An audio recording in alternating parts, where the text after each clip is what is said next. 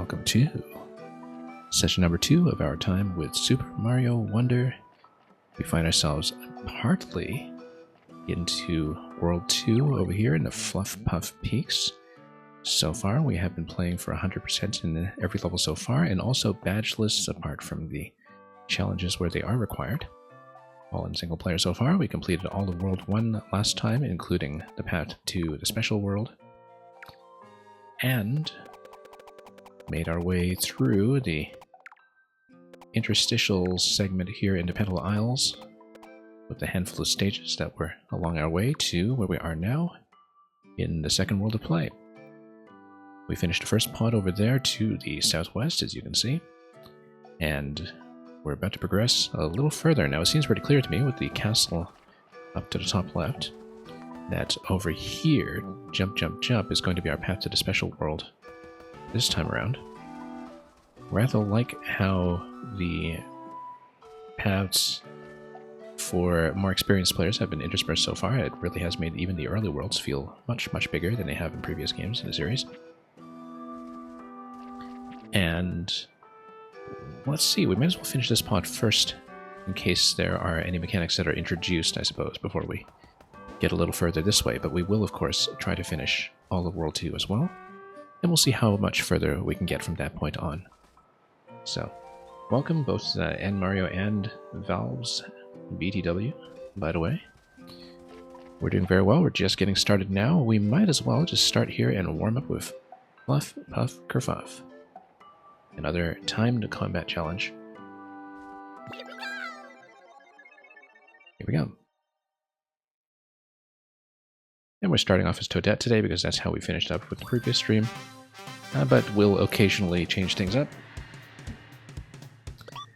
Let's see which power-ups we have available this time. We have our choice of Elephant, Bubble, and Flower. Now we haven't done much combat with Bubble yet. We're already having a Bubble and Toad, in fact, so let's go Bubble first, actually, just to try it out and see. Because things have been steadily unlocked. And we still have a power-up that is unavailable at this point, as you can see. It's been corked over here. So, let's fight with a Bubble. Let's see if it makes things efficient, particularly with any platforming that may be happening. Not like that, it doesn't. There we go. We should actually do things like this. Yeah, that's going to capture on that side. Whoops, didn't expect to do that. Also, these are too big for the bubbles. We're just doing a bit of a trial run here, so we're not going to hit the time benchmark this time. Whipping these guys on the side with an elephant is good. We don't really have a lot of familiarity with the bubble physics just yet, so we should, in fact, capture like this, and then, whoops, missed. Oops, that's okay, we'll just come over here. Yeah, we're doing this very slowly, but I've hardly put in any time with playing with the bubbles, so we are kind of learning this the hard way as well. And yeah, getting up there, we kind of have to do it with the bubble, I think, in order to have a reasonable shot at it. Or with the badge that allows you to do a bit more platforming. That's interesting. Spin wall jump, in fact, allows you to do this. We're going to retry, I think, if I'm able to restart.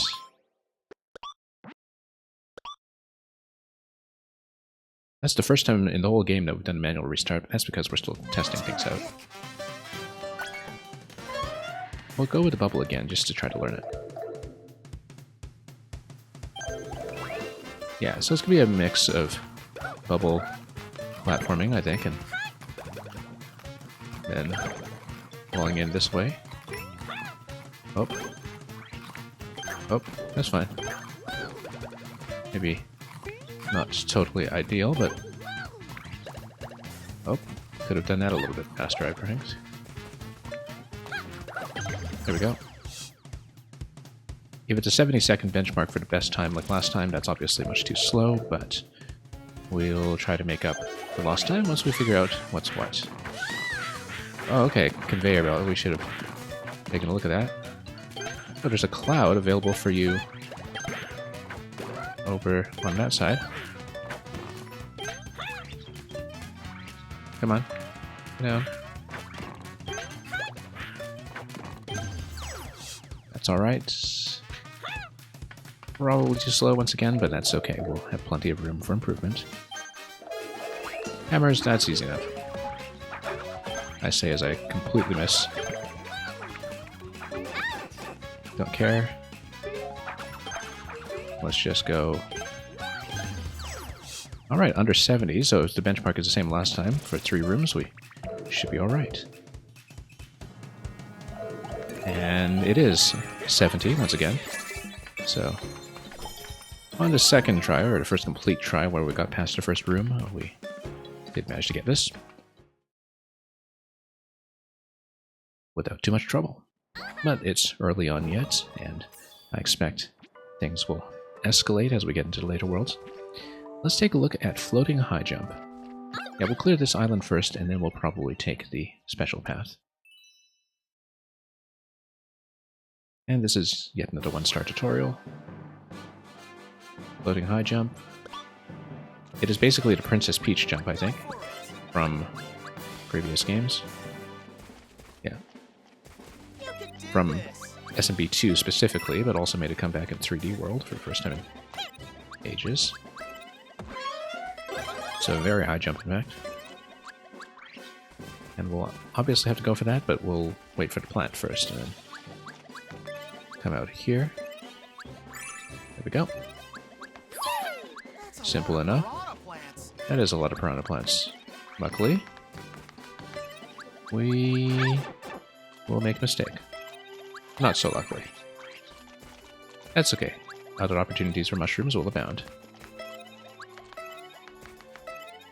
Then we'll just need to be slightly more careful so we don't take any hits that are too careless here. A wall jump will do just fine, and once again a checkpoint flag will give me the shroom that I need. Let's just go all the way over. Bit of twirling didn't hurt either. Any reason to go down here? Nope.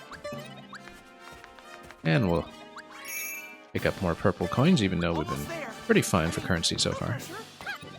No pressure at all. And that's wonderful. Pretty simple warm-up for the day. As before, we're going to keep going badgeless for all of the main stages, just to see how the experience is. I know it's kind of skipping one of the major mechanics introduced in this game, but I'd rather try to do as much as possible without a crutch first, just to see more about the level design before we break things open. So, let's not wear it just yet. We'll do this eventually. Let's go down to this side first. Pole block passage.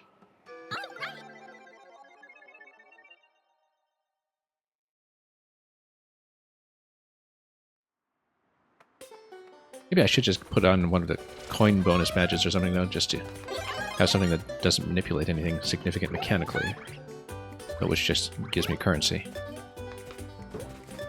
Shell jump? Nope.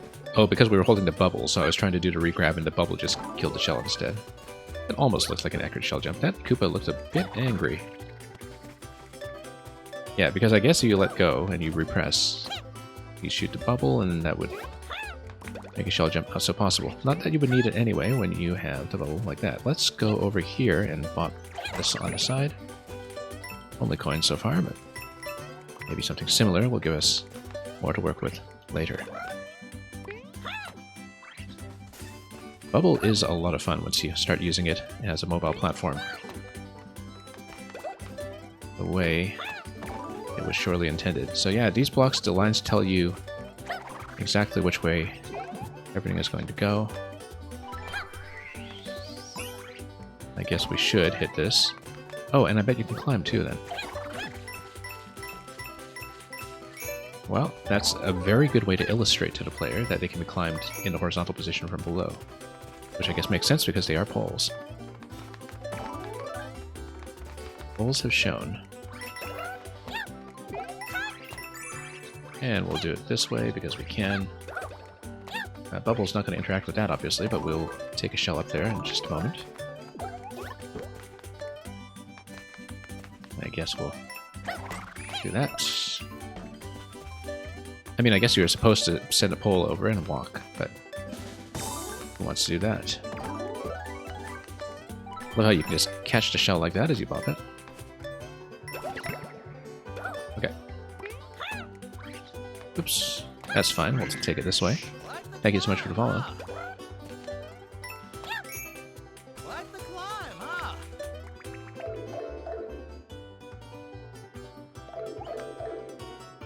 Okay. Now let's head over here and continue.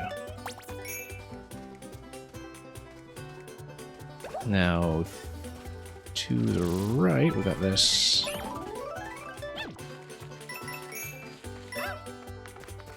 And that's obviously a location hit with a shell. It looks like it's kind of in the middle of nowhere right now, but I'm sure that maybe another pole would get you in pole position. Yeah, we can just pop that, and we can probably do some balloon platforming as well. I don't know if this does anything. Okay. Alright, that's fine. We were probably supposed to hit it from below as the optimal route, but I don't know that we care. Whoops. I guess every time it comes out and spits a coin, but you can't actually hit it beyond that. Nothing down here. Might be an exit pipe. Shouldn't discount that possibility. And then we can drop like this. Yeah, you just hit down on top of the pole to get into the climb, which is very, very intuitive. Easy to figure out on our own. Whoops, I just slipped right off the... So much for the bubble. I guess we should go this way instead. Oh, that's definitely a location. Rather fancy sequence off the shell right there. Probably a good reason to hit this guy eventually. Oh, we probably want to launch everything, don't we? No, we don't. We can take this just fine. And all will be well. Way to climb. And down we go, back down from Coin Heaven.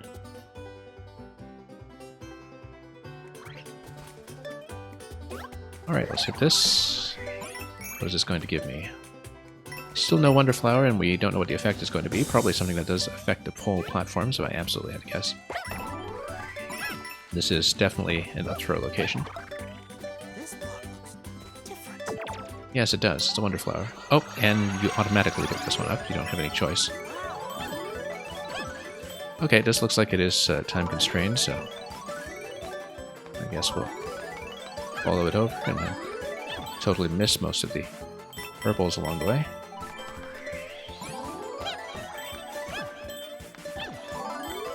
Okay, easy enough. And then we just crawl over, grab more of this. I've been skipping a lot of the purples, but that's because we've been consistently so close to cap anyway, and might as well just go down before...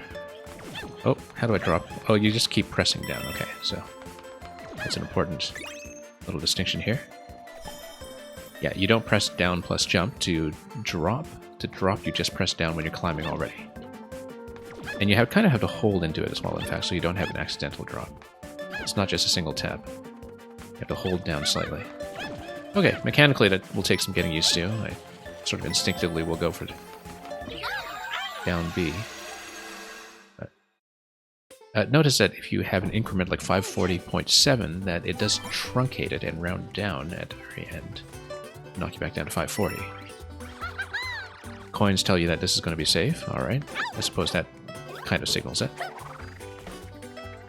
We should get a power up just in case. Just give ourselves a little bit more safety here. I'm sure that at some point we'll find a way to get up to the flag, which looks like it's an interaction that's going to be quite soon. Potentially. And it is. Wonderful. Well, that's another one complete.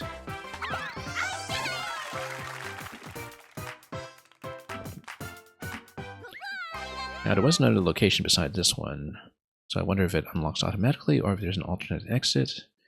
There is, of course, an easy way to check. And we did, in fact, complete it with the green circle, so green check mark. So let's have break time for some cloud cover as we peek behind some clouds to find the constituent Wonder Flower medallions. Simple enough. They're not fooling anybody. I guess we do need to send it up again if we've taken quite so long. Yeah, searching isn't really the issue here. I kind of wonder if there's anything else up top if we get even higher, so let's try that again. Oh, whoops, never mind, we got a Wonder Seed, so we'll be stamping that one. Now, is that all complete then? Yes, it is. Now, I suppose we should finish this pod and unlock this location before we go to the special path over on the right. So, let's do this one first. So we've got plenty of seeds available for unlocking.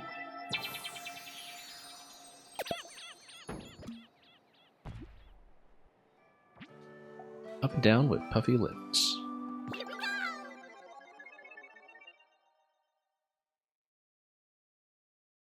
If you collect a 10 flower coin you've already gotten, you'll instead get 3 flower coins. Yeah, I suppose. Because they're in such prominent locations. Oh, it's going to be elephant time. Now, does the elephant... Well... Oh, it actually just knocks it out completely, although it does come back.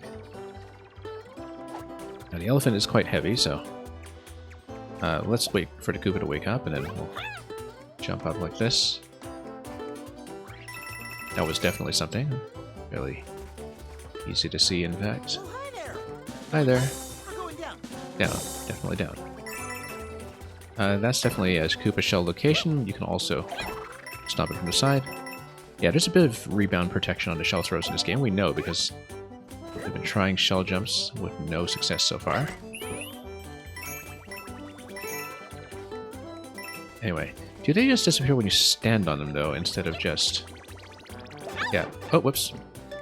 Yes, they do. And then they become hard ceilings immediately. That's a rather important thing to note here. Oh, okay. Coin heaven. Probably for coin 2. And then we just need to hit this without lowering the platform excessively. Oh, is it going to come back? Or did I just miss it? I feel like I just missed it. Yeah, I guess we need to be a bit more accurate here. I don't know if you'll get a second shot at it. No, given that the block has been activated, I guess we will have to redo it. So yeah, you do need to hit it in sequence while it is available, because it does not respawn.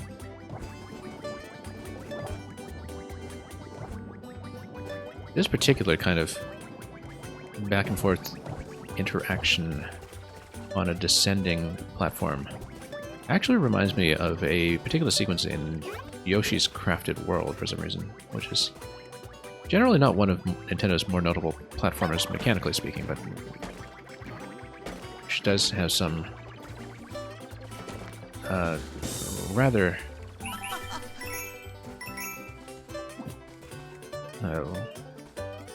lovely setups like that one. So let's continue over here.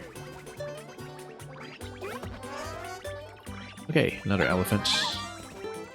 I kind of wonder if we do a zone change whether we can go back to the coin 2 spot to see if that will get me anything. We'll see if there's anything to water. Not over here, there isn't, but we will, of course, try it. This really looks like it's just a pit, but, you know, just whoops, nope, off my head. Should have watched that. Yeah. Well, we definitely missed at least one coin just because of the coin heaven location earlier, but we'll just continue this way.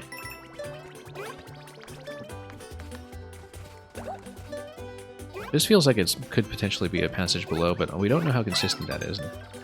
When it is dark like that on the bottom, I think it usually is a pit. But we'll see. We'll explore. Feel like you're missing something? Oh, always. It looks like this is supposed to be a pipe entrance, actually. We're supposed to just kill as many Goombas as we can and make sure this platform is able to go all the way up, and then we enter the pipes. Or at least not enter the pipe necessarily, but definitely get all the way up here. So you can't enter it, but you can grab the Wonder Flower. Can I skip over the Wonder Flower carefully? I probably can. I just want to try it first. You think I'm forgetting something? Oh, really? I suppose if you consume the Wonder Flower and exit without proceeding, then that's what the pipe on the right side is for. I'm going to try to get up there. We can do that with a bubble, in fact. Actually... yeah. If you go bubble, then bubble like that. No, you can't go in the pipe, so we'll grab the Wonder Flower and proceed.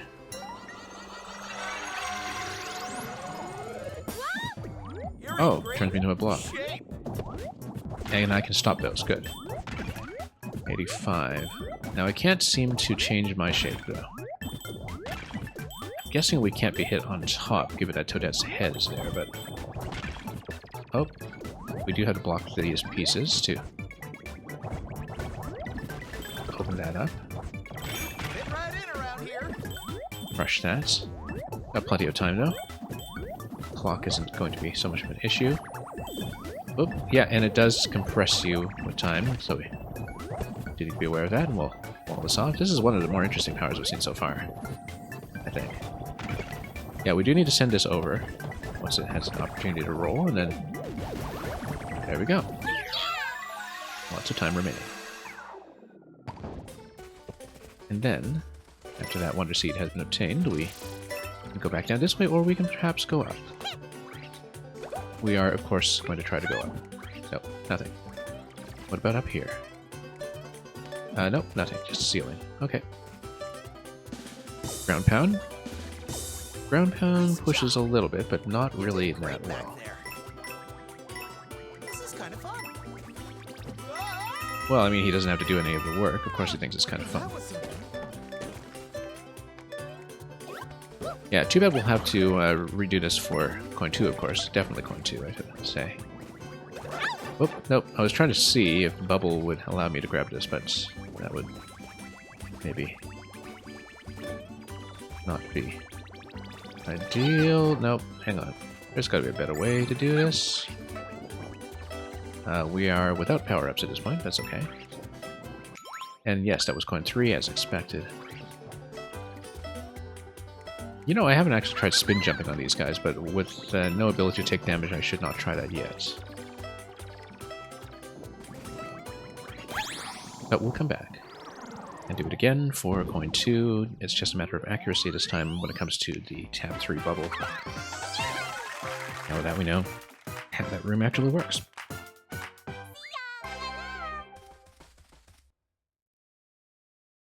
Very straightforward.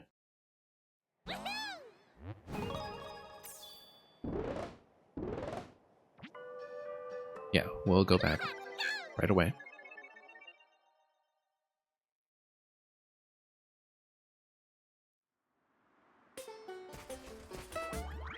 Yeah, can't touch anything at this point, of course. But we'll grab the shroom right off the start, and then... yeah, no need to farm these, because they only give you 3, apparently, so...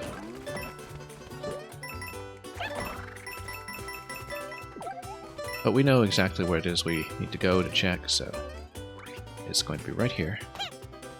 And we just need to be slightly more accurate with the bubble this time and hit it from below while jumping, instead of trying to catch it on top the way we did before. We'll bounce it within bounds. Oh, it's just an elephant. Okay, so it's not even coin 2. I completely assumed it was coin 2. Curious. Alright then, we need to look for coin 2, probably in a similar area. Maybe need this thing to break it open. Oh, it must be in that pit that we didn't bother checking. Or perhaps it is underneath one of these other connective points. Well, we'll go back and check, because I completely assumed it would be there, and that of course didn't turn out to be the case, but could be something to water as well. surely it can't be this. No, the camera would have to scroll down for that to be the case. I think that's just a location for a shell to be dispensed with. Yeah.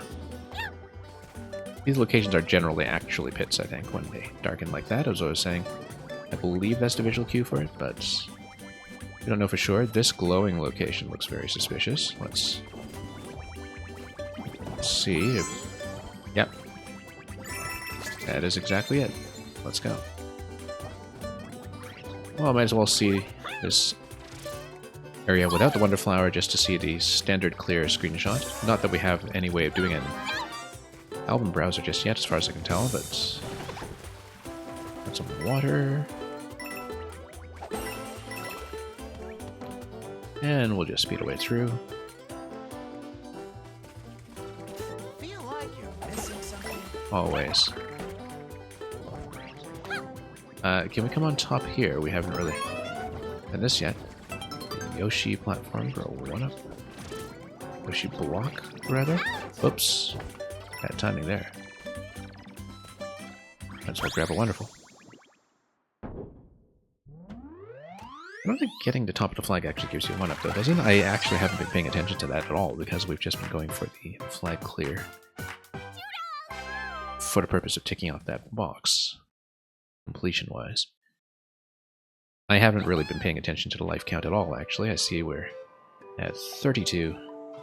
Suppose it might cap out at 99, unless it's like 3D World, which went up to $9.99. Let's take a look here. That was complete. Everything so far has been complete. We will not go this way just yet. Nearly there. Even more perilous. There is another shop up there as well, but we're going to take the special path first. As promised, since we're here. Jump, jump, jump.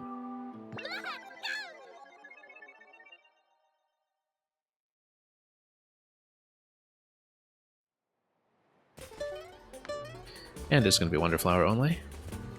We'll see exactly what that entails. Okay. Jump, jump, jump. Oh, I see. It's beat blocks. Very simple. And it's on the beat. Very simple. Does accelerate. But we just need to listen to the music.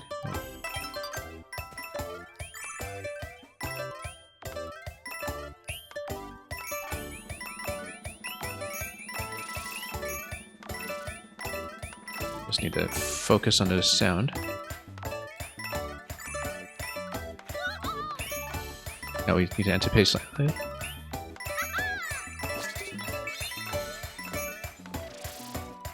And everything here is alright. 5, 4, 3, 2, 1. Didn't realize there was a timer actually, but wasn't really paying attention to that. Okay, and then we'll get the top of the flagpole after that. 3 coins, 1 run. Yeah, just need to listen carefully to the Accelerando, and then everything is wonderful. Yeah, there's another one.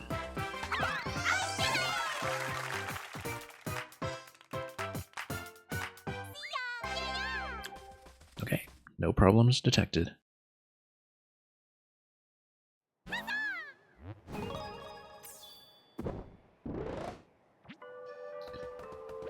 Alright, Spring Feet. Spring Feet 1.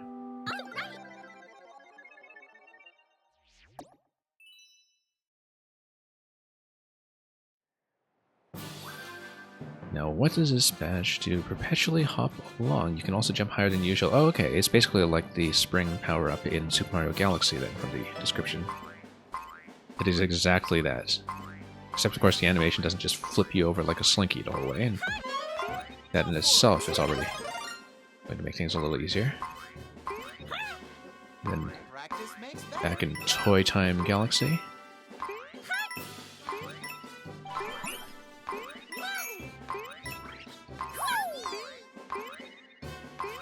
Yep, it's just a matter of timing. The twirl still allows you to stall by just enough to consistently adjust your position. I feel like that's got to be something we take off the top here, unless we do it by a wall jump. Not that way yet. We're not done. There we go. in case you haven't figured out the high jumps at this point. And that's simple enough, although we'll have to see if there's any more to it. It's just a badge challenge, so there's no Wonder Flower, I don't think. And there's no triple jump either, so we can just go off the top here and suffer no penalty for that.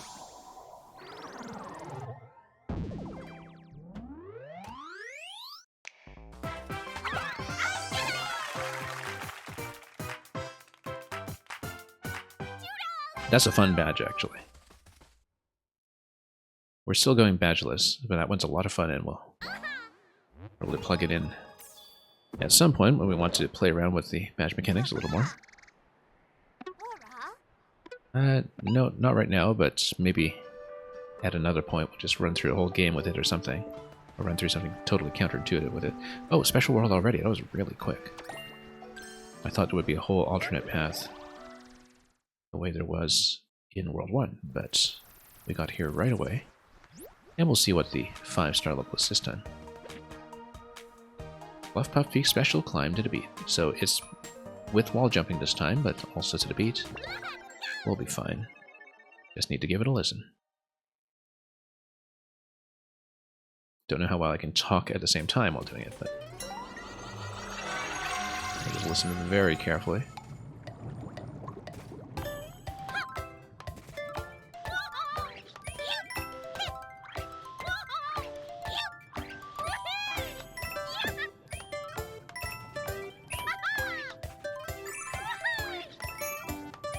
We'll accelerate a bit here. Whoops, stumbled a bit. That was actually a bit of a problem. We'll catch up. Nope. Yeah, we had a little bit of a stumble early on. The coins do count as collected, which I think is unfortunate because I wish you did have to earn them again without dying. But we'll try to grab them again anyway, just to show off that we can do it.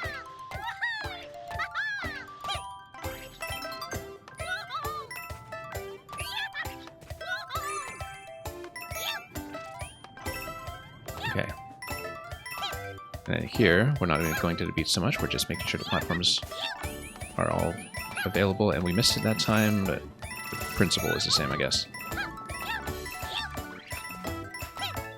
And we'll go for this, because we can. Basically, just one big wall jump check.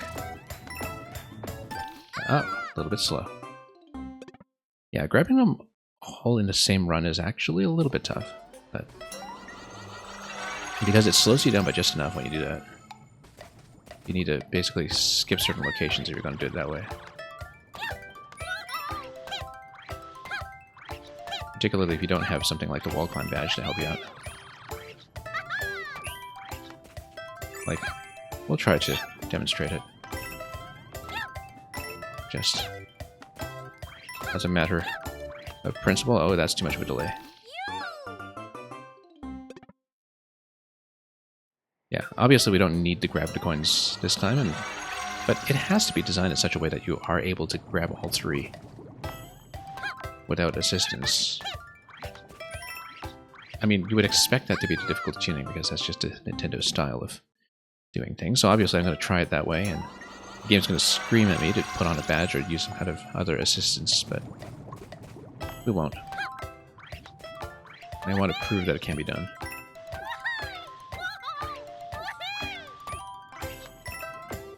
Yeah, I wish it didn't give you so much of a crutch when it came to... Oh, wait, I guess we missed it. Never mind. Collecting all coins, but... You need to do a bit of a turnaround there anyway, so...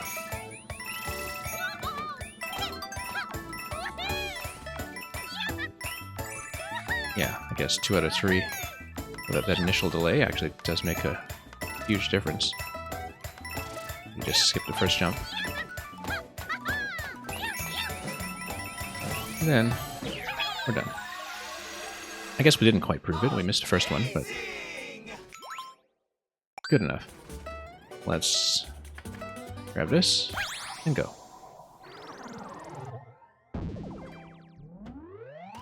Now, with the Spring Feet badge, of course, which is something that you obtain on the way here, I think that would make that particularly interesting.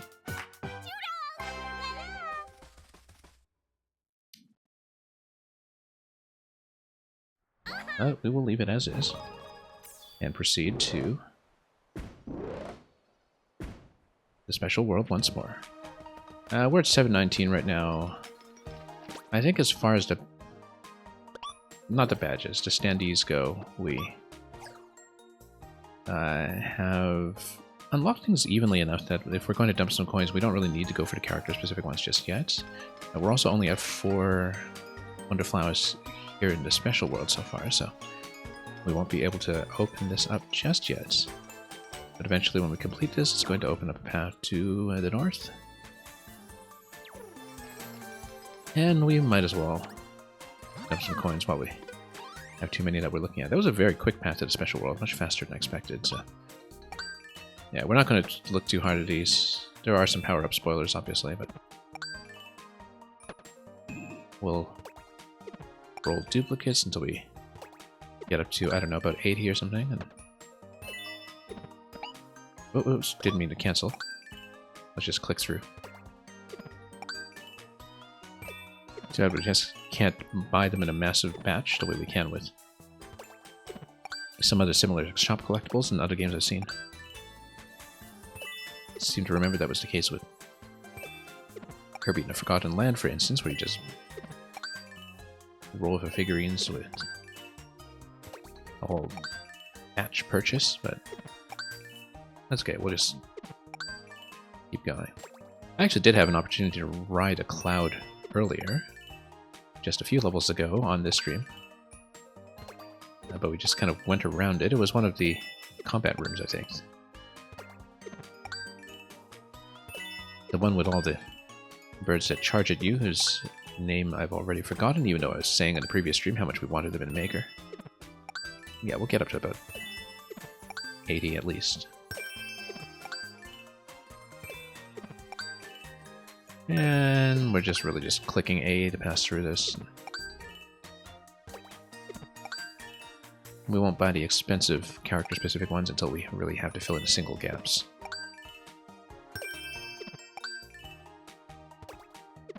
Right now, I think it's still in my interest to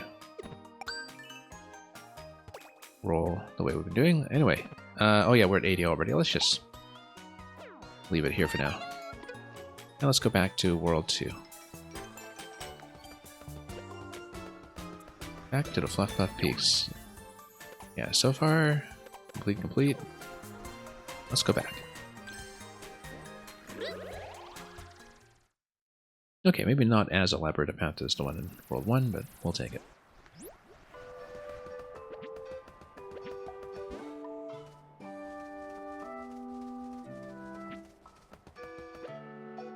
Nearly there.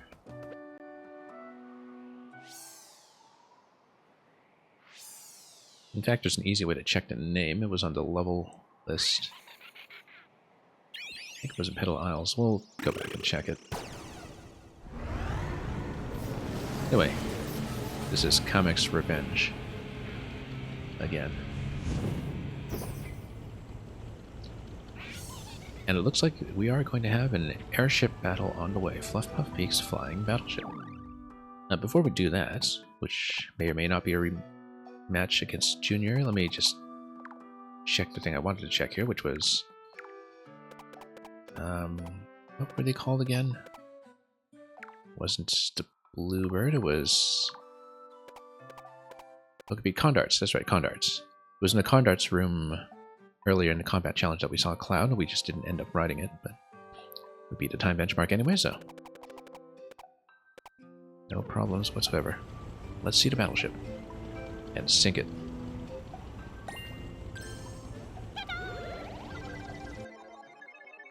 Matches the green of Bowser's latest castle metamorphosis.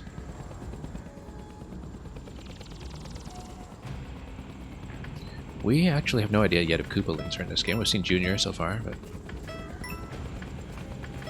oh look, this looks like a battery. It looks like I shouldn't hold this, because they totally pop off. I guess it's more of a firecracker. You can up throw it, and it does pop that open. We should check the pipes as we go. Yeah, because I guess you can set it when you're holding it, it actually doesn't damage you. I wasn't quite clear on that initially, but... Will it hit? Yes, it will. We probably don't want to stand on top of it, though, and that's happening. Yeah, it's the second shot that will do that. You know what? We'll just wall jump this. No need to. Too complicated. I guess we missed all those blocks over there. Toadette block over here. And I guess we might need to bust up the blocks up top. Yeah, I was about to up throw it, but we don't actually need to. We'll just go this way. It's going to take out the bullet bills because that's just going to be the priority order when it comes to ammunition. Let's drop these guys here so we can open the pipe. Second shot once again. We'll blow everything up and give us access to this coin. Very interesting mechanic. Yeah, notice that it has the effect of dropping the coin as well, like with an explosion from bombs and other such devices. It doesn't look like it hurts me, but I don't want to discover that too deliberately just yet until we have a reason to.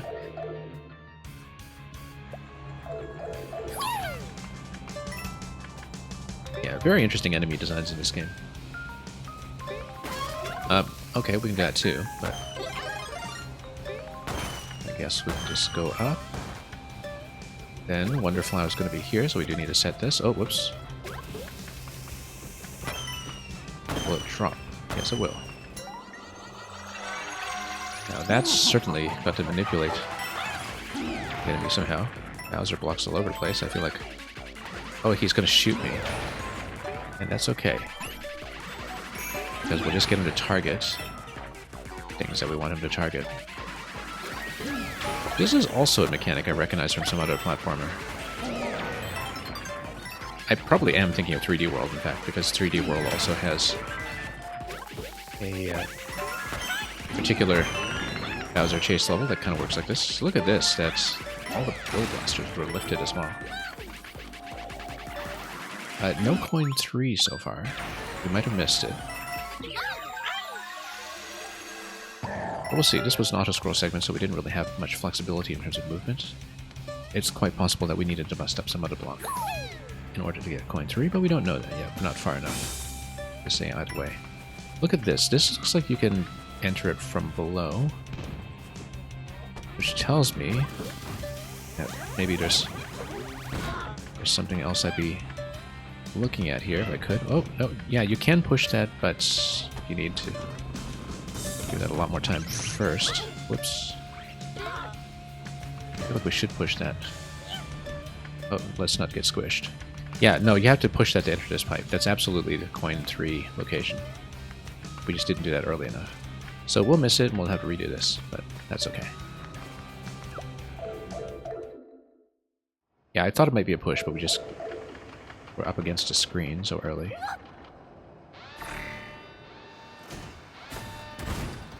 And it is another cross the area and hit the button kind of Bowser interaction. Interesting spin on that.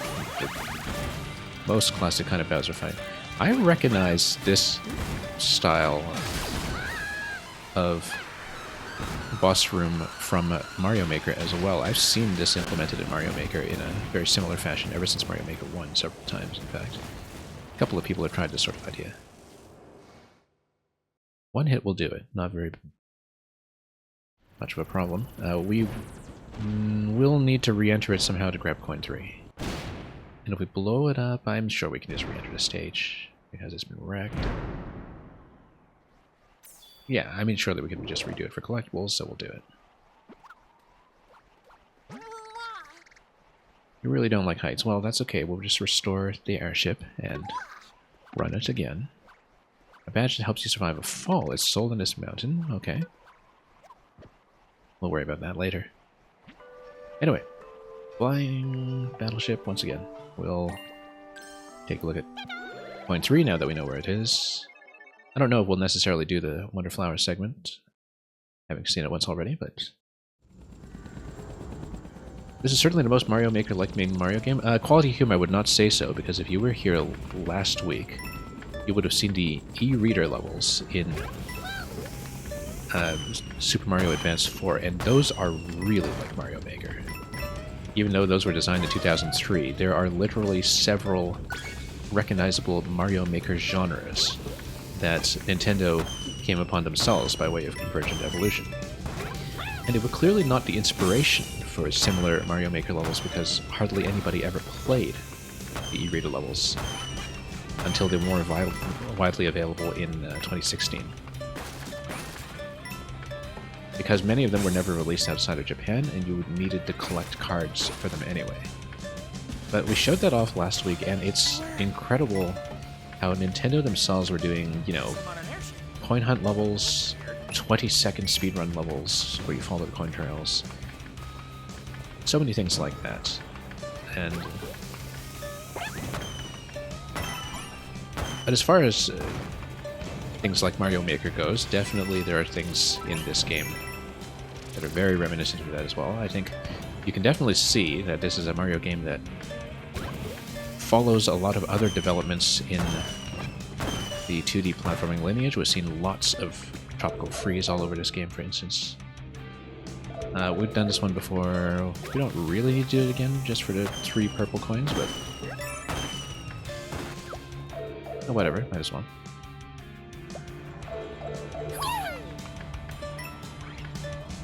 And the other thing about the advanced levels as well was that they are in some ways even more of a mix and match between previous games than you're able to do in Mario Maker, because you would have elements in, you know, Lost Levels, SMP2, Super Mario World, Super Mario 3, of course, all on the same screen, all part of the same interaction. Whereas a lot of this game, of course, is just a lot of original enemies and concepts, which I think are going to be sort of instantly familiar as part of the Mario firmament. But definitely the boss in this level, the little conveyor belt to the button at the end, that is such a Maker-like setup. That is Maker Boss right there.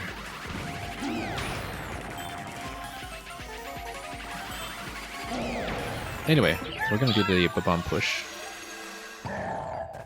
I'm sure it just stops scrolling if you don't pick up the flower up to this point, because that's what happens with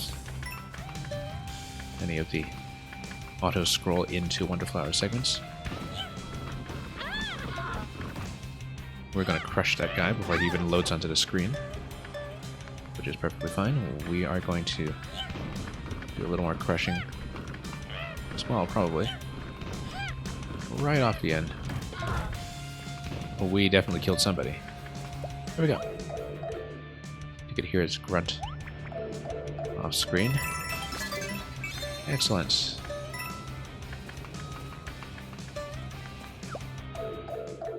That's all we came for. And that's an alternate entrance into the bond room. So now let's not get squished.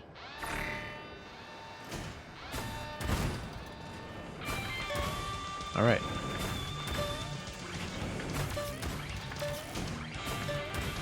And that's it. Pretty simple. Look at that, all the bombs are just fed right back into him. You reverse the conveyor, and that's pretty much it for the guts over here, so. Flying out like we do when we float our way to Coin Heaven.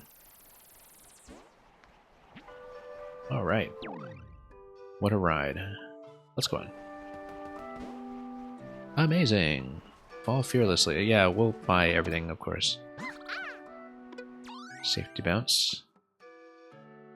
Bounce back out of pits, lava, poison swamps. I mean, we've been going badgeless, but we are going to collect everything. Just one time per fall. And of course, we'll get the Wonder Seed. Good thing we left enough currency for all of this. No badges, please. We don't need no stinking badges. And amazing. I bet you can take care of the masked meanie, no problem. I don't think Koopalings are in this if it's just going to be Junior every time in the castles. Oh, I love how there's actually a yodeling voice clip from the Poplin.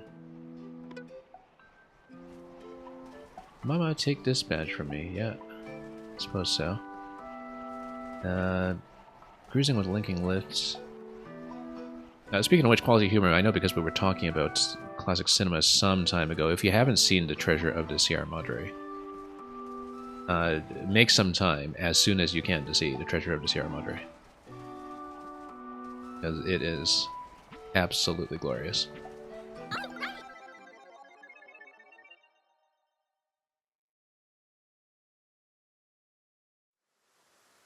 And anyway, and there's a particular reason that you may already kind of know from a popular cultural perspective about why I'm mentioning that in connection with badges, but I think that's probably much more well known than the film itself these days. Okay. Anyway, these guys are going to fly overhead. I love the background here, the stormy gray background, in contrast to everything else. Really does sell the storm effect, kind of like when we were playing in the fog over in the Thunderhead Isles in Tears of the Kingdom. We lost a platform along the way. That's okay, we don't care. We don't care. At least we don't care yet. We might care over here. Now that we can't reach this, because maybe that gives you a coin. You just know the Dylan lyrics, I see. Yeah. Okay. Now, let's see. Oh, Yoshi platform. Yeah, I guess can't really do much here. I suppose you were supposed to take the platform over, jump on it, and then hit this. I feel like that is definitely got to be a coin. Let's go back and try to do something about it. Yeah, because we were supposed to activate this down below one way. And guess we can't really whip those. Yeah. I guess we should... no. That's not how that works. Ready, aim? Yeah, that's exactly what we did. Let's grab something first. No, this platform's gonna go. Let's go back. Yeah, no, that little blue flower pod there is definitely something. Yeah, no, we're supposed to hit this guy from below. That's what it is. We're not supposed to ground pound this unless there's a platform underneath it. I wouldn't have known that, though. Oh, also, it doesn't do the continuous ground pound. Oh, maybe it's only when you're big, like it is in the previous games. Anyway, let's get launching. This time we won't lose track of the platform down below like we did. Yeah, okay, no, I see what's happening, is that you do need to hit these in order to build the platform as you go. We completely ignored that mechanic the first time out. And I guess you need to drop this on top of the platform to perhaps create more? I don't know. Oh, guess not. Yeah, but that's okay, we'll just hit everything. We'll continue to build it. Now I actually understand this. Oh, come on. Nope, missed it. Don't know what that was. Maybe a coin, but we'll see. Oh. The elephant can just hit this, actually. I knew that was something. Is it coin 2? It is coin 2. Okay, now we actually have looked at this. Just take the Wonder Flower, and then looks like we just get fat platforms. Look at that, a triple Lakitu. Oh. Oh, no, missed it. That's okay. No problem. We just build more platforms until we eventually hit the flag at the end, I suppose. Hello, flower. Anyway, look how they're just having a bit of a throwing party over there on the other side. Running out of space here, but that's okay. 13 seconds. I mean, this is a pretty fixed scrolling speed here, so not a lot else is going to happen. And then... Alright. Probably something similar in order to build the platform to hit the top of the goal pole afterwards, but we're sitting at all three of the purples at this point. Let's go. Oh. Yeah, it's jump, jump. There we go.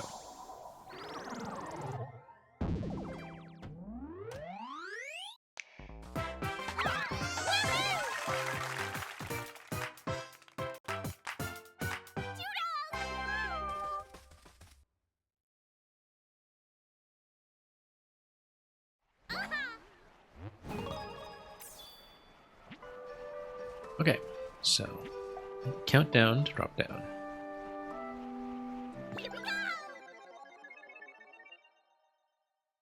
Yeah, timed platforms, I suppose. We've seen these before many times.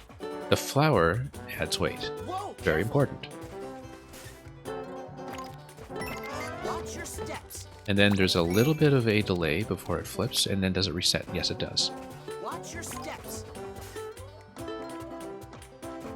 And it's based on time, it's not based on steps? No, it is based on steps. Remember this specifically from many older games as well. I don't remember what the first appearance of this mechanic was. I want to say Yoshi's Island, but I may be wrong.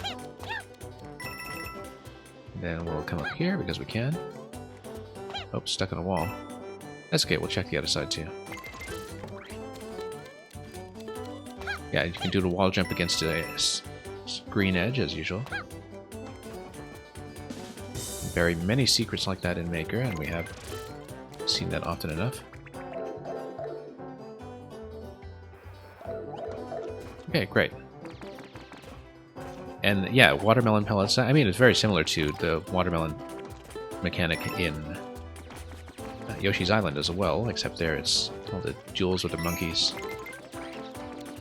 Can we just whip these guys? Yeah, of course we can. Can't eat the watermelons, though.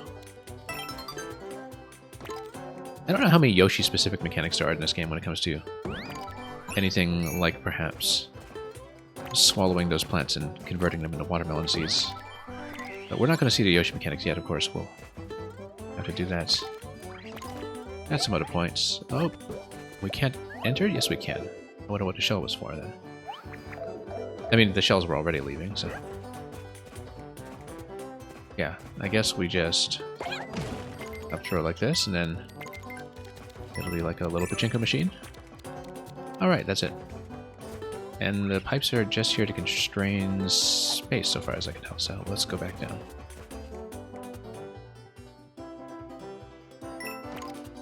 Can I go up? Surely I can. Yes, of course I can. 10... Yeah, I see, because the Koopas try to jump on it.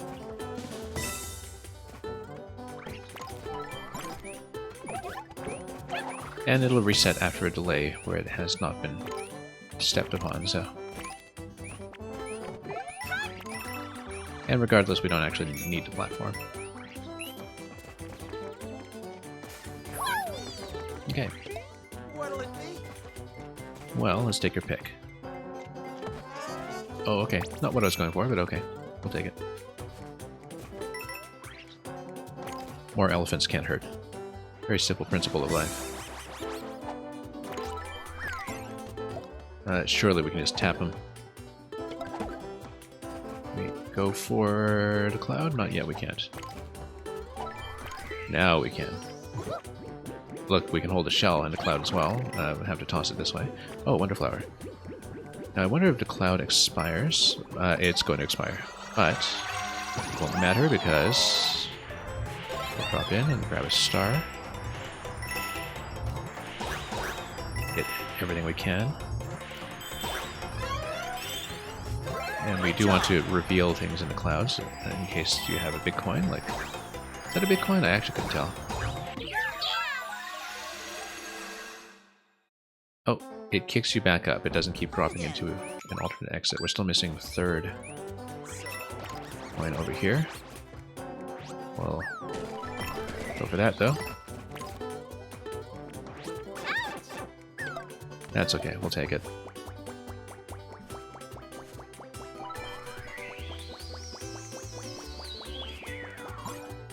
And then we'll take that too. And then... yeah, oh, I guess we did need the cloud here, unless we drop off this platform strategically. Okay, no problem. Whoops. Oh, of course we want to take him. I bet it's required for the flag. As long as we... oh, look at that. I can just step on top of the watermelon mostly. I mean, I guess that's because it was a jump in direction of the top seed. Yeah. Alright. Let's catch up. Well, now we know. I think I'm going to miss the top of the goal pole. Then, oh, no, we'll get another shot at it. And so we'll just do that. Instead of trying to jump on the seed, we'll just hop over here and take it. Very flexible. Many different ways to get things done.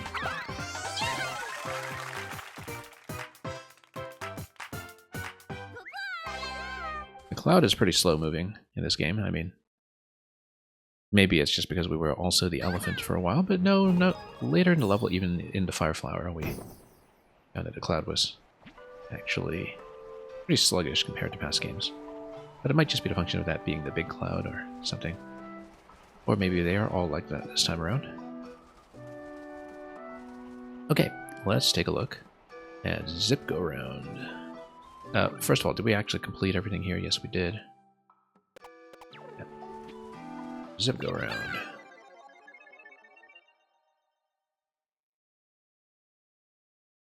Those are the heads, not big hats. I'm glad we made that clear. I think one of the original Super Show cartoons begged to differ.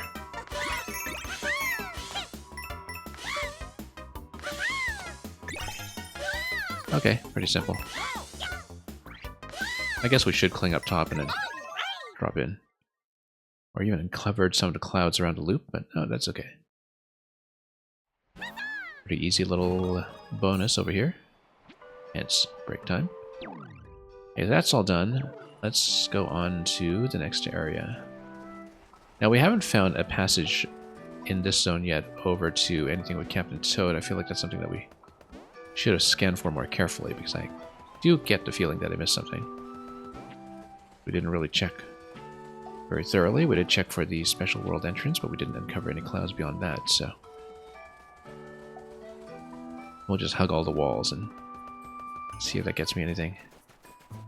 Yeah, this was the way in, so we came up top. We'll just scan around the side here in case a button prompt comes up. I don't think so, though. If there was something, we didn't catch it.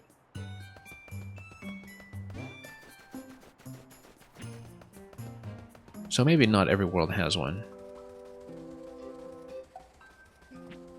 Or if there is one, we just be able to locate it, so.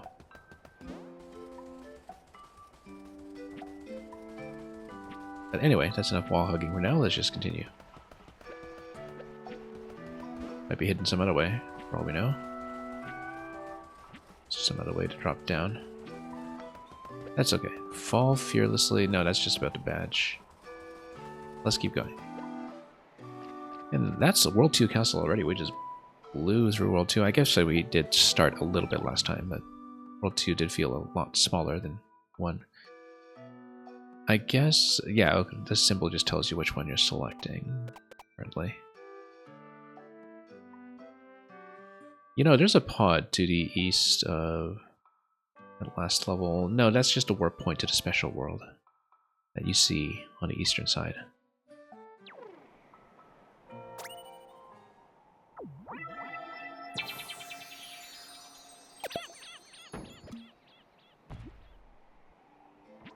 Okay, Fluff Puff Beaks Palace. Let's see it.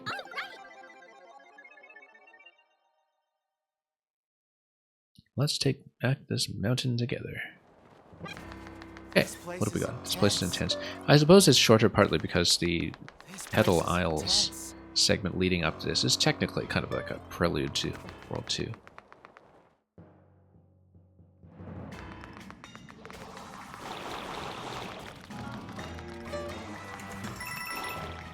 Okay, bony piranhas. Oddly enough, not an enemy from Paper Mario, although they totally look like the kind of enemy that would be a Paper Mario variant, don't they? Given all the alternate piranhas that we see in games like Thousand Year Door. Okay, Bubble is here. We should just bump him. And then, can we bubble the hammers? Or the hammers themselves, not the Hammer Brothers, rather. Yeah, we'll just come down here. Easy enough. Not really so much of an issue. Anything if we go down? I guess. I wonder if that can be entered. No. Maybe it's just there to crush the hammers if we need. Doesn't look like it's enterable. Okay, that's fine. Maybe it's just there to show you the mechanic early in a safe location. Oh, glad we caught that with a bubble. That was a bit of an instinctive reaction. Anything over here? If there were anything co-op exclusive in this game, it would be something like, you know, press a pipe and then release a passage for pushing another pipe or something, but because everything is designed to be played solo, we aren't expecting anything like that. Bonafide Pirate, welcome. I'm enjoying it immensely. This is only our second sitting with it. I only started yesterday. Couldn't really tear myself away from it. Okay, we do need to lower a pipe in order to do this. But I think lowering the pipe is going to be something that happens if we... Oh, okay, no, we need to lower the pipe while it is able to lift the flower. There we go. There we go. Very simple. Let's see it. You fell asleep before I finished World 1? Oh, look at that. This is a returning Wonder Power. We actually haven't seen one return before, but... yeah, because this is the first time we've actually seen a previous power come back. And of course, it's in a level that wasn't already a Silhouette level, so I don't know if that qualifies necessarily, but... oh, let's get around here. Let that guy sink. Collect everything along the way. Can we jump on top? Yes, of course we can. We cannot wall jump, though, while we're this tall. We also haven't seen yet where the next coin will be. We'll, of course, have to duck around this. This is a good choice for a returning mechanic, though. I'm glad this one came back, because you only get so much time with it in the stage where it's introduced. I love how it's consistently something in Silhouette, too, because I suppose you don't really want to see what Toadette looks like when she's stretched out like this. And I love the variation on the classic Mario music as well. You do have a coin over here. This will involve lowering a pipe somehow. Yeah, it's going to be this one here. You shorten while in the air. We'll try it. No, yes, you can, actually. You can see I'm shortening before landing. If I'm doing basically a ground pound style input. It does not pull your feet up higher. Your feet still fall at the same rate, but you can compress while you are in that kind of situation. And yeah, these are basically the music blocks down below with that longish shape to them. Can I just bounce these blocks? Yes, I can. We're taking it pretty slowly, but no time limit. We can afford to do this.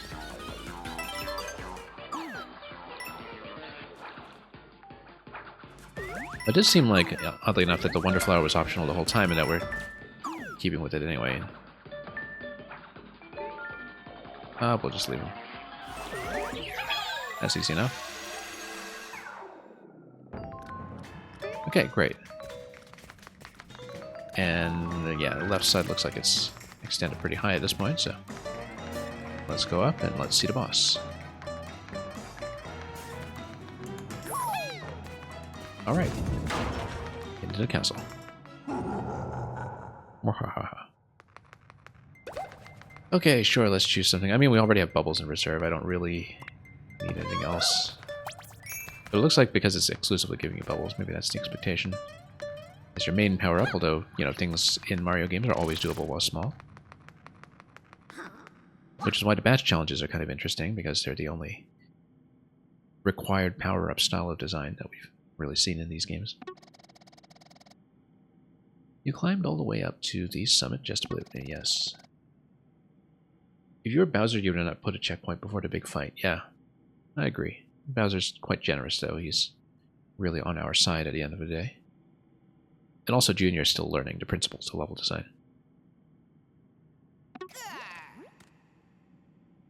Junior's been reading too many Reddit threads about Mario design, begging him for more checkpoints everywhere.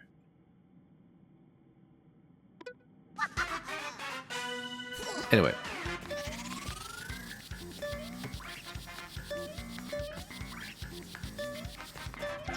Okay. Well, we just go around him, and then he's going to eventually do some kind of wonder power. Perhaps after the first hit. Phase 2. Ha ha ha, he's going to put on his mask. So you know he means business.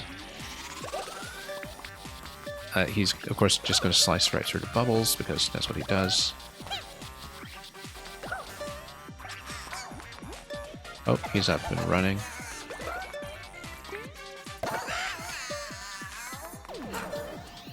And then he's going to burst like that. Ah, okay, it's jelly. Or honey, which actually reminds me very much of DKC2. The beehive levels in that game. There's a honey trap level in... I mean, not a honey trap in an espionage sense, but honey trap in a sense of this mechanic in Tropical Freeze as well, but that's kind of a tribute to this being introduced in DKC2. The beehive level in Tropical Freeze is one of my favorites in that game, so... Look at that, he's pretending to be Roy. Roy's our boy. Oh, whoops. That was unexpected. Sure, we'll use a crutch. Okay, back to the honey. There we go. Looked absolutely gorgeous.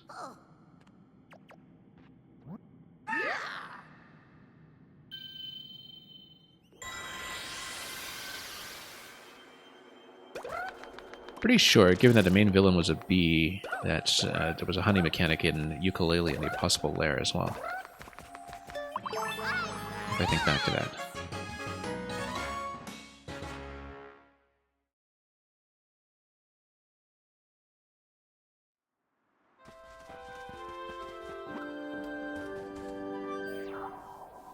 But I do associate that with DKC2 most of all, I think.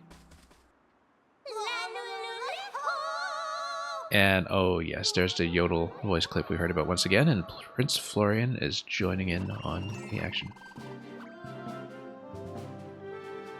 With Royal Seed from Fluff Puff Peaks in hand, Toadette's party continues their journey.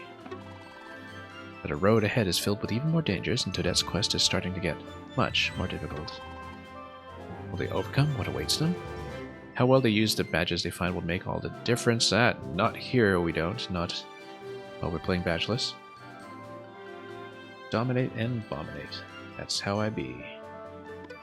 That's exactly it. Very well said, quality humor.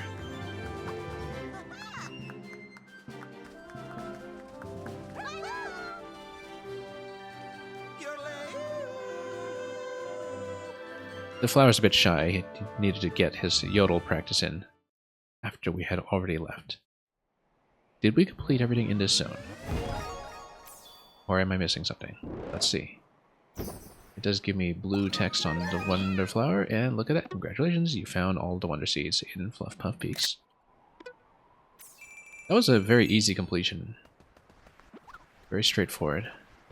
But I guess we have a better sense of what to look out for and how to check our work, basically. As opposed to when we were exploring World 1, where we did miss one or two spots initially. Not knowing much about how the UI would give us feedback about that. But now we know how it works. And let's use a propeller flower to head back to the Petal Isles. Hold on tight.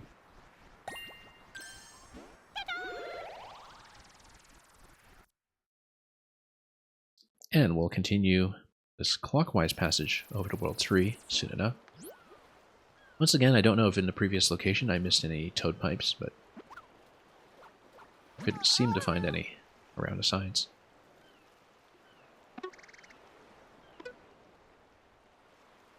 The cloud piranhas kind of vaguely seem like Calamity Ganon. Calamity piranhas.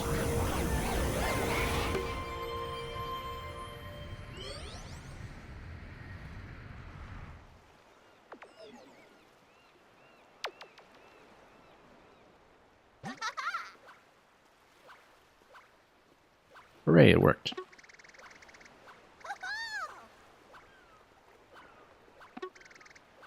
Shining Falls. I'm sure there's a royal seed at the top of those waterfalls.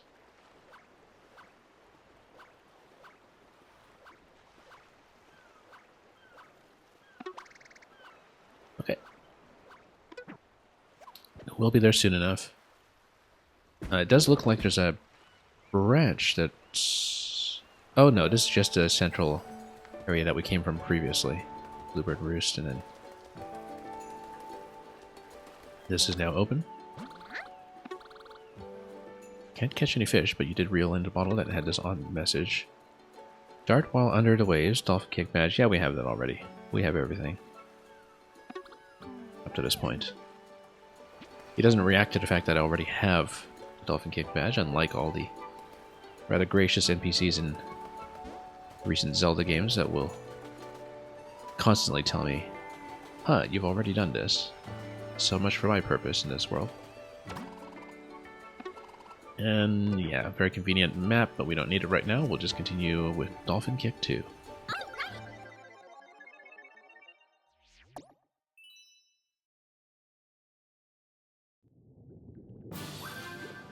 Alright, let's swim. We are not shaking the controller. We did exactly one shake and learned that we do not want to do that. But we will go for it. And bust things open this way. Might be a race to purple coins again, for all we know, so... Now, this is also very Mario Maker-like, it's just that we don't have the frog suit. Seen tons of this Maker before. Take a breath? Not underwater, we don't. Okay. Will we keep looping to this side? Yeah, naturally. It's pretty much exactly as expected. Staying close to the center seems to work fairly well, and we'll checkpoints over here. Yeah, so it's not going to be any kind of race against all of them. We'll come down here.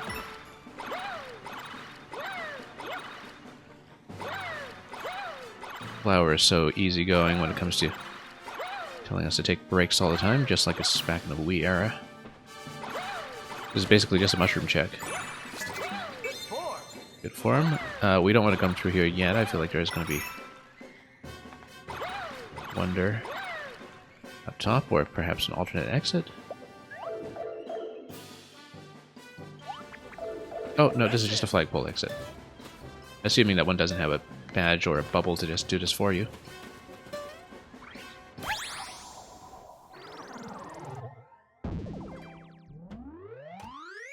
Yeah, because a bubble just solves flag situations like those immediately.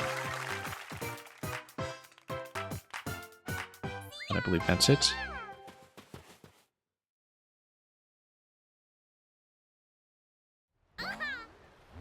And so much for the dolphin kick. Nope. Don't need to wear it. I kind of wonder, though, if there is a badge. I haven't been paying attention to the badges so far. If there is something like the coin bonus badge where it mechanically doesn't affect anything. Earn coins for defeating enemies. I mean, it would really just amass lives, right? Yeah. Whatever, we'll go badgeless for now just because that's the principle of the thing.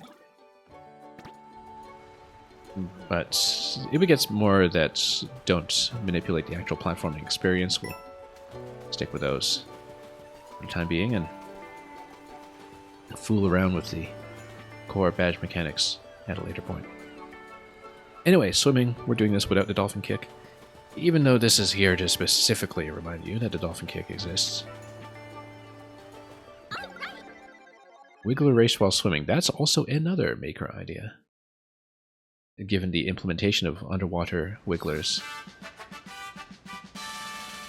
in the Maker palette. Luca, welcome. I feel like that was something that was kind of introduced in NSMB as well, but I definitely associate it specifically with Maker. Roller skate in water, okay, if you really want to. Yeah, we'll definitely need to provide the currents. Maybe not every current. And then we'll keep going this way. I need to grab everything, but having the bubble doesn't hurt, I suppose. Oh, we should have taken the bubble up top. That's okay. Bubble jump.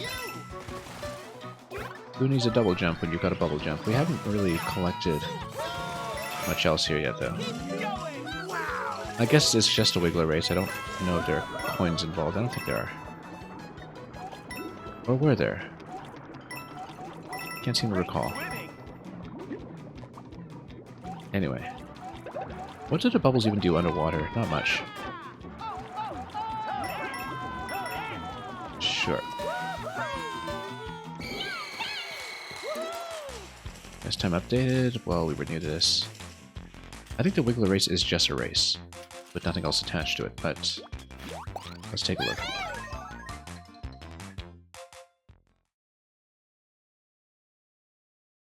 We had done one already, of course, in an earlier world, but hadn't really paid attention to that. Wiggler doesn't mess around. No, he doesn't. We were pretty sloppy about coin collection, but yeah, that is a green check mark, so that's it. Let's keep going. And we get a little bit of choice over here. Did you know you can customize the controls for dashing and ground pounding? Yeah, but we don't like the choices, so. We do like the customization to not be interrupted by the badge screen, though. Wait, we've been playing this. Downpour Uproar. Looks like more stormy skies ahead.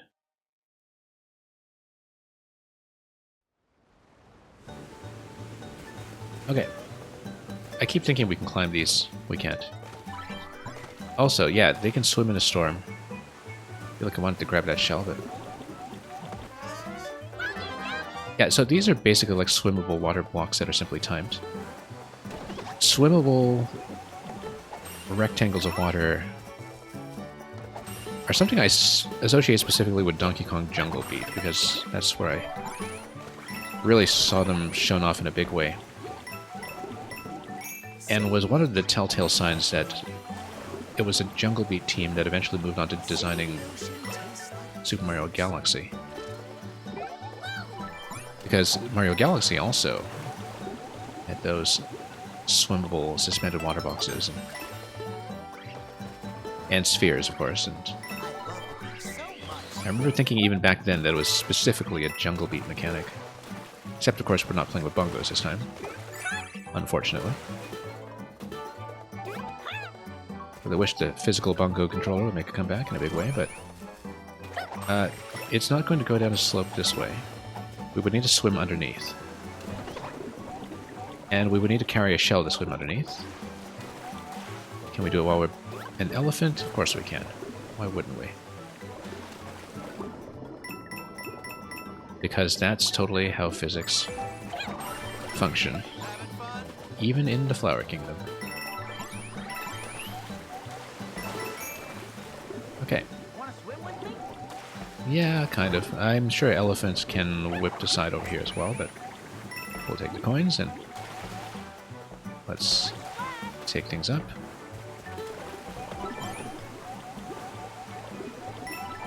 Then take this up. Then up we go. I'm gonna check around here before we take the exit. I think that is just the only exit, though. But it doesn't hurt to check.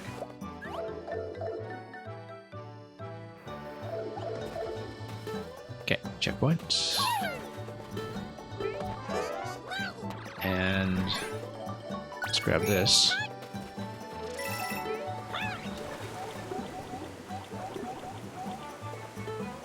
And of course we'll stomp something eventually, but I guess this won't give me room to stomp. Let's hit it from below. Yeah, we'll do some of these continuous sequences to basically work our way up. I will want to check the bottom right. We kind of missed that. Oh, this must be enterable when you're in the water. I hope it wasn't the only pattern. Nope. Lovely heart. Yeah, we heart coins too. Almost as much as Huckabees. Anyway, let's go up.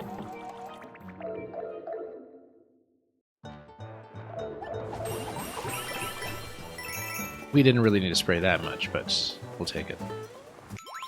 3 coins obtained. We just need a Wonder Flower at this point.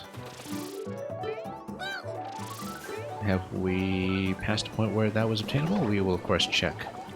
Swimming around here, I feel like swimming against a current is going to be something relevant. So we'll grab a shell when we can.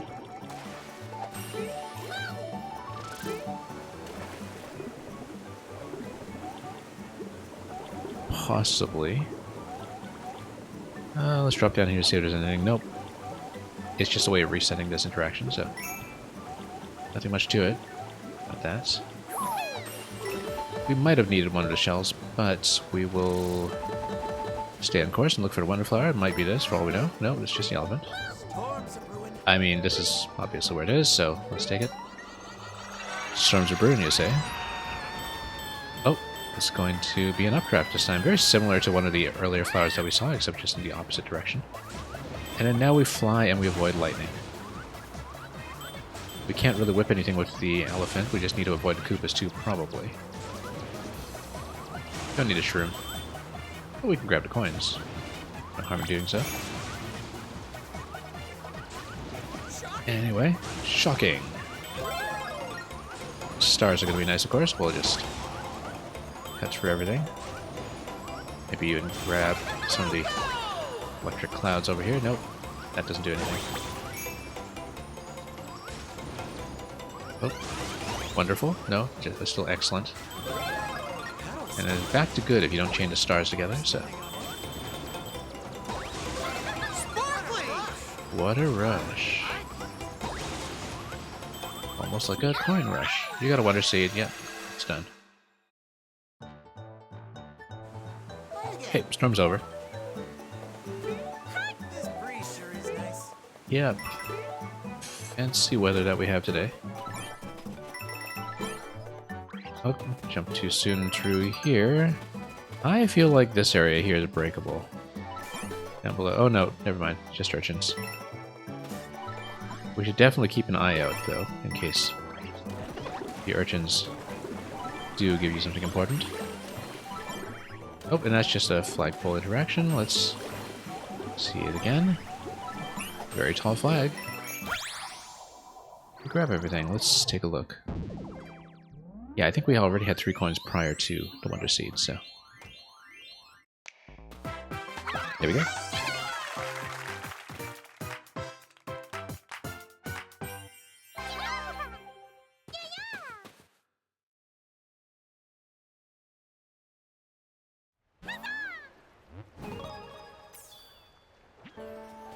Alright. And this will eventually open once we complete World 3, but did you know? Yeah, oh yeah, we checked this already. Let's continue.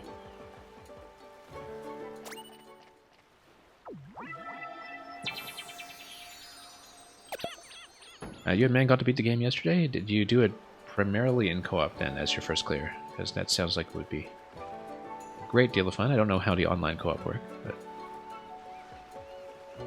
Shining Falls, let's see it. Just standees left now. Yeah, I've collected 80 so far, I think. Just as a coin dump from time to time. But I would assume it gets quite a bit more expensive once you run into duplication issues. I see that we have some visitors. I must go greet them. Poof.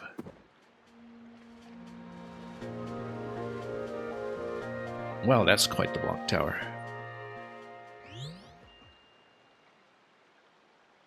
The online co-op is kind of a spectator mode. Interesting. Anyway, we've reached Shining Falls. There's a royal seat at the top of these waterfalls. We'll head towards that eventually. Looking at the map here, seems pretty clear that the western side is where the special path is likely to be. But we'll check everything.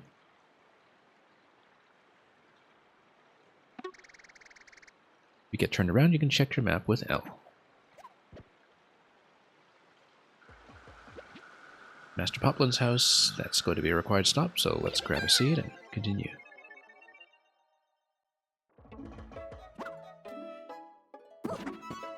Also, we'll probably do a character change at this point, just because we are doing a world change. Toadette's been an absolute joy, of course.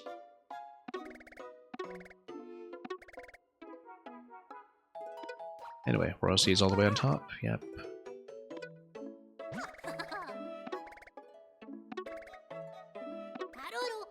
Alright, let's take something for some assistance.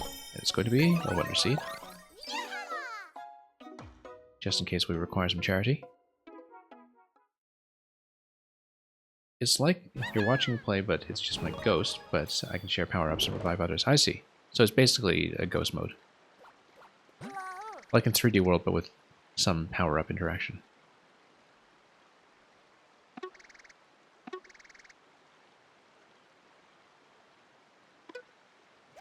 Yeah, I know there are heart points or whatever that you can earn for the online mode as well, but we haven't interacted with that at all, so I don't know if that's particularly important. We will, first of all, do a quick character change. We're not doing the Yoshi side yet. If people have specific requests, I will gladly take them, otherwise we're just hitting random, and we'll avoid duplicates. We've been Daisy, Blue Toad, and Toadette so far. Yellow Toad? Sure, we'll take him. I guess he's functional equivalent to Blue Toad, but might as well take him off the list. Okay, and we get to see him in elephant form too, where the Toad clothing in its original kind of inspiration is very clear with how he's sporting his clothes right now. So let's see Trials Ahead. Look at his shop. Have I played as Mario or Luigi to hear the voices? I actually haven't. I have not played as either of them yet. We'll get there at some point. Unless you want to request it now, of course, but no new badges here as far as I can tell. I mean, let's check this again. I don't think so. It would have put it up front if it were available. Yeah, we've got everything. Okay. Now, we can unlock some of these right away, of course, but will we? Yeah, that obviously does lead to a path on the left side. Mario or Luigi then? Okay, sure, let's change over to whichever one we draw first. Luigi. That was convenient. Okie dokie. He's got a signature Luigi eyes. The Luigi Death Stare. Hoppy Cat Trial, Hop Hoppin' Away.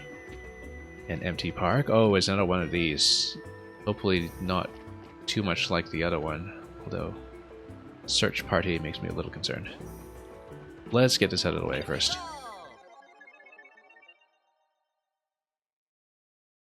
Yeah, functionally, there are two classes of characters, I guess. I don't know how much Yoshi and Nabbit differ, whether Nabbit uses his bag like Yoshi's tongue or something, but... Oh, I guess you probably can't ride Nabbit, can you? Who knows? Find all the Wonder Tokens hidden in the plaza, and yeah, it is going to be checking invisible blocks again based on which character you're driving, which... well, I guess we'll I guess we'll do it. Oh, okay, at least that's visible.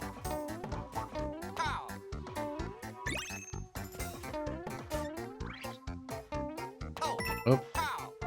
None of these are character specific, actually, so we just need to pop blocks open and hope for the best.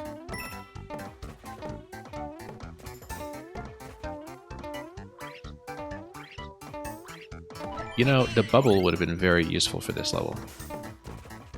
In terms of just skipping over certain interactions, that's at least the first two in order, which is important.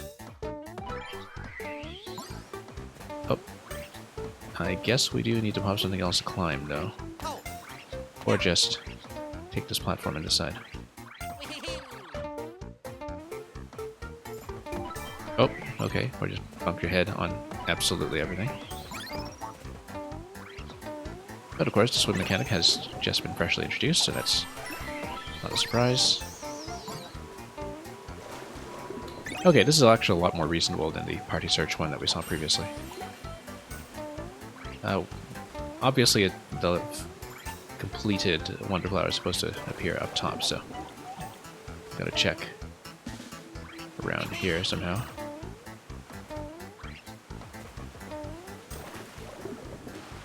Perhaps.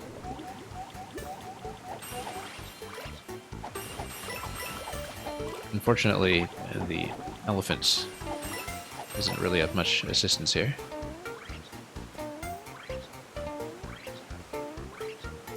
I don't think checking every spot there is really going to help as much as I would hope.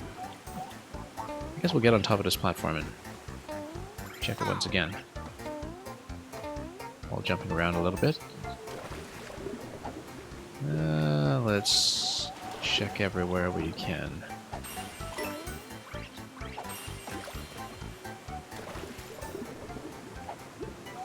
Where did we get coin 4 anyway? Already lost track. Okay, let's do the wall jump on the side thing, and then basically check everything we can from here. Yeah, not much of an indication. It's literally just hunting for invisible blocks. I mean, I guess once you memorize the locations, it isn't going to be an issue anymore, but right now we have no idea what to check or what we can do to reveal it. It would have been nice if water would have an interaction with it, but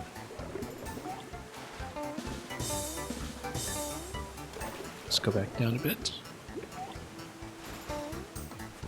Yeah, I feel like there's some block that we needed to hit along the way to pop that open, but maybe on the side. Nope.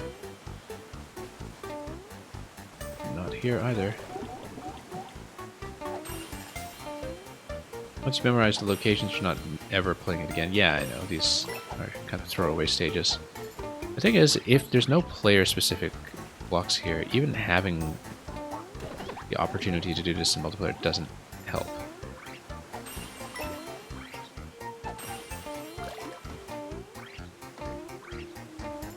Well, good thing there's no timer.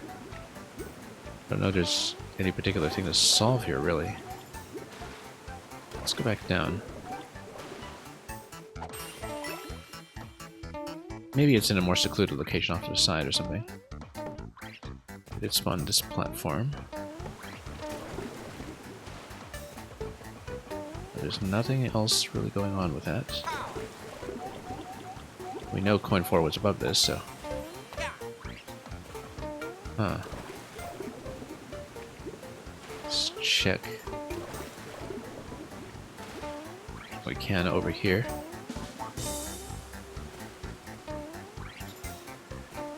Well, this seems like I'm jumping in a lot of places, but I certainly can't seem to get anything. Too bad there's no way to reveal it the way that in 3D World and Bowser's Fury, for instance, ground pounds do reveal platforms around a certain radius. like there's no reasonable way to do this. Unless I'm missing something mechanically that would make sense. Like we're trying to splash with the elephant and that doesn't do anything. Oh! Okay. Fine then. Oh, I guess that spawned an additional cloud. Okay. I don't know how I was supposed to see that, but... Alright. Yeah, they should absolutely have kept the 3D world mechanic. It's funny because when I was initially playing Bowser's Fury, I'd forgotten about the ground pound. In the one area where the invisible platforms that you can stomp on make a comeback. Even though that was, of course, part of the 3D world-based game. Because it is a fun mechanic, too. It's a fun way to do invisible platforms. Alright, let's clear this pod and then we'll go left. Hopcat trial, hop hop and away.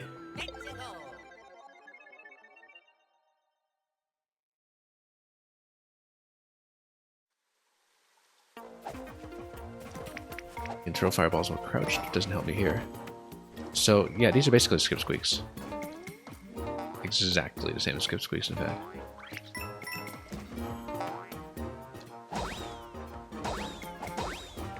Probably nothing down here, but we'll see if there are any clues that indicate otherwise.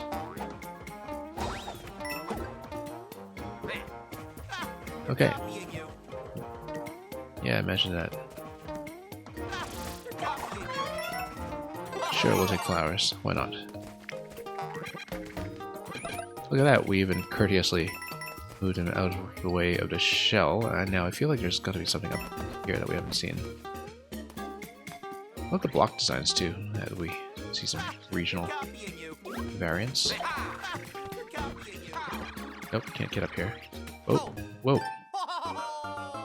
Love the wall jump there. Came in a bit low. That's good. Not a big deal. We might as well switch to elephant here just to make sure we grab the flower.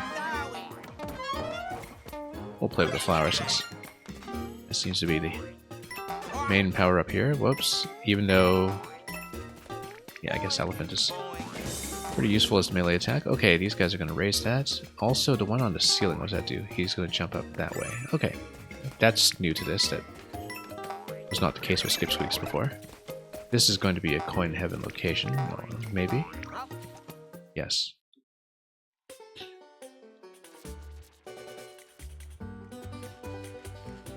Love the new athletic theme. Okay. That's it? There's no way that's it. We're supposed to nuke these guys for a coin, or... It seems kind of strange that that's all there would be here. I feel like there's got to be more. Oh, whoops, no. Not like that, obviously, but... Let's say we take them out. What happens? Nothing? Okay. I think the invisible blocks in the last course have just broken me or something. We have to check everything. Alright. No, just a pretty standard coin heaven. Oh yeah, we should have watched that platform up there. That's okay. Yeah, well, that was unwise. This is gonna be somebody. Now, the thing is, you can probably jump on them like this. Now that's fancy. That's very, very satisfying, in fact. Yes, something down below. Doesn't seem like we should go down, though. It's just an intermediate location. Oh, let's go for this. Yeah, that's coin 2 already, so we haven't missed anything so far. Our flower does ease up on us a little bit here. Go up top? Nope. That was not quite the way to do it, but let's see. I feel like... No, we can just use him to hit block instead. That's specifically what this is meant to test. This area was just to show that dudes hit blocks, yeah. Oh, he's spitting. Speaking of hitting blocks, I'm gonna smash everything up here. Okay. Smashing ceilings too. No timer on this, so we can just do this for as long as we want. Oh, that was not a wall. I feel like this is likely to bust open an alternate exit or something. Look at that pipe. That seems significant. Unless it's just a standard exit for not having obtained a Wonder Flower. No, yeah, that's blocked off completely, so... Whoops. Oh, that's okay. We didn't fall that far. Fine, let's just wait our way up. Oh, whoops. Totally wasn't watching my head here. I feel like that area to the left is still traversable. Yeah, we should maybe even go back to check it.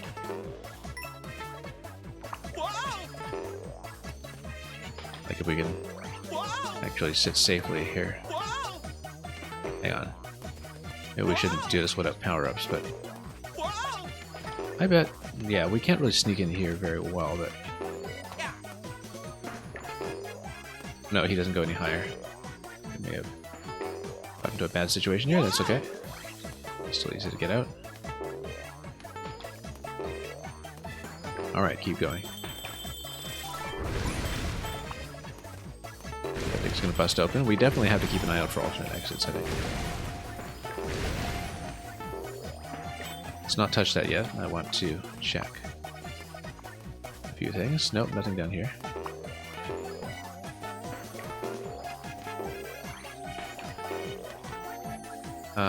Okay, the pipe is closed off until we grab the flowers, so don't need to do that yet. Sure, let's do it.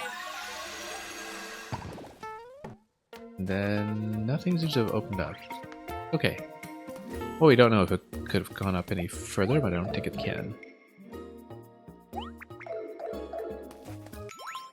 Okay, we got 3 coins. Just checking. Oh yeah, this is going to be jumping on top of them for the flag. That's... nope. They had some room there to bend left. And everything got collected already, which is still something that annoys me a little bit, but about the way this is designed.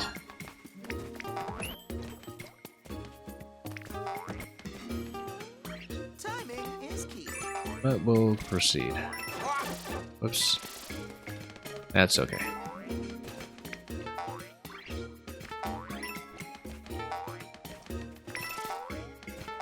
Yeah, and then if you don't hit the Wonder Flower, everything here is just as liable to do damage.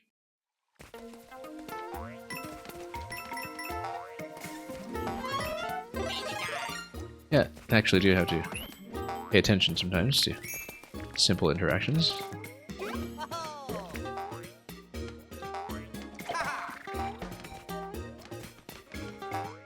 Okay.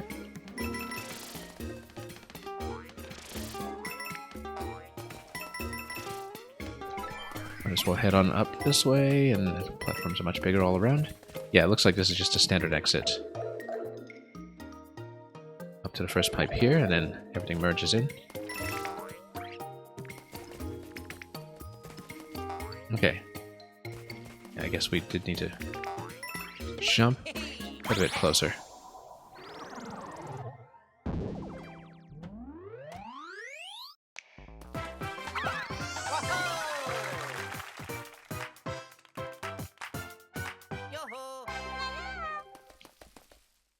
Yeah, I do kind of wish they made you collect everything again after death, but...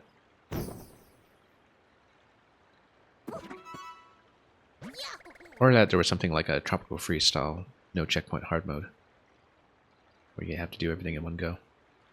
But it's okay, standard experience. We can expect that, you know, Mario being a fairly accessible series is tuned to be a little gentler to everybody. So many spiky spikes, yet so little fear. Oof. Okay. Unreachable treasure. Totally reachable. Mario works as a plumber with his little brother Luigi. I love how that's just an informative mechanical tip, in case there was ever any doubt.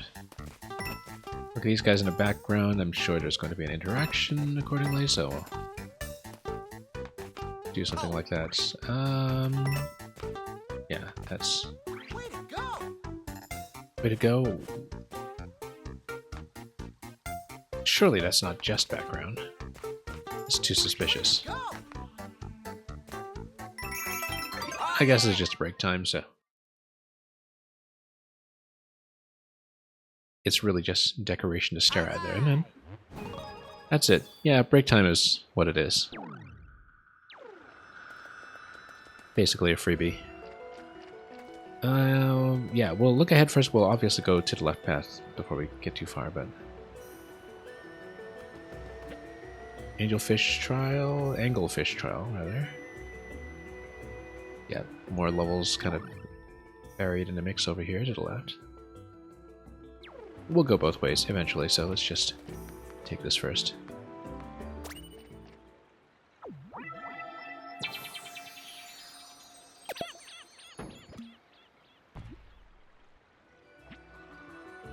Crouching high jump. Ah, SMB2. Not gonna pluck any clouds here, though.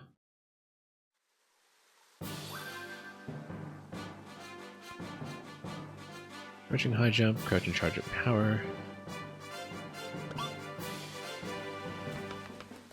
You're saying could just be in the actual levels, but who knows why they chose to do this. Not exactly sure what you're referring to, but I'm sure it was something I just said. Yeah, it charges out pretty quickly, actually. And there's a very clear visual cue from Luigi looking up to show off when this is possible. Very powerful and dynamic animation compared to what we're used to with a charge jump, where he just blinks with the SMB2 sprite. Oh, nope, thought I could make it. Suppose not. Not quite. That's okay, just testing.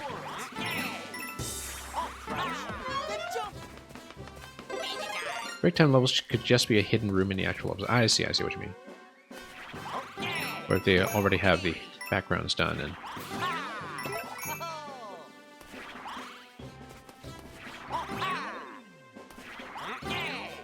There we go. Much better. Great! All right, this way. Okay, that's all done. He's very satisfied.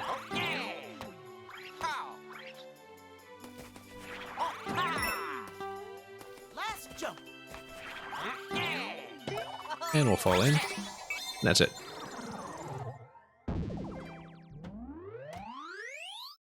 I did it. Thank you. All right, let's keep pushing. All right. And let's see where this gets me. No, that's okay. Love the animation on it, though. Took me a long time to master a secret technique. Oof. So in that case, I wonder what's the main path and what's the side path. We can kind of see the route, though, that this is actually the main path, if it's going upstairs that way. So in that case, let's do this side first, in case it is an alternate. Yeah, let's do it first. Anglefish trial.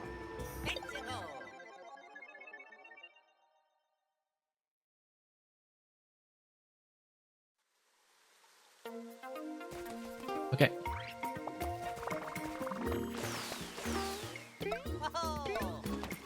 Can we go up top? Not yet.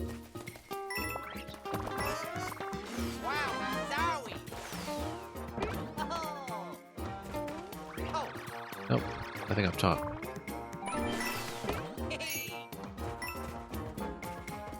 Sure that we're able to swim down here. Nope, maybe not. I was waiting for some camera movement, but I suppose not. Let's just send this down. I suppose I could have deflected it, but just in case. Well, oh, never mind. Thought it was going to get me through. Oh well.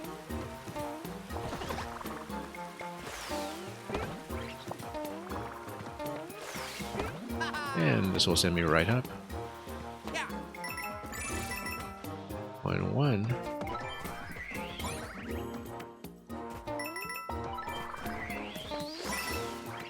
Oh, totally missed it. Showering the fish with water will obviously not do anything. And this is a necessary spot to check.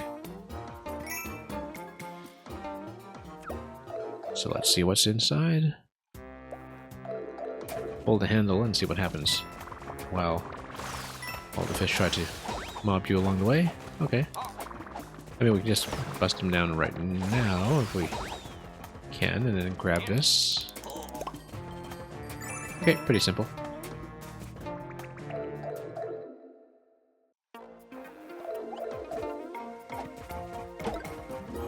Okay.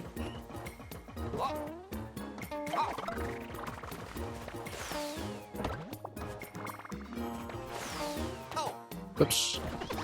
Didn't mean to wall jump there. That was a bit of a mistake.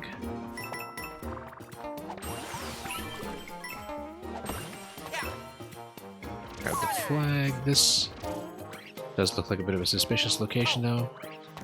Don't know if it actually is, but nope, nothing.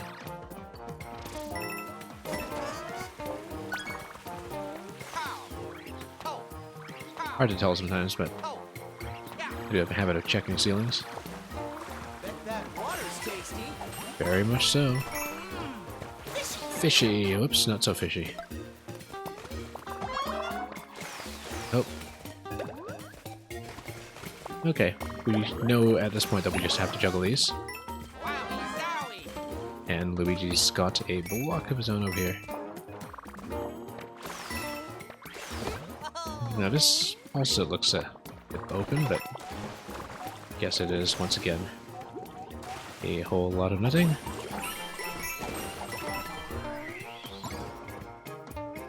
It's a platform over there. And where shall we take you? Now, up throw should probably take care of this, right? Yes.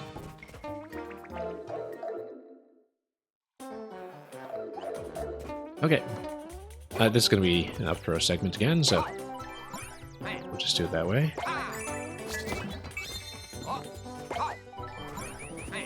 Simple enough. Dropping out with shell won't keep it, of course, because health items just never seem to transfer anywhere around here, so... Oh, there we go. And then...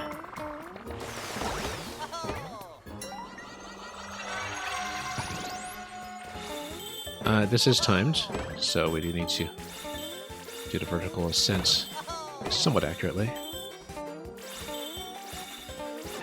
Whoops. I said somewhat accurately. That's okay, we've got an elephant in reserve if necessary. Whoops.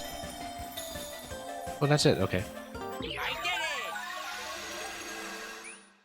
Plenty of room for failure, I suppose. On your way up. Nice job. Nice job, okay. What does this give me? But a dramatic fall? Almost ran out of time there, I know.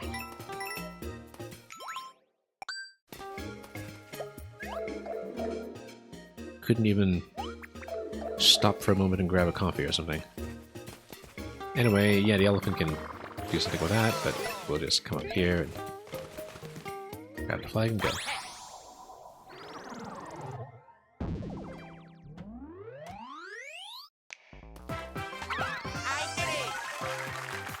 I mean, this is where we leave a little comment card at the end that says speed run, right? So.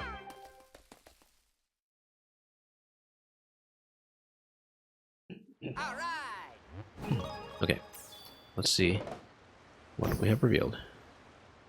And just to verify that we didn't miss secret exits, you move like a leaf on a breeze, you flow like gentle water. Incredible. How long did you meditate beneath a waterfall to achieve such a state? All night yesterday. Yeah, that's complete. No missing check marks so far, so. Watery Wonder Tokens. It's another break time. Yeah, we'll see if this is just, once again, just reusing the assets in the previous level. It certainly looks like the same golden background. Oh, I suppose we do have to go down. Unfortunately, you can't skim on a water surface. Like in some Maker levels we know that use that particular descending mechanic when it comes to enemies. Alright, simple enough. And you can recycle your way up top if you're missing anything, so.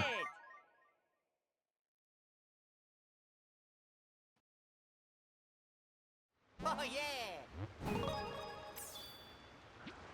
Okay. Oh, that's it. Okay, dead end. Anything here? No. Gotta check thoroughly sometimes, but that's okay. I guess we just continue on a standard path. The Midway trial, hop to it. Yeah, look at that. There's definitely something to the left side. Oh, it's just more of the anglefish hopping around on the map itself.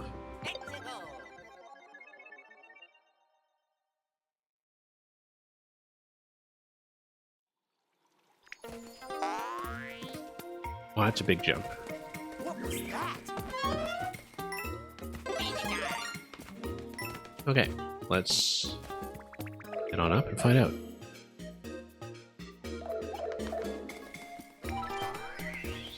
Okay, those just give you the standard jump. This guy's new.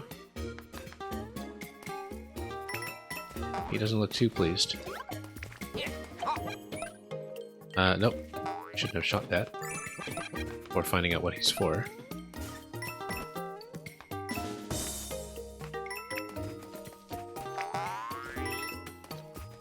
Well, let's find out. I guess maybe they're placeable as obstacles.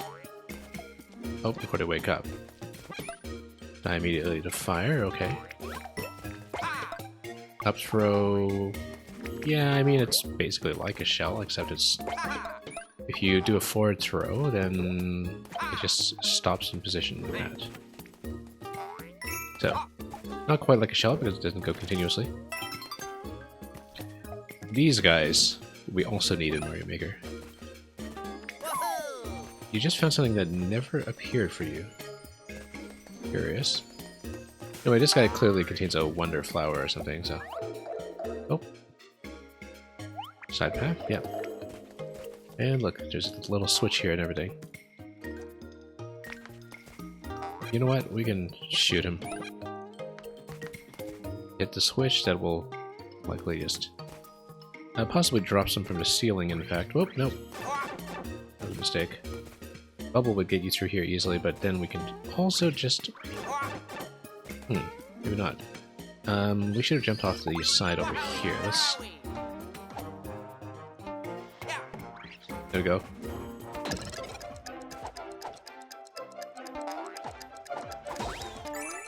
Okay. Elephant certainly helps.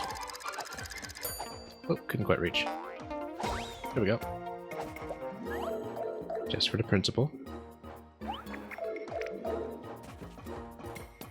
Yeah, he's gonna jump immediately when I try to pop him, so... although, I can pop him down below, like that. That's the natural location to obtain this. We have 2 purples so far, just keep track of things. Okay. I mean, this is basically like something out of Odyssey, where you just take over the enemy. I thought there's this kind of fast-forward effect when you jump with these guys.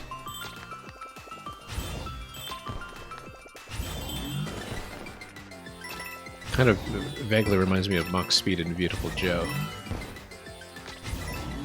Oh. Okay, we don't need to be totally exhaustive about this. We'll punch everything.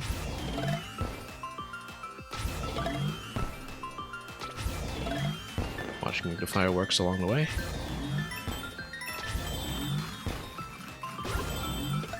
That works too. Oh, I didn't want to overshoot that much. I wanted to grab the other coins too on the other side, but I guess we'll take it. Then we'll check this side too, why not? That's okay. We know at this point that we don't really have to deal with very much time pressure when it comes to these sequences, so...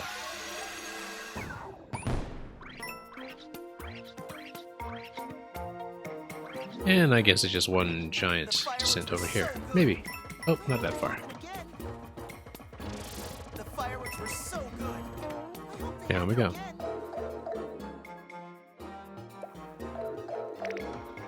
Okay, nice fireworks show. Let's... Oh. What's this way? Oh, this is something new. This looks like it might be self-contained though, so let's see what it is.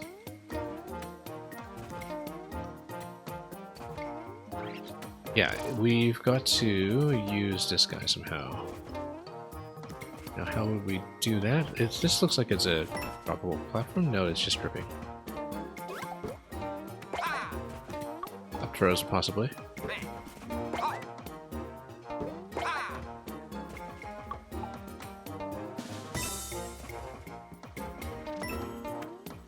And Ming, welcome.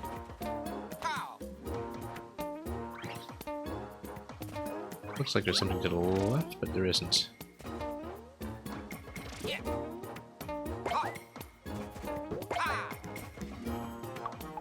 Well, what did we miss? Some interaction involving these guys. Oh.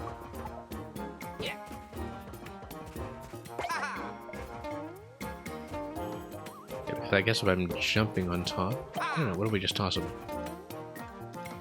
Let's come back and check this. Like I'm missing something here. Unless this was the room that we had already cleared earlier when we were jumping around. It's busting all the other blocks along the way. Oh yeah, okay, we actually slightly messed up here. Wait, okay, can we... Whoops, I was about to say enter the pipe, come back out and reload the blocks. I guess not. Yeah, actually, this was just... the other chamber that we had checked previously on the left, and then let's go down and pop this guy. Already have a flower, but that's okay, we'll do this anyway, just jump around.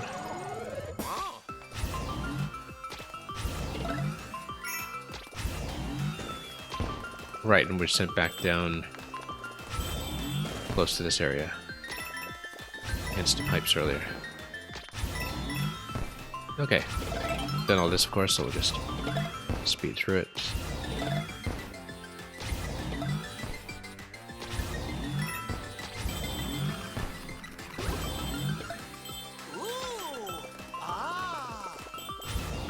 And yeah, nothing else over here, we just keep on going.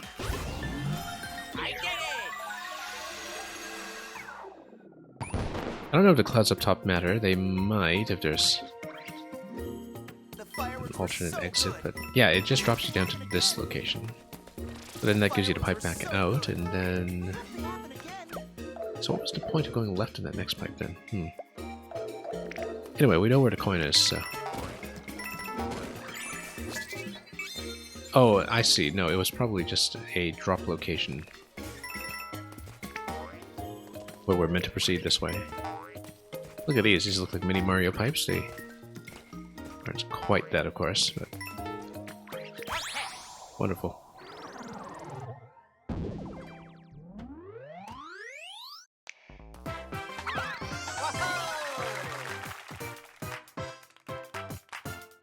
Bye-bye.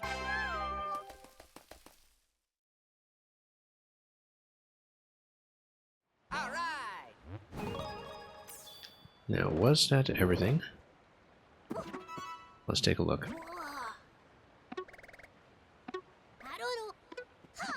Fellow here is very talkative. But we completed everything, so let's continue. And back into the more open space that will once again check for toad pipes if we Anything like that. The Sharp Trial launched to victory. That looks like it might be an optional path potentially at some point. And then we can already open this, but we will of course do everything else first. Let's go with the Sugar Star Trial first. Yeah, because both of these seem to unlock additional locations as well. Break time. Or something similar.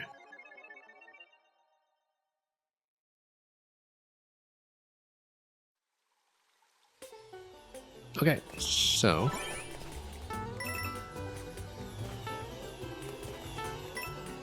Wonderflower down here, we'll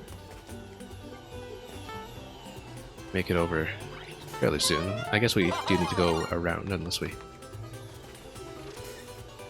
Yeah, because at this angle, I think even if you had something like the parachute hack, you wouldn't really do much with it. Whoops.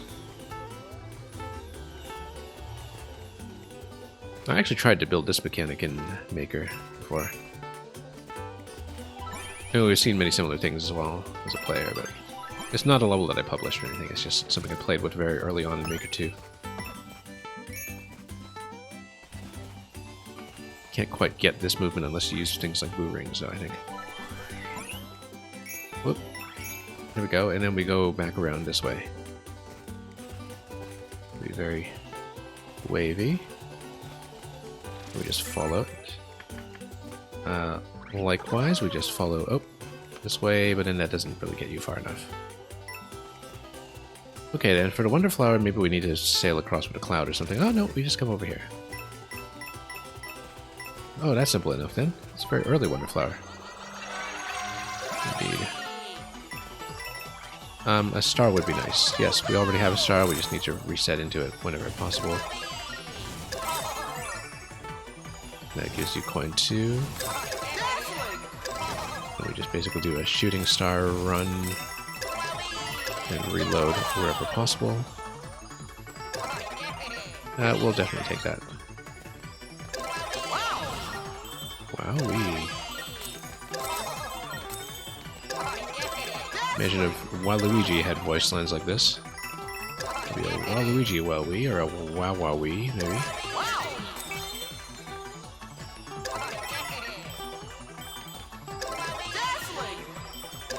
Anyway, almost there. So many shooting stars. They bring good luck. Yeah, they do. Okay, that was simple.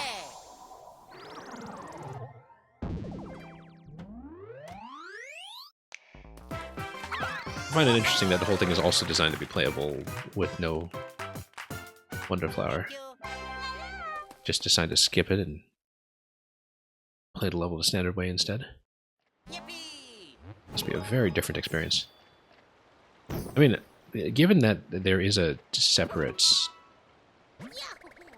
end-of-level photo snapshot for completing levels without the Wonderflower, I do wonder if there's something collectible there, but we once again haven't seen any kind of postcard album, so...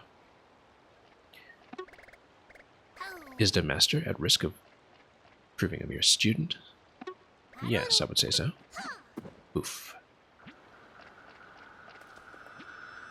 Timer switch dash.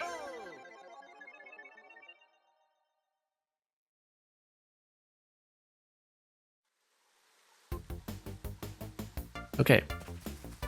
So, let's see what this is first. Oh, okay, so we just catch one at a time. And then we can just reset the same switch whenever we want with a ground pound, which is going to be nice and relaxed, I'm sure.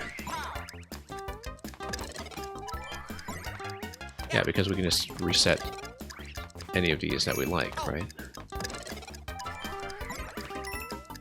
This is also something I want in Maker. This would be fantastic. I seem to believe there's a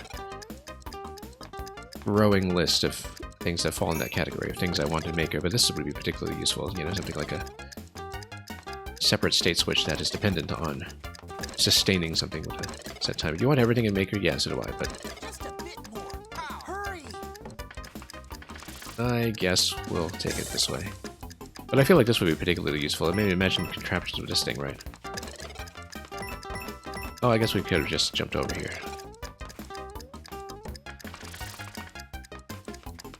Anyway, let's grab it.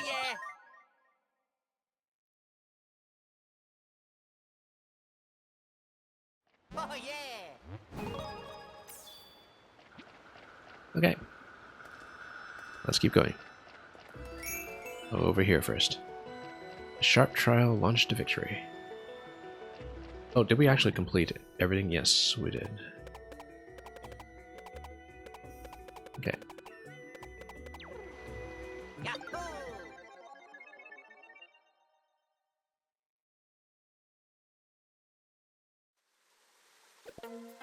This really looks like Maker. One tile spikes everywhere. We don't see that often in actual mainline Mario. Okay, we get him to poke things. Poke. Wow, sorry! You want everything in Maker? Well, we already technically have this. Not the launcher, of course, but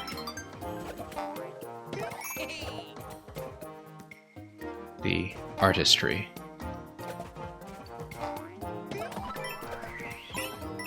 Okay.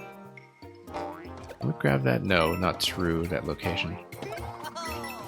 Oh, whoops. Oh, I guess it retracts like that, and then we don't get to launch it anymore, do we, if it misses? So we'd have to boomerang it somehow, unless we have something to reach that location. Like perhaps... we'll see. Let's poke this first. Or we could just land on top of it. Ugliest level? Yeah. Well, at least now we know if there's a Wonder style in Maker, this is what the one-tile spikes will look like. And then the Wonder theme will not nearly be as pretty as the real game, because whenever people use the Wonder theme, everything will just look like this instead. I keep making this mistake. You missed that coin when rushing through, but you see how to get it now. Yeah, I haven't really looked at it closely yet, because we've been dying to the retraction instead.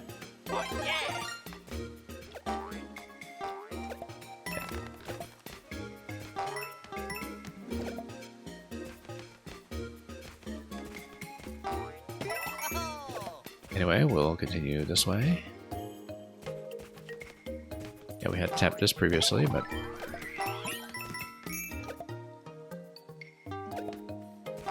How come it says I collected it already? Oh, I see. Because if you kill it, it falls down and grabs it. I didn't even realize that we had picked it up. This game has many other pretty spike designs, so I certainly hope so, because... you just know that, given the way that Maker works, it'll be this one that we wind up getting. If we get anything at all. Short bounce. Poke? Oh no, there's nothing to poke here. Okay. Yeah, I guess we lost our shot at that because traction didn't go. Oh, too bad. We'll have to come back for that. I bet that is coin 3.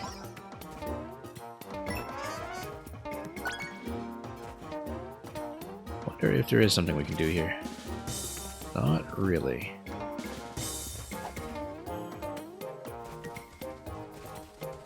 Unless we have a bubble or something to activate that from afar. Even so, we wouldn't be able to pick something up from that location. Whoops. You know, I bet we can just come here and drop in this on the way over. Whoa. That was a bad idea. I guess that was supposed to be sent upwards. That felt a little blind. Also, I guess we can't really... theoretically... Nope. Never mind. Baited and outsmarted, very much so. At a level with the one-tile spikes, no less. Okay, let's grab a shroom. And this time we will bust down both these first. I guess it's supposed to launch it upwards. Yeah, I feel like they didn't think this one through. Or maybe they really did think it through, and that's the result. I have some Goom splits here. We will grab that nice and early, of course. While the Goomba stares at us in awe. Oh, okay, we'll take it.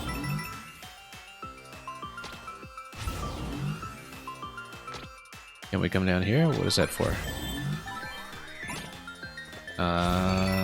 Sure, we'll go through the center if we can. Not that we desperately need the purples or anything.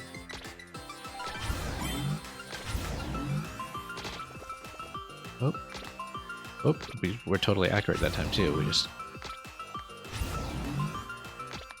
could have done that slightly better. Good coins? Nope, not yet. You know what this feels like? This segment here is Ice Climber. Although I guess we usually don't get such big jumps until you go for the bird at the end of the level, but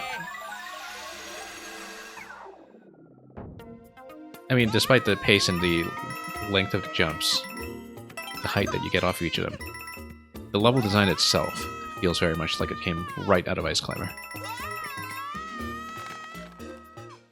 Ah, poor guy. I bet he's fine. We'll encounter him again and he'll assure us about it. Wobble him. Oh, so much for that. I guess we probably did need it for something at the end too, and we've missed our shot. Except we'll get another one. No we won't, because it didn't get absorbed. Oh, that was a close one. Yeah, we're supposed to shoot something here, and that's not happening. Well, that's too bad. Yeah, we do need to retain it the whole time then. That's what we must do. Can't really get much wall jumping done from here. Alright, I guess we'll have to try it again. Let's go for the flag first, obviously. I was definitely considering whether there's some kind of, you know, elephant block swatting sequence there that we can do, but we'll redo it.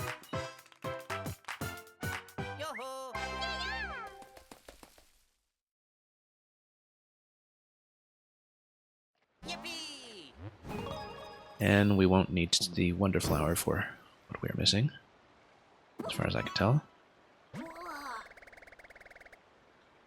This guy really does talk a lot. All talk and no action.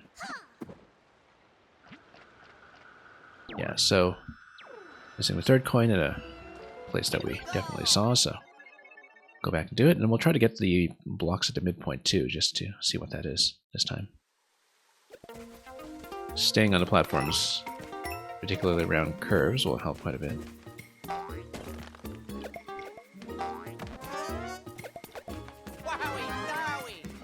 Wowie zowie. Anyway.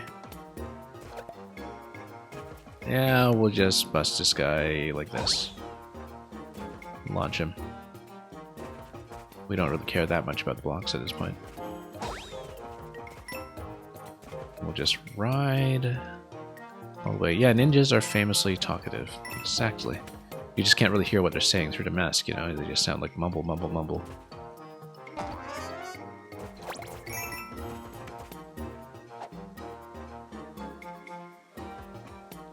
Anyway. Yeah, we got these, the enemy deflections. They kind of remind me of the mole interactions in Maker, in fact. Whoops. That was a mistake. That's okay. But, oh, that's going to complete the platform. Okay, great. Doing great. Not worth that much, but that's okay.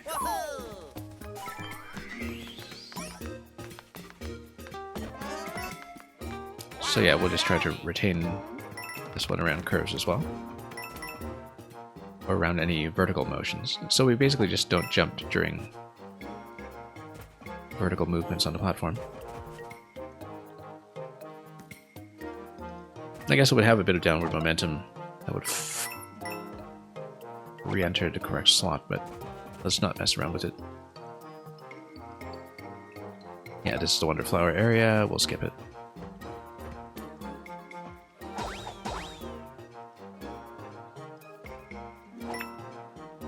Just ride it all the way to the end and grab the coin.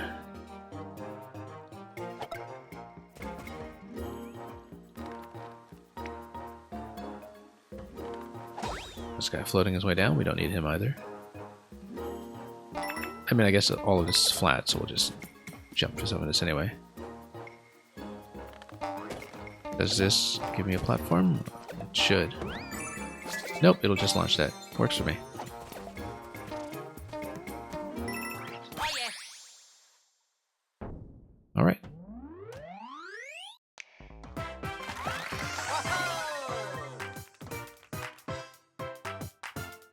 Thank you.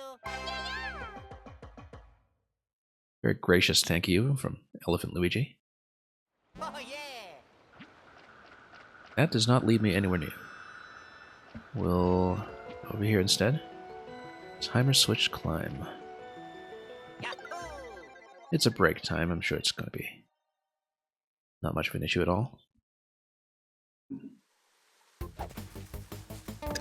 Yeah, we just need to follow these around. We've already done quite a lot more wall jumping already, so...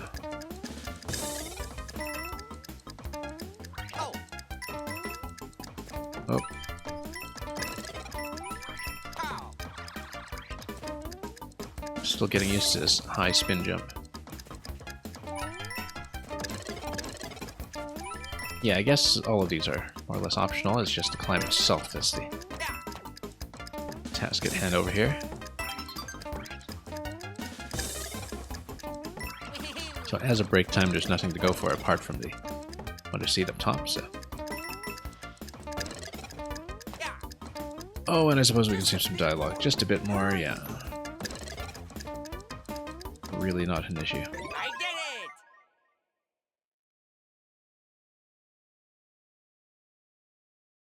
Oh yeah. Luigi did it. Let's keep going. Yeah, still haven't seen any side paths yet. I do feel conspicuously missing so far. Haven't seen Captain Toad in a while either. That's okay. We will plug this in.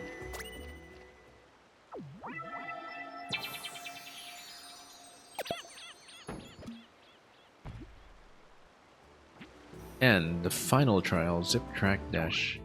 How final is final? I guess we're right next to the castle. So we haven't seen a special path at all yet. Which seems very suspicious, but so far we have check marks everywhere, so it's not a secret exit at this point, but maybe there will be one, or just another overworld location that we haven't properly looked at yet. That's okay, we'll scan it later. For the moment, let's do the final trial. Here we go. Zip Track Dash. Yeah, these are the ones that you can climb on either side. Ah, there is a hidden goal, okay. So it maybe just loops you around and kicks you back if you don't find the red flag. Or it's just a split path, as you would expect. Maybe. But it seems to require the hidden goal, so it's kind of a hidden goal tutorial for anybody who hasn't seen one yet at this point.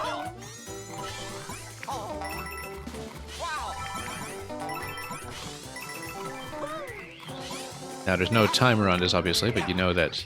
Whoops. Okay. Too bad. If there were a timer on it, it would quite possibly be a brisk one. Seems like that kind of level. I haven't really looked at coins yet. Oh, we're going to miss a shroom. That's fine. Look, we did need to jump on some of these clouds along the way.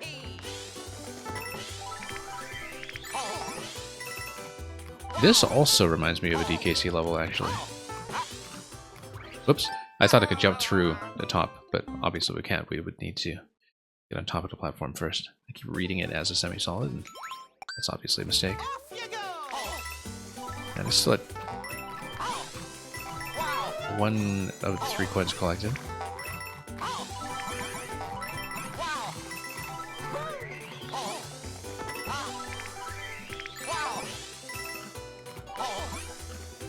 And then, yeah, we'll grab this.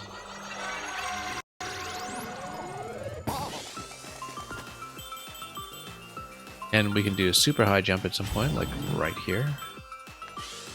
Oh, we missed that. Let's go back. I bet it's reobtainable. No, you would need to drop in down below and loop around. Okay.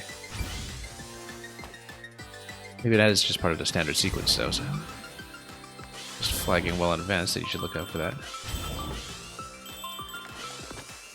Will unfold. But we should check down there, right? Just to see if that's traversable yet. Oh, no, you can't. And how do you wrap around? Oh, that's too bad. Whoops.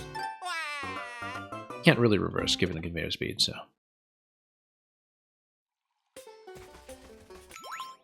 Alright, we'll have to do that again. I bet we just needed to continue the path as prescribed and then we just looped around to the coin. Maybe. We don't actually know yet.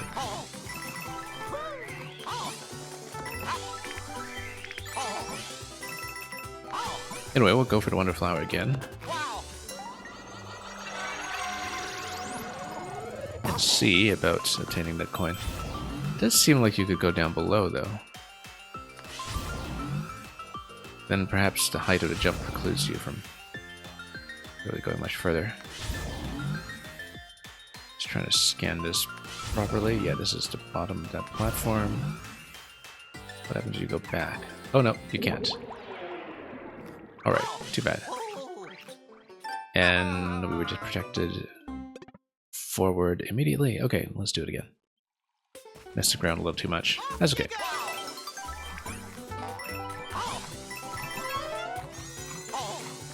Keep jumping there instead of collecting mushroom, and that's been a whoops, repeated error.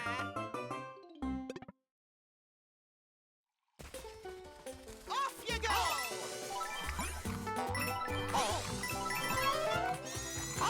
And yeah, haven't managed to catch it once yet.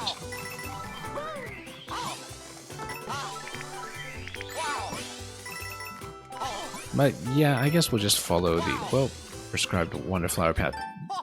Once again, I just jumped off that expecting to jump through. It's funny because it works a little differently than the control scheme for the holes that you can go through that we saw earlier today in one of the other levels. Where there, the controls were jump to jump through, but press down to drop. Here, if you are clinging and you press jump, then you drop immediately. So, just need to be aware of that. If we do wind up with a ceiling cling, which keeps taking me by surprise. Oh no, missed it. That's okay, we'll go for coin run and we'll come back and do it again.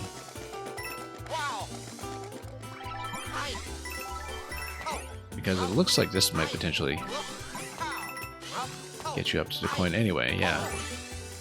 Wonder if it is all doable in one run. It should be, because that's how Mario works. Usually you can obtain everything unless there are branches to a secret exit like there will be in this game. Yeah, you would probably need a Wonder Flower for the secret exit, then this seems to be the implication. Whoops. But we will get all 3 coins. And then continue from here. Oh, that's a neat little swap over there.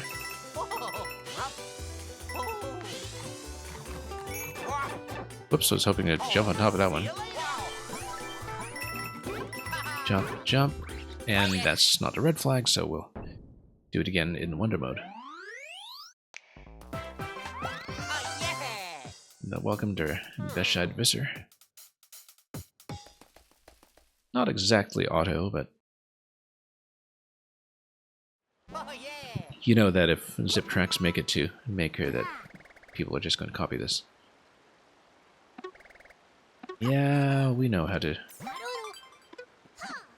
find it. We just wanted to get the coins first. Like I said, I don't know that coins and Wonder Flowers are doable in the same run. It might be one that's split up, but we also don't know where the level returns you at the end of the Wonder Flower segment, though, because maybe it returns you to a point from which you can still continue for all collectibles. We just currently haven't seen enough to say either way.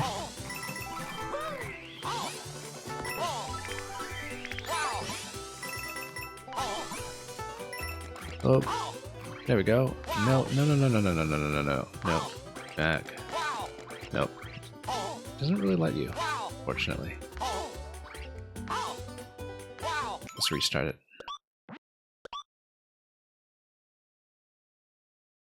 Now there's a nice quick restart button that's a rather new convenience for the series, I think. We've hardly ever had to use it, but, you know, since we're going for something rather specific here, we might as well.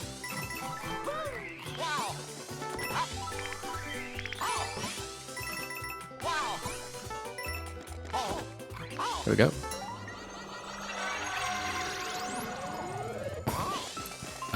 You've seen arguments from people that this is NSMB with a different label. Let me address that at the end of this level, actually.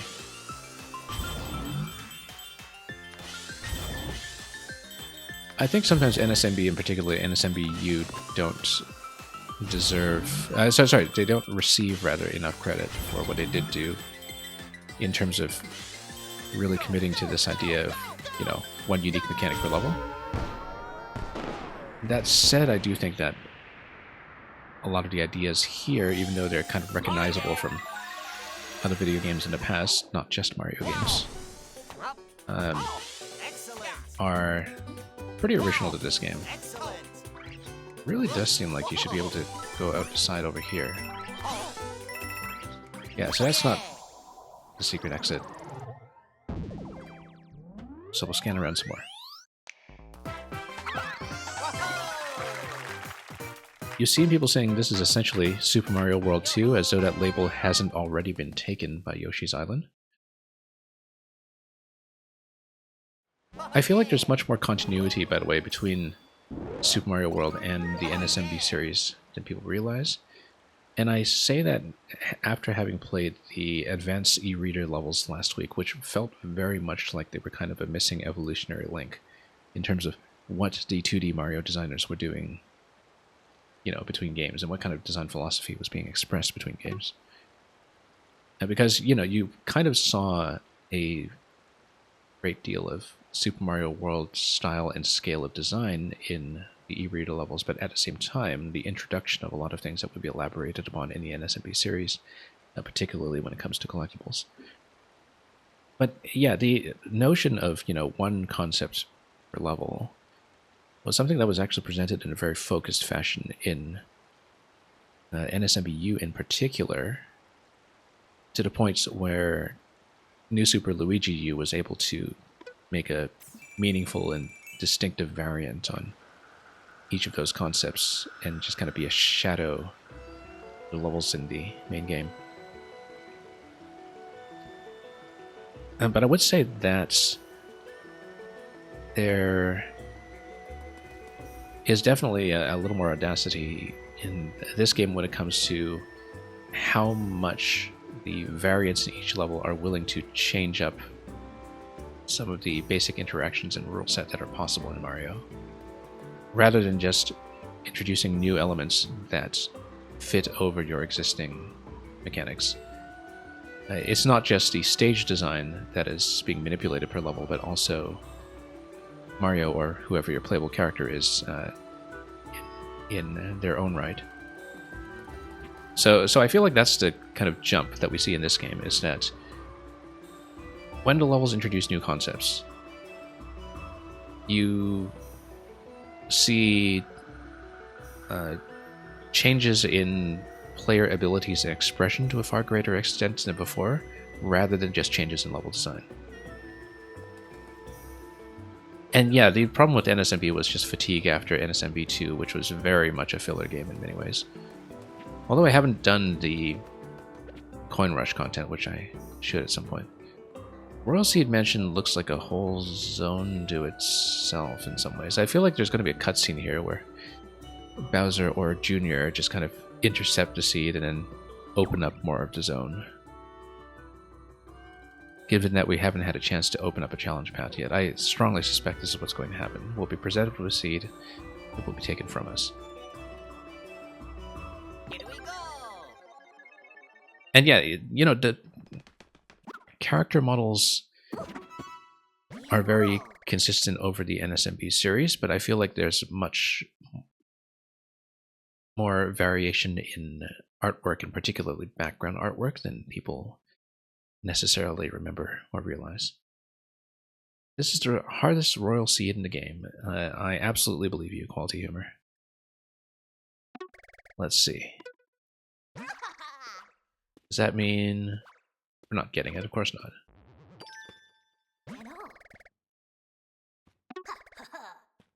Nothing at all, haha.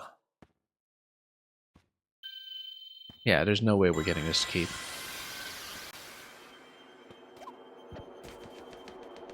Look at this ominous music. Listen to it. Luigi will have to go away disappointed. This reminds me of a particular scene that some of you will know in Paper Mario: The Thousand Year Door. Let's see if this pans out the way I think.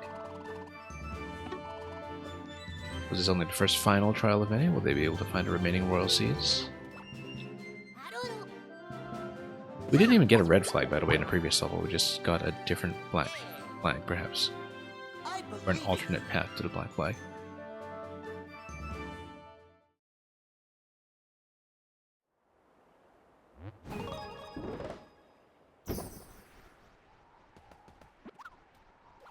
It's funny Quality Humor because Thousand Year Door came out within a year of Knights of the Old Republic, and I kind of associate that as well with being, you know, one of the big video game twists. But let's use a propeller flower to go back to the Petal Isles. But yeah, of course, you know, I mean, I don't want to talk too much about the Thousand Year Door for people who haven't played it and who are going to see it for the first time in the remake. But there's a wonderful, wonderful moment in it. There's no way this is that quick, so. Given that we haven't even had a special world path yet. There's no way it's that quick. Is it that quick? We don't have the special gate yet, so we have lots of business to do.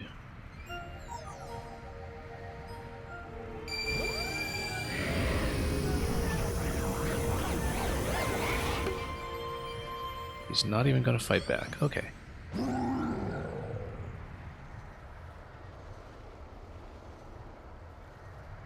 And yeah, Quality Humor, I'm not really a story person myself. I feel like I used to be when I was younger. But then gradually I think it's something I've accepted that it's not the reason I play video games, and moreover, not the thing that video games are generally good at. For various reasons. More for cultural reasons than anything to do with the format itself.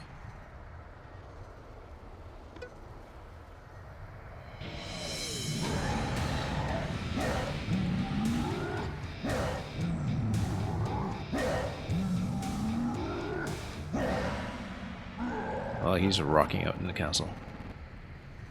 Preparations are still on track.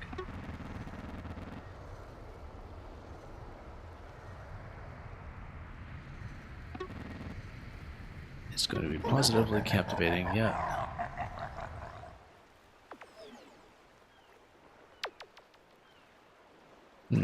Suspicious. Well, we didn't find a special gate, though. We have to go back.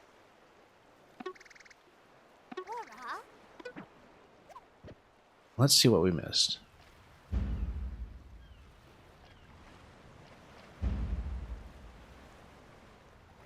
I mean, we definitely don't have a World 3 completion.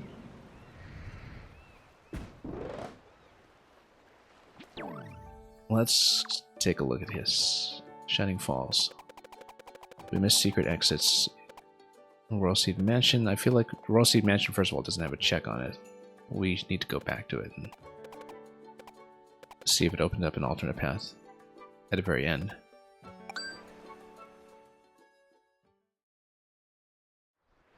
You've not yet found a super world exit for World 3 if it exists. Certainly it does, right? Because of the way that the hub is set up. Because look at this, special world. Oh, I guess there's nothing in a top position. Because we found these... No, you would think that the World 3 entrance is going to be pretty close by, because, I mean, we would expect that there are 7 worlds at all point here, and World 3 to be missing a special world path would be extremely suspicious. You think my sound is messed up on my mic? Okay, 1 second, let me see what's going on. Oh, you think I'm okay? Alright. You thought the way to complete World 3 was dumb. Let's see, I wonder if you have to get back inside. There's no completion stamp on this, but it is...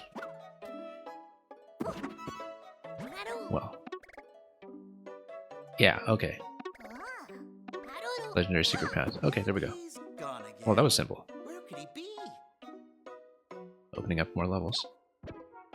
Yeah, I'm glad the audio is okay, given what a nightmare it usually is on a stream. Oh, okay, that was easy.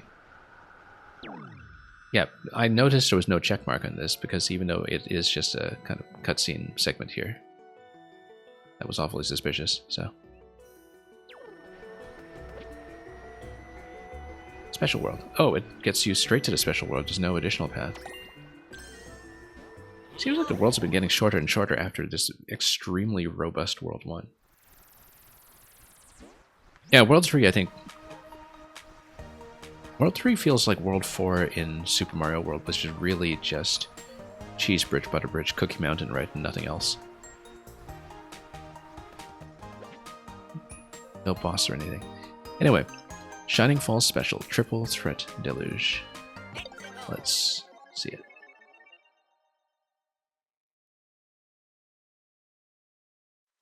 And yeah, quality humor, you don't want to have spoilers for this, that's perfectly fine. It's understandable. Hey, look at this, it's like 1-1, these blocks here, except with a little bit of a twist. It's 1-1 with a twist. And with missing platforms after the third pipe, okay. Although this bit here is much more like 1-2. This is definitely a bit of a retro level with design elements from World 1.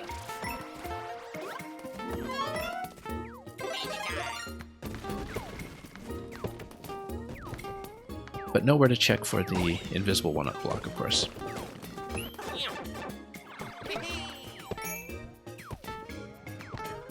Wonder Flower? What will it possibly do? Aha! 2D and top D mode. I still have to play that game.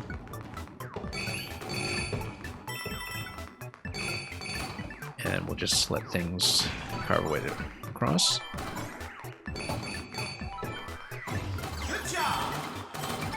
Oops.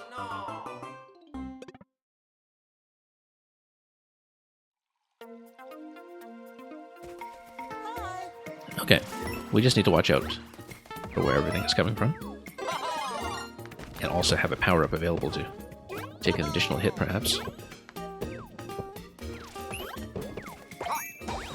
Oh, Shell's not going to do anything for me here.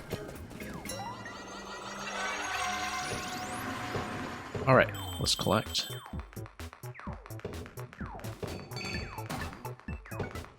Yeah, in this mode, jump button doesn't do anything. We just need to be really careful here. Oop. Kind of like a little pinball machine. You did it. Yeah, now we need to not get whacked. We do need something to hit this. Maybe we do need to stand in a particular location to get the targeting to go. I don't know if there's much regularity to that, but we'll take the fire bars and whoa, gotta be careful here.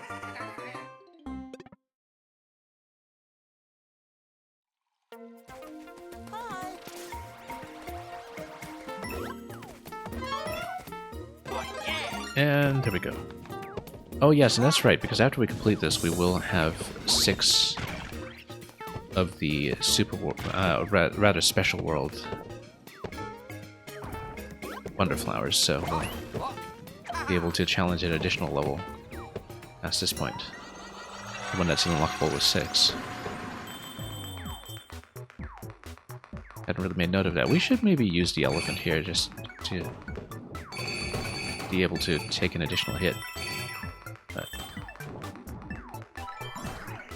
this does remind me, of course, very much of something I'd mentioned before, which is the 3D land.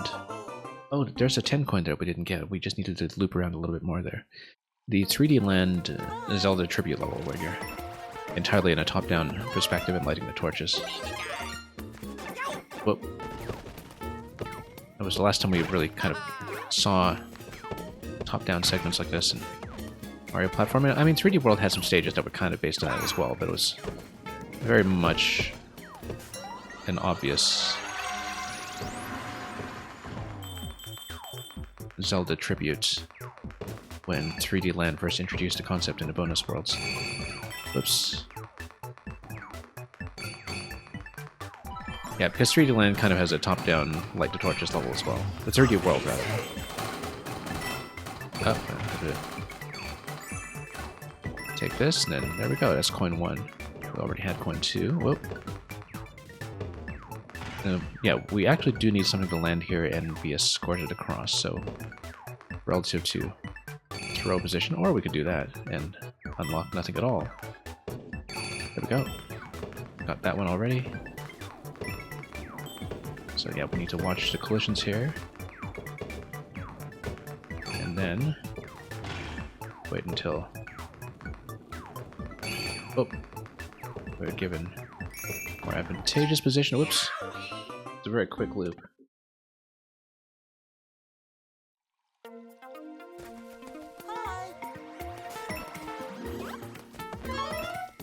Yeah, I don't know how much control we have over the positioning of the throws.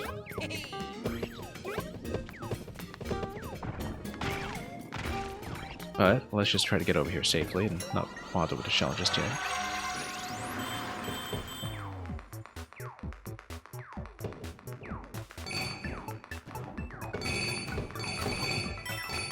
Yeah, as long as we're watching the positioning of the background cloud trio there, we are not in terrible shape. We do need to figure out how to manipulate this bit a little bit better, though. We basically need something going left or right to fall on top of the platform, or no, we'll just wait for something to cut directly through every time, and we'll just depend on that instead. This was a bit of a trap.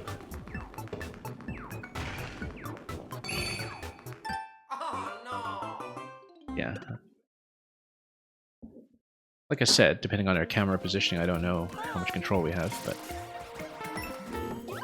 you would think that the cloud positioning is something that's kind of camera relative, just given how these mechanics usually work, but I don't even know if we can spin jump on these. I just haven't tried doing much with a spin jump all game, actually. It has rarely really come to mind, and because height is still something I'm getting used to. Anyway, let's cut through here. Oh, had to be pretty quick with your reactions here, especially when something's just going to slam you from up top. Yeah, I think you have to stay low, that's the thing. You have to stay low so, well, when you can, and you have to stay in positions where you give the balls a chance to bounce. You have to basically create your own visibility. There might be a system to it that we just haven't worked out yet, but we'll see. Also, you know what I think would actually be one way to do this for people who need some kind of crutch, which is not us. And yeah, in Mario, that's one of the first thing we notice is that the opening of the level is 1-1 and 1-2. But I bet this level would actually be trivialized as Yoshi or Nabbit, because everything is just direct damage, right? It's not like falling is a risk later on, it's all direct damage, and so...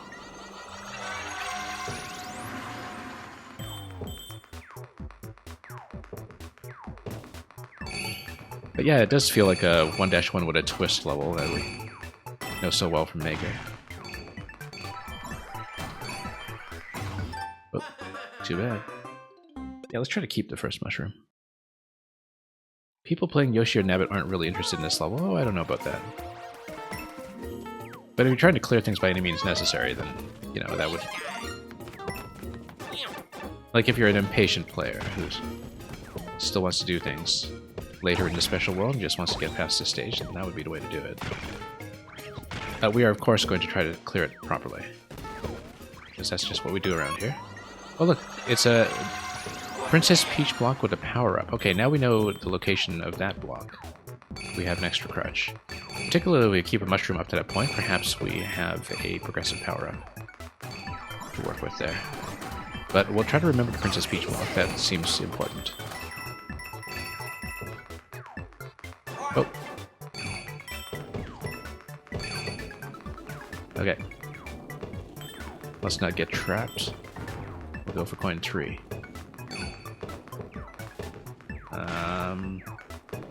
Yeah, camera positioning does kind of matter, I think, but it's hard to say exactly how. Oh. We need to approach her from the right and circle back. There we go. There we go.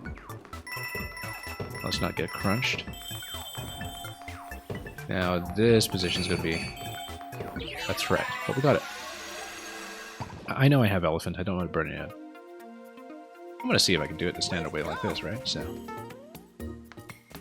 wonder if there's anything we can go for up top. Oh, I mean, I guess if you miss the coins, you could technically platform back for some of them, except some of them are suspended over nothing, platform-wise, and so.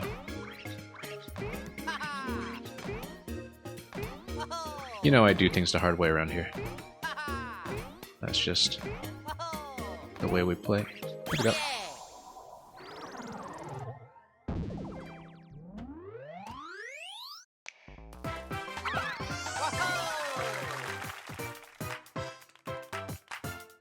Thank you. It really wasn't that bad. Yippee!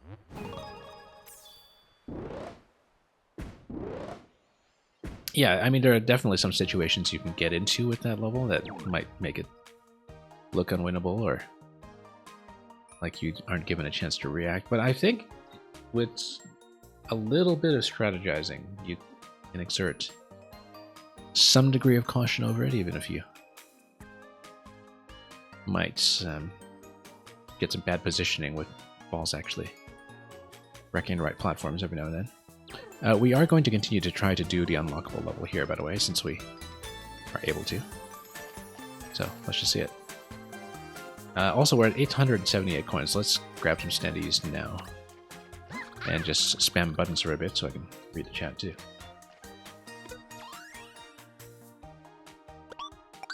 Yeah, we'll be heading to the level in the middle in just a moment.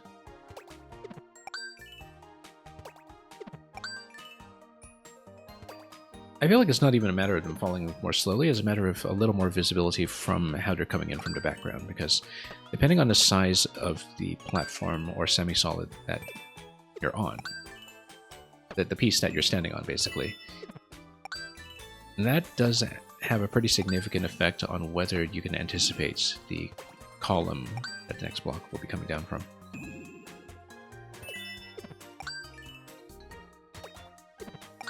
Because there are definitely locations there where that becomes harder to see. Hoppy Cat. Oh, that might be a spoiler here. We haven't. Oh no, Hoppy Cat is the thing that we dressed up as for the high jump earlier. I think that's the first Hoppy Cat that we drew among standees. So we know we haven't played as Balloon or Goomba yet, but I don't feel too spoiled by that because I think that was in the trailer. Of course, if this were like Tears of the Kingdom, where I didn't even watch the trailers at all, then we would have been thoroughly spoiled by any of this. But buying standees from specific characters always gives you a new one, really? Yeah, because I guess we would need to get a new one once every 3 draws at this point, right? I didn't know that. I thought it was still a randomizer within what we have. Okay, we'll get up to 100 and then we'll continue from there. I didn't mathematically work out what the optimal time to switch is, but that's because I didn't know that it guarantees you a new one for completion. Because then we can just do a mental estimate of the remaining cost. Because let's say we get a new one every time, then say 44 by 30 is going to be pretty cheap, in fact. It's going to be, well, it's going to be about 1,200. So let's say we get up to 100, and then we spend about 1,200 coins to get a rest. Yeah, I didn't know you would always get a new one. We wouldn't have been able to afford all of them anyway. Did I do my multiplication correctly? Yeah, about 44 by 30. That's a little over 1,200, right? So we can't afford them all anyway, but we'll get up to 100 and we'll buy specific ones from that point on.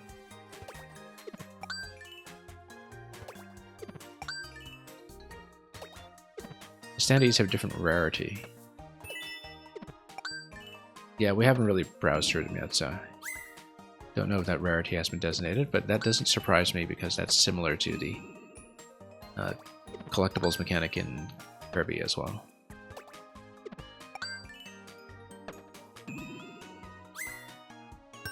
There we go. Goomba Nabbit. Goomba Nabbit looks amazing. I mean, it's basically just Nabbit with fat cheeks. But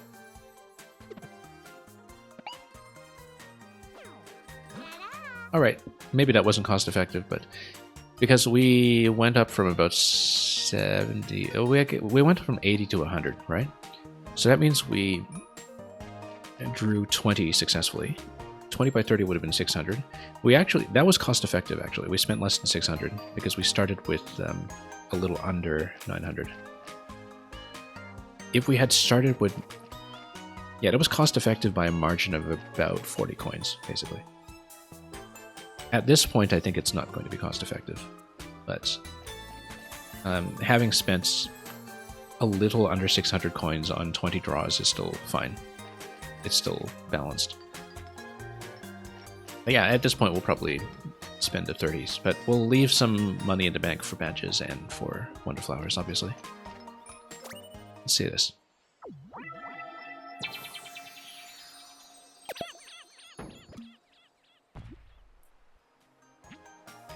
The semi-final test.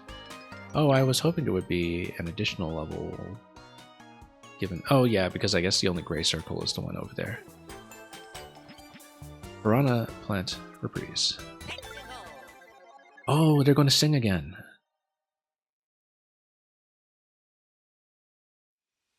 Wonder if it will be a different arrangement. Anyway.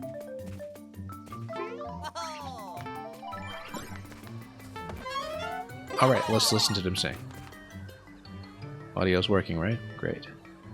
Had to check just to be absolutely sure before this level because you don't know if it's going to be a completely new song. I would guess it is.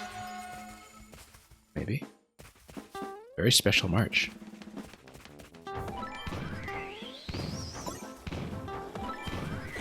Whoop, that was unexpected. I mean, it's just auto-scroll. It's... Oh, whoops. Didn't expect him to walk over. I should have watched that carefully. That's okay. We're learning it. I mean, this even tells me at the beginning of the level that big ones are going to walk. We have no excuse. Except I was too busy just listening to the song.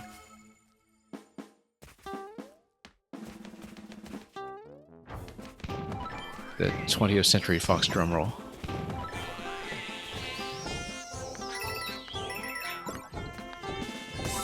Like I said, I feel professionally obligated to learn all of this music now.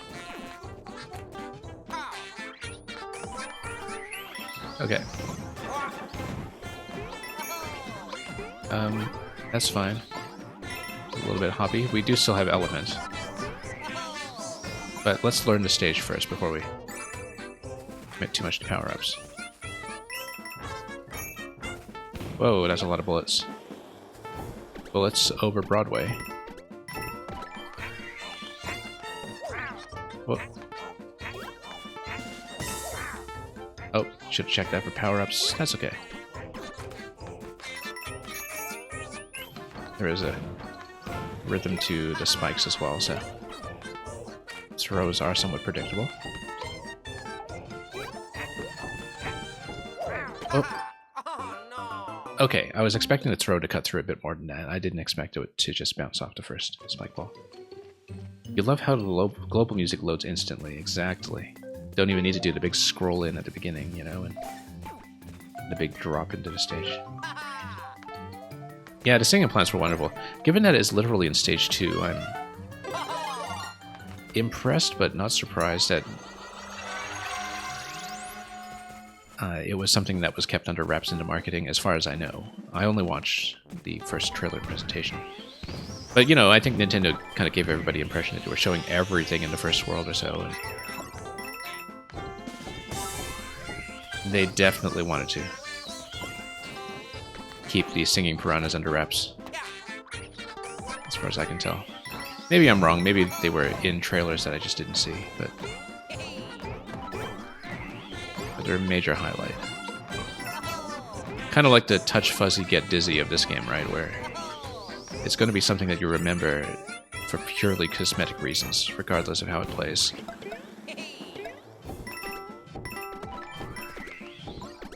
And, okay.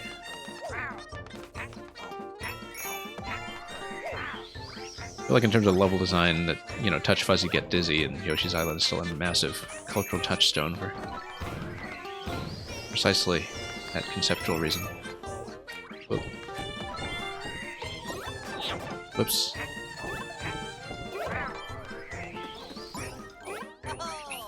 Alright, we'll grab this. And then that's okay. This is basically a bit of an auto-running segment. Kind of like the music stage in Rayman Legends almost, except not exactly to the beat. Whoops.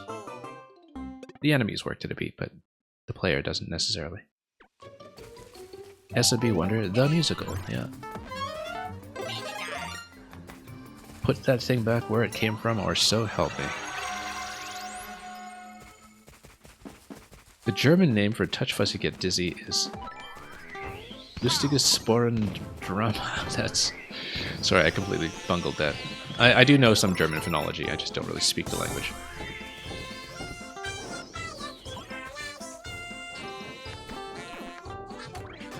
And whoops.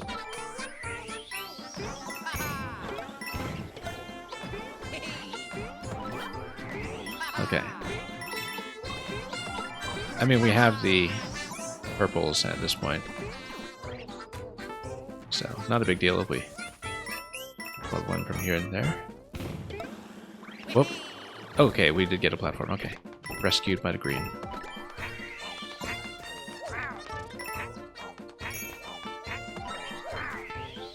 Power up? Nope, not yet.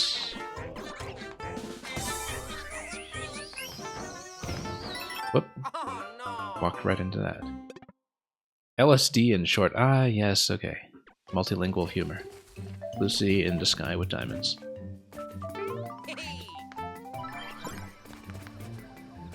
Knowing some people who have worked for Nintendo Germany at this point, it makes a lot of sense. Yeah. Gotta let loose with the localizations, particularly back in the 90s when things were not quite so sanitized.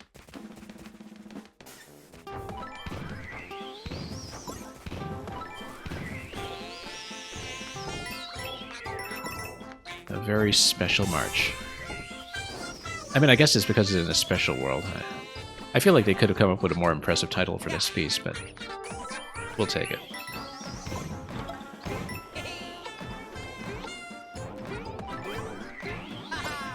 I still kind of find it amusing that if you're playing Piranha Plants on Parade with Peach or Toadette, then it literally is pink elephants on parade. Speaking of probably the animation history equivalent of Touch Fuzzy Get Dizzy, you know, if it's anything, it's pink elephants on parade.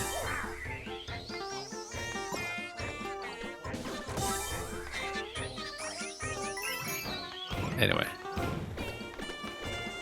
Whoops. Totally bungled that slide, but that's okay. Okay, we'll take this, and then let that volley fire. Did a bit of a chase here. This was where we got into a bit of trouble last time. Whoop. Should have done an extra jump there. I thought I had more time on the auto-scroll, but... Yeah, quality humor, exactly. Look out, look out. Piranha Plants on parade.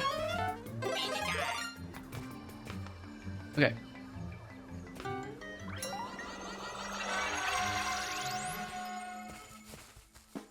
And yeah, quality humor, exactly. I regretted seeing as much of this game as I did before release, and all I saw really was just the introductory presentation of it, which I thought was too much.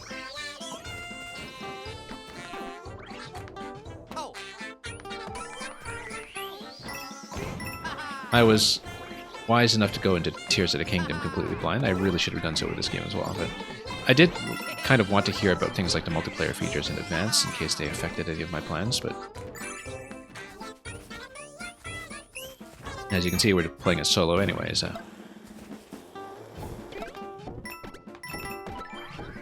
Whoops. Okay, thank you, platform. Very kind of you.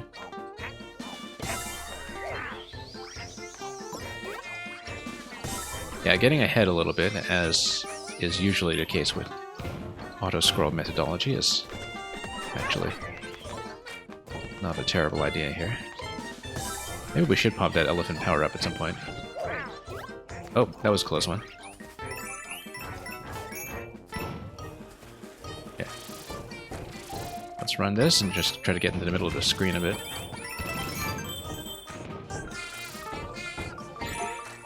Use the music blocks as well to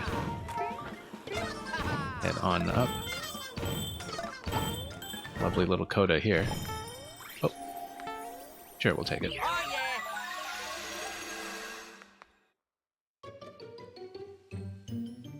If you're late in the fast pipe, you're basically dead. Yeah. Okay, that's not this pipe, even though it's first place. It's not any of these pipes. We'll take whatever this is. Or our platforms. Nice job.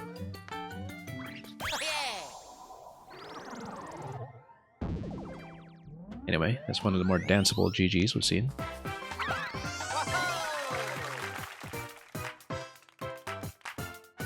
Thank you. Well, it'll be a while before we see whatever the final test is going to be.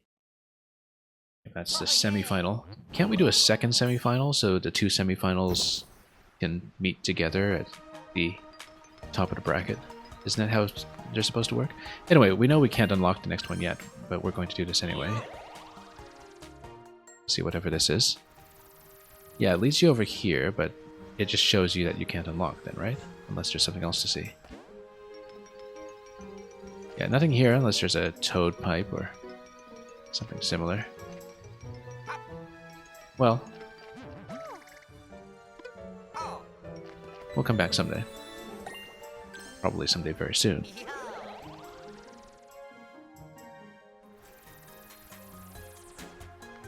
Alright, let's make it through the Petal Isles segment to get to World 4. And we'll see if we have any time to dip into World 4 today, or if we'll end at the beginning the way that we said we would do with World 2 yesterday and totally didn't.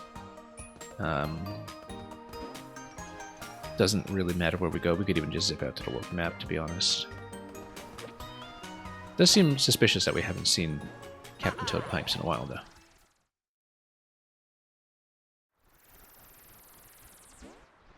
Yeah, we actually might as well just go back to the Petal Isles. Deep Magma Bog is the name of World 6. Interesting that it revealed the name of World 6.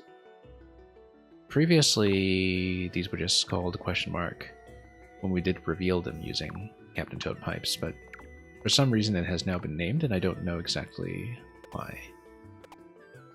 I don't know exactly when that happened, basically. Anyway, let's just go back to Petal Isles and looking at the map, trying to see what's what. We'll just go over here.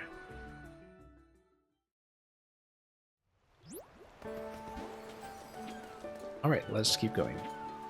Downpour Uproar, that's what it was. Couldn't find it. Did you know? Oh yeah, we read this multiple times. Oh, also, we didn't receive a notice for completing everything in World 3. But we have a check mark there.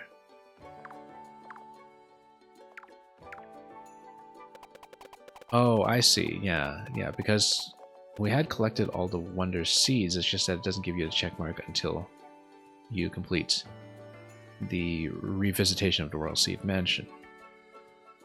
So, I guess it never gave you a notification. It probably would give you a notification if you finished something last other than the Royal Seed Mansion. Let's screenshot this anyway, just to keep a record keeping straight. But anyway, Jewel Block Cave. Let's see it.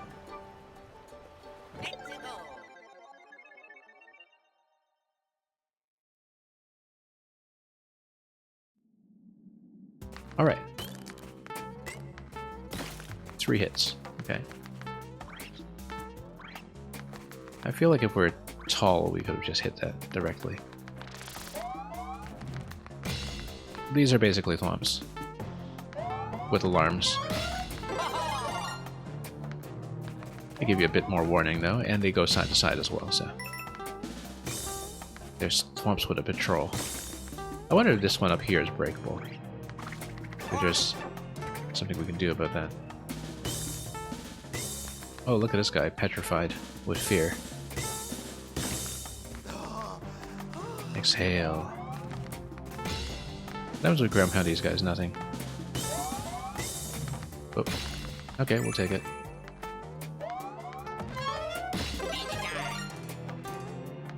And then this up here has got to be something. Oh, we should have kept that so we could jump on it. That's okay. Can we? No, not yet. Maybe we place. Then... Nope. Oh, can't jump on it like that. Oh, no, or like that for that matter, after being too late on that, after letting it wake up. Well, this guy needs to take a breather.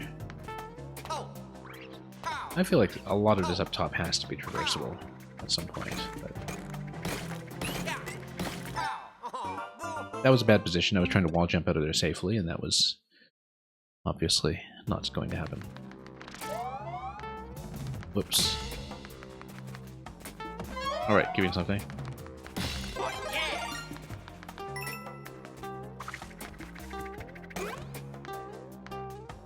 feel like if we go quickly, we can get certain wall jumps over. The drill! Okay, so you just press down directly into the platform. And you can sneak like this.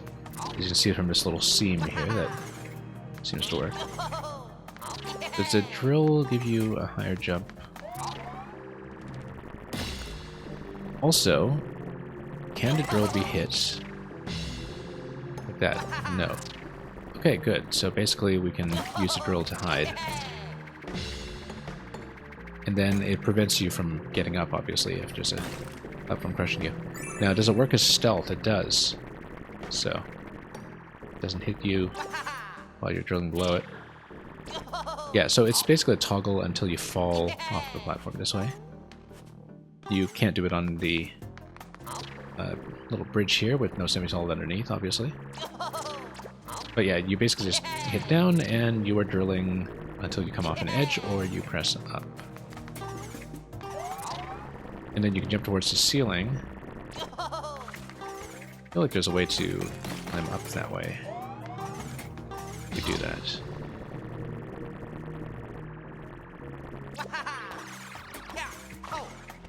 And that doesn't get you anywhere. But at least we know what the method is for doing that. And yeah, the drill lets you ground pound directly in once. Okay. Seems important. Nothing up here. Oh, and of course the drill works as a helmet as well, naturally. Can you go through to the other side? Yes, you can if you punch this down here. Yeah. Let's see it. Basically a drill tutorial. That little bit there. I don't see any of the big 10 coins here. I guess you would need something to stand on in order to get to the ceiling this way, and then what does he tell you? Nothing whatsoever. This is basically just a one-up room then, I think. That one-up rolling away. We'll break everything anyway, just to demonstrate that we can. Can I do that? We can always go up to the ceiling. Or not, we can just poke it. Okay.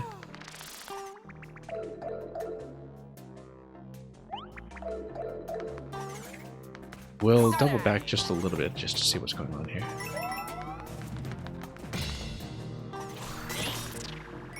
Because there's clearly something in this location. Not much. I think we're missing anything else here. Yeah, this is just where we came from.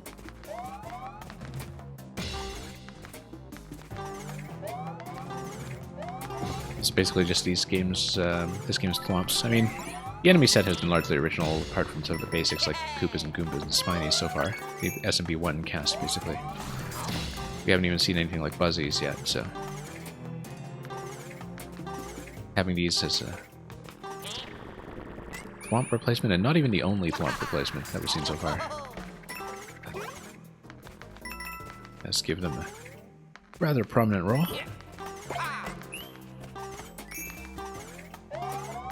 Anyway, this guy's going to reverse through. I feel like we're not supposed to get pushed up here, and that we would maybe die if we get pushed up here, but...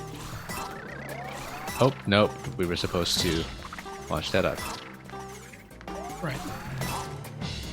Well, unless we get some way to reset it, which this game doesn't do much with, then I guess we can't actually go up to Coin Heaven, or whatever is located there.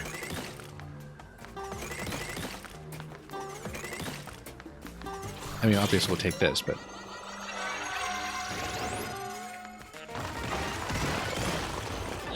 oh, no, I was trying to duck under that, but that didn't quite work. Then, yeah, he's going to come down again. Let's see if we can grab the drill mushroom. There we go. Now we can navigate. And play this as a chase, the way that we're apparently meant to. We can go down this way. Wonder flowers this way.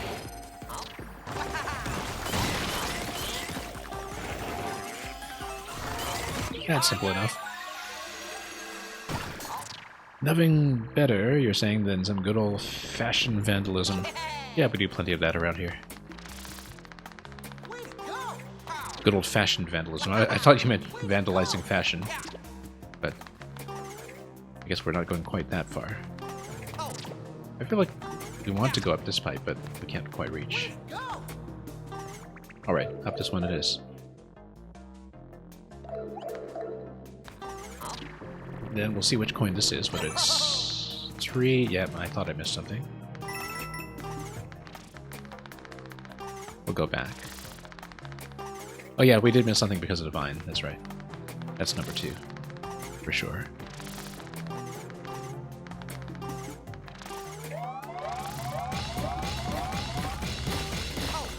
Nothing much to that. Now, where did this go? Just over here, but maybe there's something else to do up top. You'd have to bust this separately, though. Yeah, because that does connect the whole way. Oh, I suppose this was supposed to be a passage that gets you to go left to right. Not a secret exit or something. Oh, whoops. Totally missed that. Too bad. We'll get another one.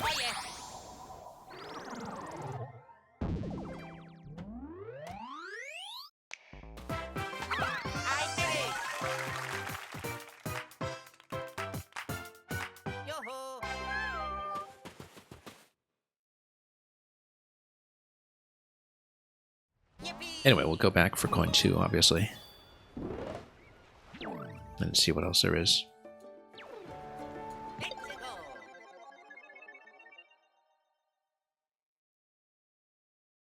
When a coin reward badge is equipped and you defeat enemies, you'll earn coins. Yeah, we know that. But we'll just survive long enough to get over to the drill and just try to retain it. Not that it seems to matter for the coin 2 location that we were looking at, though. Whoops. Well, I guess we'll find out. We actually do have a spare drill as well in the item inventory, and we didn't really even think about that.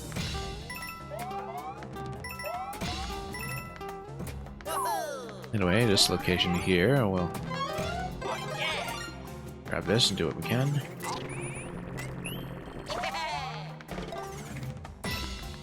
Yeah, because I guess we just need this guy to be led in this location and then let him do all the work.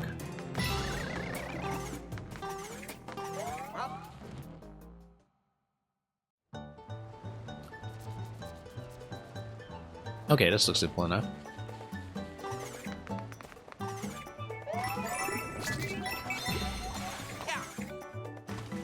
Then, might as well see the non-wonder postcard if we get a shot at just completing this the standard way. It's a very quick stage if you do it that way, in fact. Not much else to it.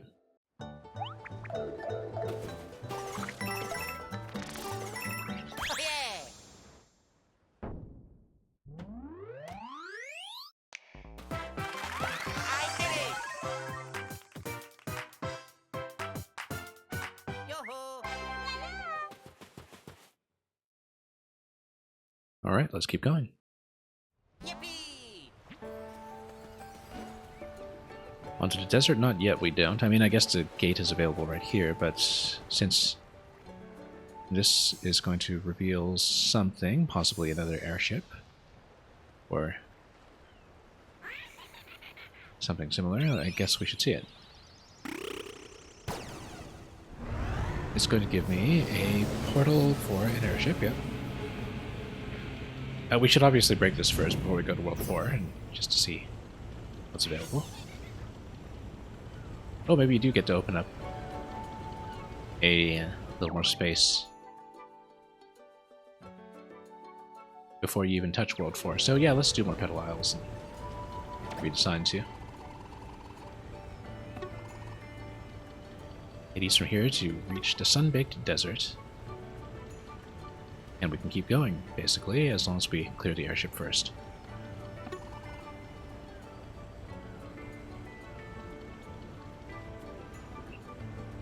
A kingdom map makes it easy to see all these places, we know that. Let's shop first. Wonder Seed, yeah, no new badges here, so... Whoops. We'll just take this.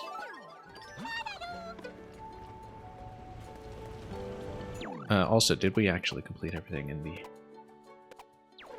previous one? Let's check. Yeah, check mark.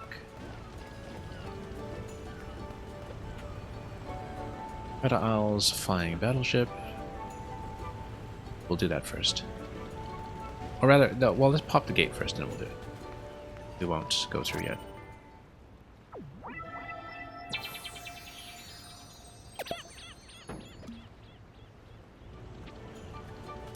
Yeah, because it seems like we can open up whichever world we want to work on. We'll likely do it in serial order, but let's do the circuit and explore more of the Petal Isles first. It came out of nowhere.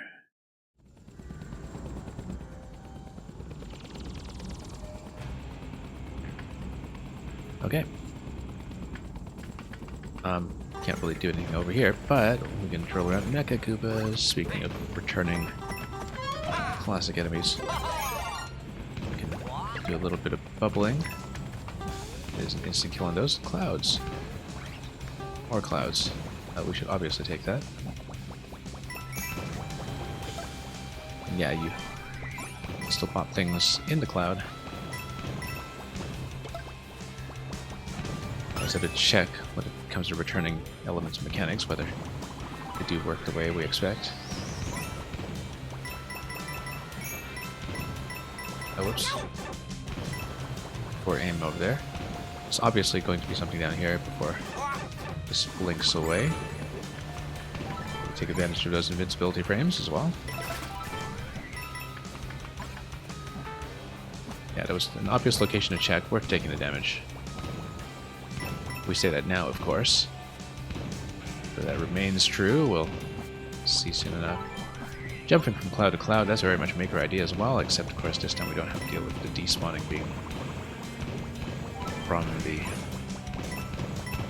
very spaced out spawn timing. I feel like we should have checked the green pipe up there.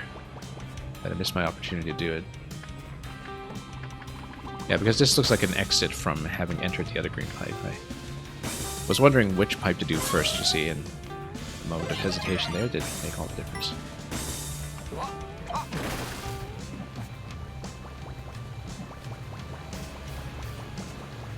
Anyway, that's smooth enough. Wonder flower over here, we'll just slam it.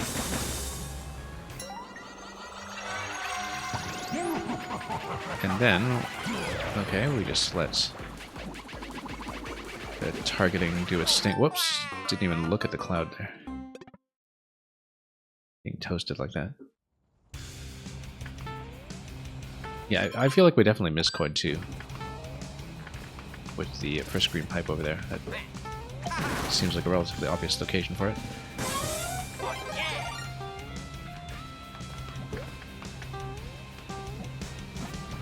Hold the cow into this, just for style.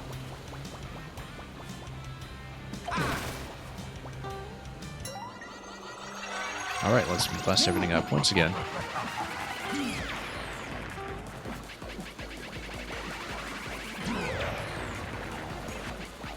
Wonder if we can get him to blow up his own turrets. Ah yes, we do need this. There we go. Yeah, we missed Coin 2 as expected.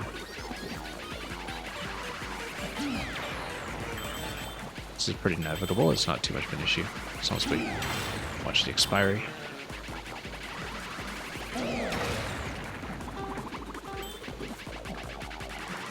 Which will not be a problem.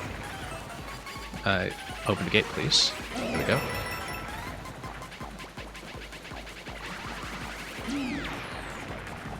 Then, probably something down below. Oh, no. That's okay. Oh, I thought I was going to have to wall jump over there, but I guess that's not the case. Now, let's see if we can explore down below. Nope, nothing down here. Just more auto-scroll. Yeah, we'll have to redo it for Coin 2, but that's okay. We know exactly which spot is the likely one.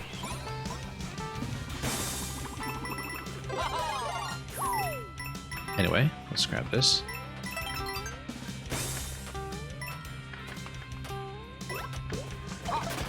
The fact that we're getting used to playing with mechas again tells me that probably they're going to be relevant to the fight.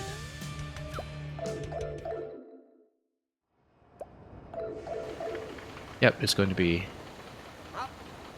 another attempt at reversing the belt by the looks of it. Okay, simple.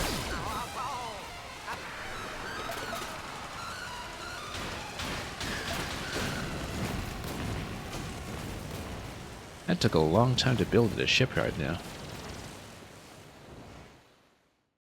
That's okay. It's wartime. It's a totally valid target. Of course, you know, this means war. Anyway, we will go back for number 2.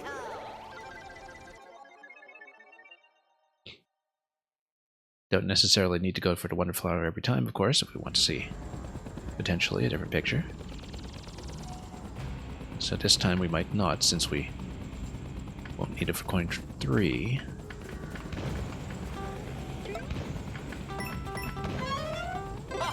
Bubbles. Yeah, using bubbles to stop the bullets is kind of nice, as far as interactions go.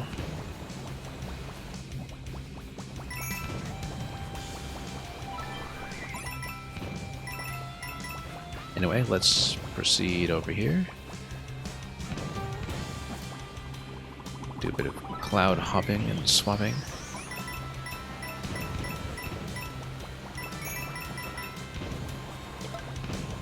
And once again, it's that descent as we head towards checkpoint that will be relevant to our interests here. It's going to be very, very soon. We just need to not miss the obvious from hesitation. And by very soon, I mean, okay, relatively soon. We don't have this by memory.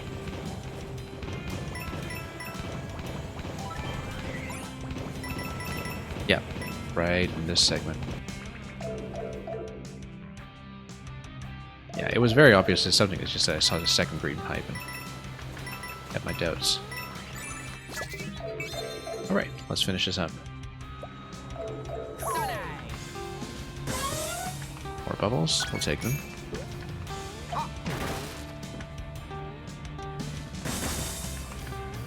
And more POWs respawn so you don't get locked.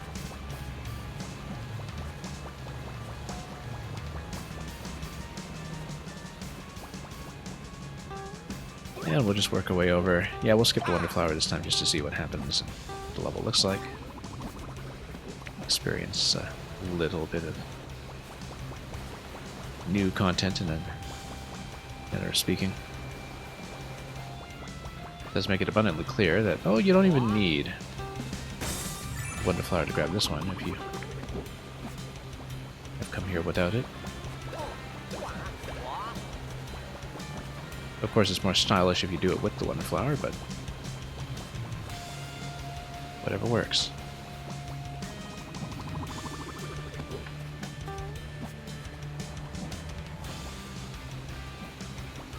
Of course, the real question on our minds is, does landing in the cloud instead of on the floor preserve a spin jump state?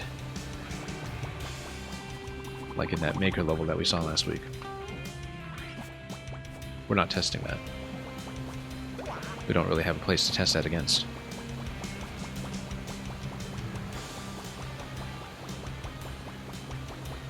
Anyway. Yeah, man, that almost sounds familiar, doesn't it? Almost.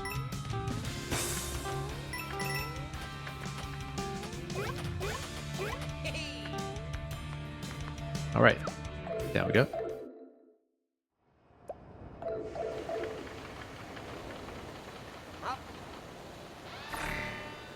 Spin jumps are useless in this game as well as butt slide, yeah. Well, I mean, there have been very few slopes to play with. We actually haven't really even tried to hit anything spiky with a spin jump yet, because I'm not convinced it would work. Yeah, because the spin jump physics seem to be just the same as the regular jump when it comes to height, and even with the spin wall jump as well. So, not a lot that is distinct about them, apart from, say, dismounting Yoshi, I suppose. Okay, that is fully complete. Let's keep going here, just to open things up in the pedal aisle some more.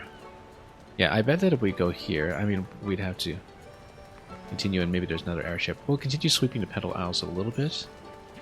We'll continue in World 4 at some point, of course, but this will give me enough to do to maybe fill the rest of the stream today. We have enough to open this, and we have enough to open the last one too. We have more than 15, so...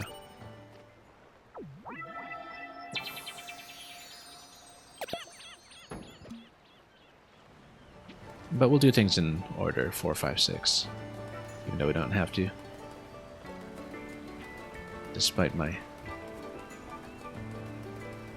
peculiar ability to do things out of order even when I'm not trying. Okay, Nostril Air, let's do it.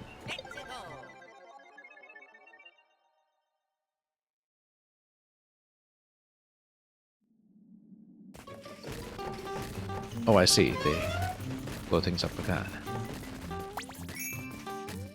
I want this one in Maker too. In Maker as well, I should say, so I'm not sounding like I'm talking about Super Mario Maker 2. Although, that would be nice as well. Those would also be fantastic. Anyway, let's go up. Yeah, you'd leave World 4 for next stream. I'm not about to end stream necessarily. I can stay long enough to do more pedal aisles. I mean, last time I was saying, okay, I'll end right before World 2, and I ended up doing the first chunk of it anyway, so... Yeah, they devour everything. Nice job. It's kind of like they're homing. I didn't really even do much with that, I just let it do its job.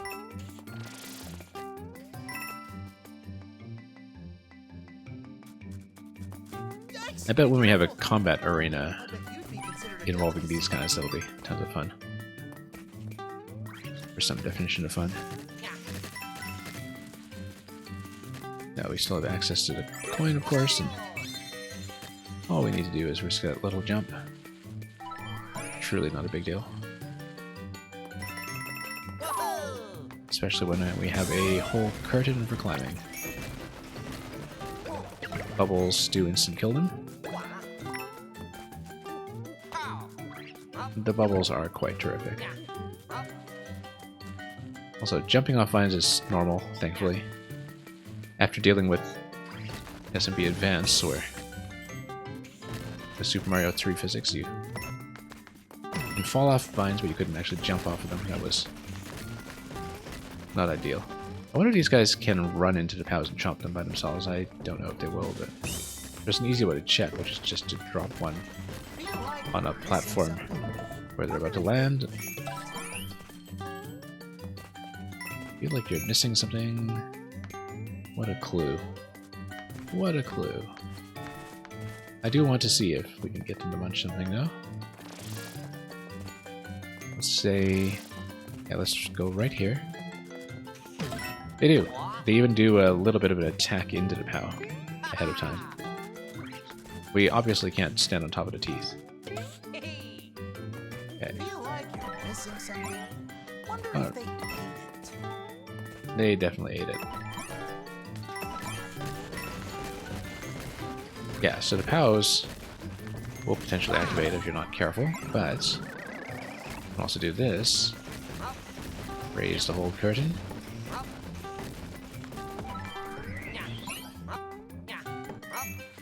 And we'll see. Oh, this is already the ending. So we did miss something, didn't we? Oops. You know, I wouldn't hang out here We'll go back for it. Although, I guess we've lost access to the flag at this point, so maybe that wasn't the best idea. No, we have the bubble. We could still get the flag if we wanted. So, maybe they did eat it. I'm just missed an opportunity. I feel like we should not hit this POW. It's going to blow everything up. Feel like you're missing something? Wonder if they ate it. Yeah, we should try hitting every block.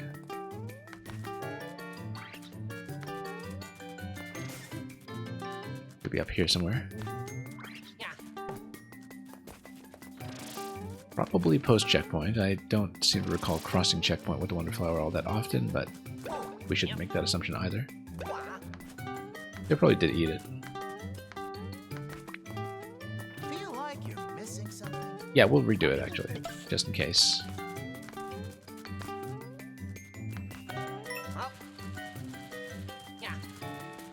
Anyway. I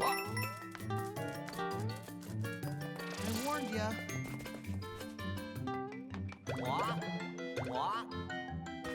Yeah, that goes forward a little bit too much. Let's... There we go. Alright, let's redo it. I did it! Thank you.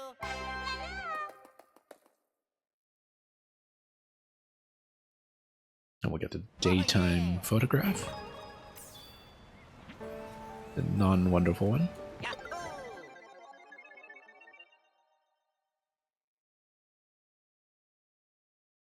You make bubbles to the left and right with a spin jump. Okay, so much for spin jumps not doing much.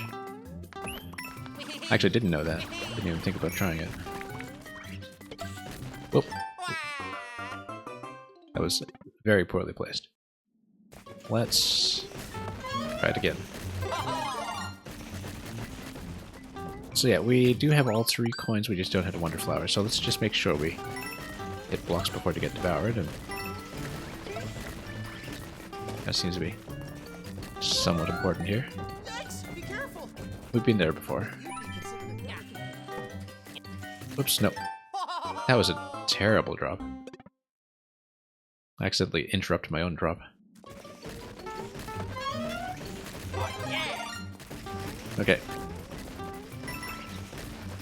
Let's just keep going. Yikes, be careful. Check that. Whoops, completely missed. Okay, we're getting a bit sloppy, but let's continue.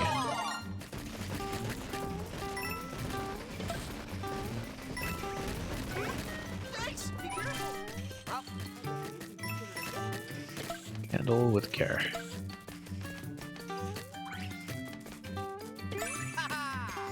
So yeah, I do love the little wind-up animation they do going into taking out the POW. That's neat.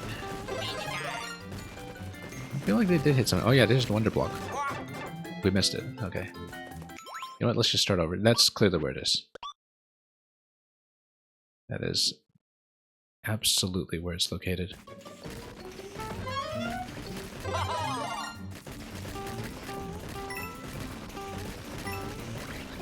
Yikes, be careful. Well, they ate the Wonder Flower the first time around, and absolutely nothing happened to their abilities, so maybe that tells us something important, but let's grab it. And what will that do? It'll be a chase. I wonder if the POW will take anything out. It just stuns them.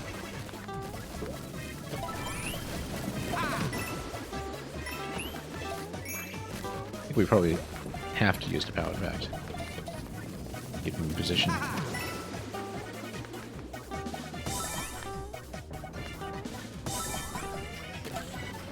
Then, more POWs that we don't have access to. Oh, that already was a stun.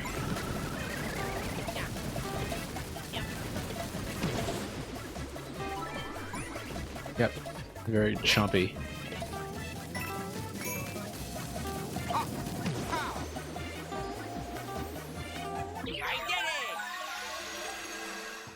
You know, Chomp, chomp, chomp. hang out here if Amazingly well-timed emote, by the warned way. ya. Just got something like that for every occasion. Oh yeah. But particularly this one. Bye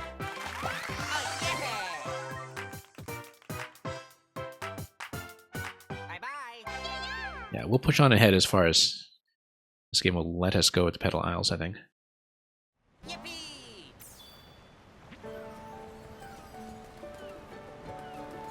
And just scan around carefully as we go. For anything suspicious? Not yet. More mouthful. Yahoo! The advantage of the ability to send bubbles through walls.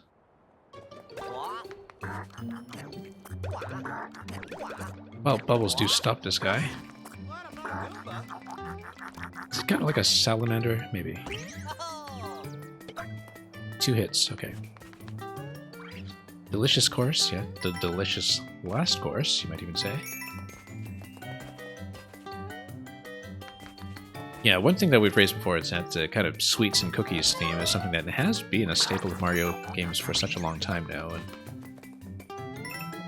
isn't represented as a style in Maker, of course, but still significant enough that it could be. I mean, it's appeared in so many games at this point.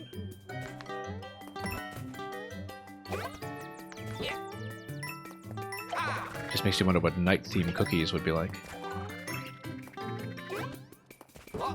Anyway, shells actually get deflected by these guys. Okay, that's interesting. So you do have to jump on them while tall. While they are tall, rather, to get coins like this one. I don't think they'll give you a pipe entry. But if this were in a Maker engine, that would totally be a puzzle, I guess. You know, having the SMB2 mushroom, and then you stand on these guys if they're available in the same style, and then you use that for a pipe entry instead. I don't want to test it right now, but I kind of wonder if they devour you whole the same way that Porky Puppers do. If they run into you. I'm sure we'll just run into that by accident at some point. I don't want to do it yet.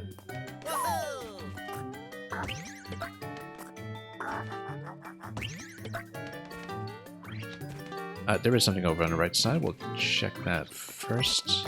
No, that's easily reachable. Let's just go left. Whoop, didn't even see the floor there.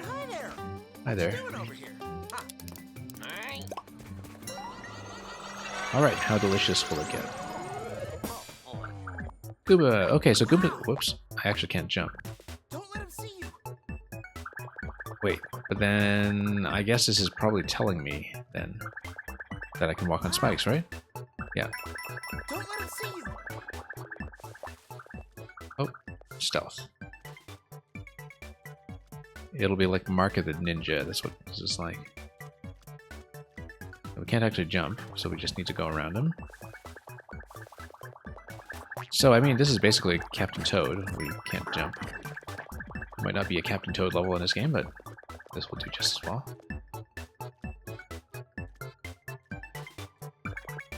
We'll go down. And grab this. You're a brave one.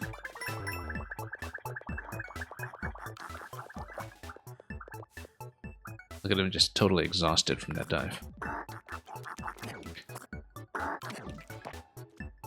Did I get eaten? No, I didn't. He just swallowed.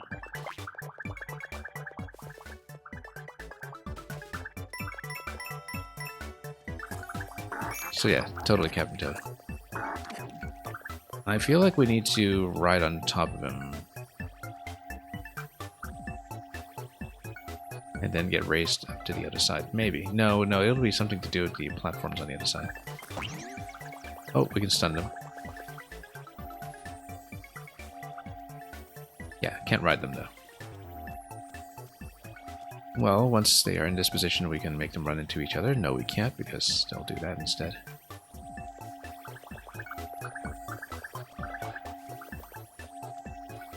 Well, not exactly doing this the speedy way, but... Let it go around and then... walk. We're fine. Discovered a new species. Wonder what you taste like. We know exactly what we taste like. Maybe. Actually, no, that doesn't make any sense. Okay, let's... That Goomba made it. Oh, he made it. He made it big. G Goomba. Yeah. Precisely. Okay, let's go over here. This is obviously something to check. These flowers are obsessed with tasting things, yeah. Just like a Louie in the Pikmin series.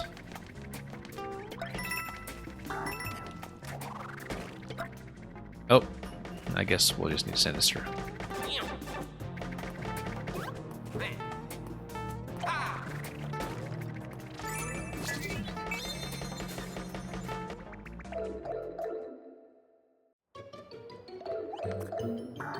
And congratulations, Quality Humor, on finishing some necessary facilities.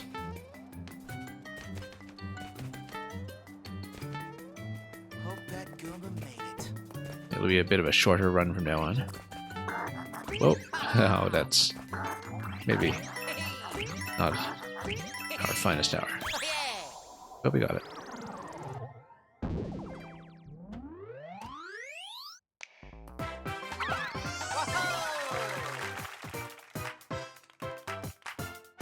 Yo-ho.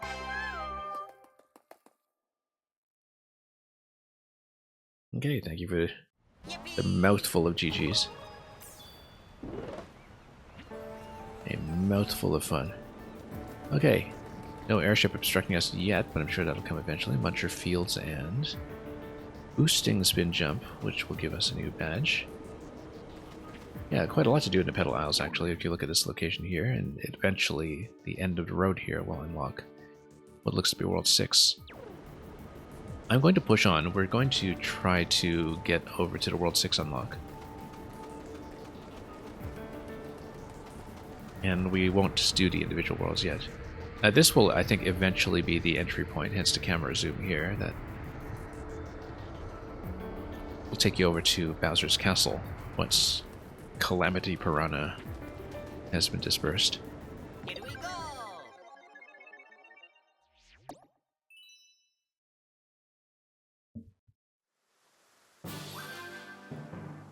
Boosting spin jump. Oh, it's a double spin jump then. And you can do that out of standard jump. You can do that out of another spin jump. Okay. You can do this. Easy time. Now, what about wall jump? Wall jump, spin. Spin, wall jump, and of course, the spin boost has already been expended. So you have to land to reset it.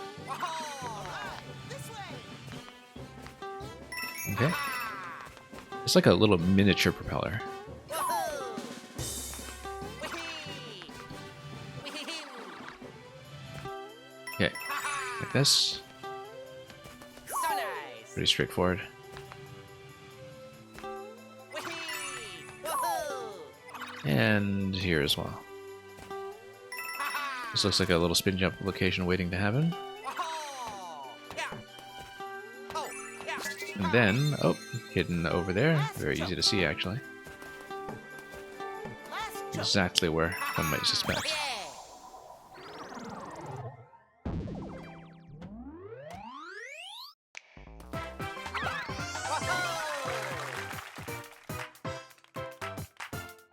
Yo-ho.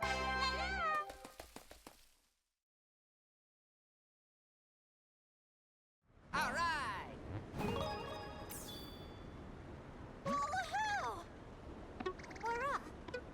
No. We'll stay badgeless for the time being. Muncher Fields. This title is very familiar in some way. I feel like I must have played like a Maker level called Muncher Fields or something. Or something very similar. Possibly even one of the YMM levels or something. But or maybe I'm confusing it with the other Muncher. No, I'm thinking of Muncher Bounce, probably. The one that I spent ages getting a secret on. It was Muncher something. Anyway, it was the Muncher level. That was in one of the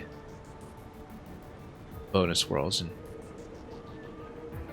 a previous edition. Here we go. But here's Muncher Fields. We haven't actually seen Munchers this game yet, have we? up to this point. Anyway, they're going to be here to, you know, add collision and activate switches and do all the things that munchers usually do. Of course, in the mainline games, they have completely different behaviors. So we'll hang around in the foreground while we roll the Burke over here. Does it lower? Yes, it does. Thought so. And of course, they remain in position. Hey, there's someone back there. Look Yeah. around. They see me. I'm all the way there. The munchers do not drop, however, to the ground pound. That's an important distinction. Every single level in this game is heavily inspired by everything you've made in Maker 2. Well, I'm looking forward to the lag machine clock level then, or whatever the equivalent is. Oh, And look at the background. Yeah, I know. I mean, it makes sense given where we're placed in relation to the overworld, right? So, we are going to stack up how. This is probably not the actual way to do this, but oh no, the POW is too heavy. It goes all the way down. Okay. Why don't we stack a POW on top of the munchers then, and then we'll. Nope, hang on. That wouldn't be high enough either. Actually, no, we'll just stack a POW on the left side. Or we can use the bubble to jump, but... Hang on. We probably just should use a bubble. Probably supposed to raise one of the munchers. Or something. Actually, no, you're supposed to use the POW to clear the munchers, and then after you clear the munchers, the pipes will go up. But who wants to do it that way? No, we're going to... Hang on. Can we get a second POW? Yes, we... no, that looks like a little buried. I know you're supposed to use the POW to clear the munchers out of the way, but we're not doing it that way. Yet. We might wind up doing it that way. Yeah, that's too bad. We don't have an additional POW available here yet. Oh, okay, that works too. No, that would just eject you out this side, though. Fine, we'll do it this way. Fine. Seems like we're just barely short. If we actually switched over to the bubble, we could have just obtained that perfectly well. How's refresh over here in case you needed them? Level continues this way, but I feel like maybe we do want to go back. Oh, then? We'll explore a bit more since we can reverse through here. No, we can't because the pipe will go back up. So let's go back here. And we'll check the red pipe in just a moment. Let's see if there's anything else I want to do here yet. No. Just do a POW drop, exactly. Why not?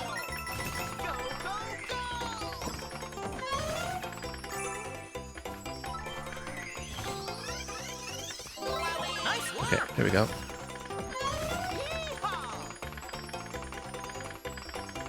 And then, yeah, we've got two of these here. And then this sends you back to that side as well. Let's check it. Because we haven't actually played there yet. Oh, Yoshi block just dunking me there. Yeah, okay, this connects. Same location.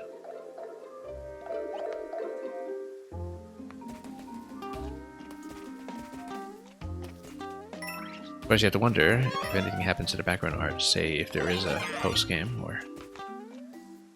Oh, look, it's these guys, the white ones. Haven't seen them too often. More often in the Yoshi series than in mainline Mario at this point, I think. Yes, you can. So we basically just need to make it there to ground pound that for the Wonder Flower. Let's grab a star.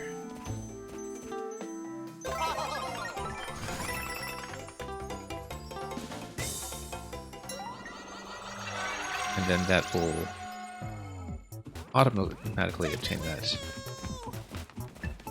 that. So you can in fact reverse with this.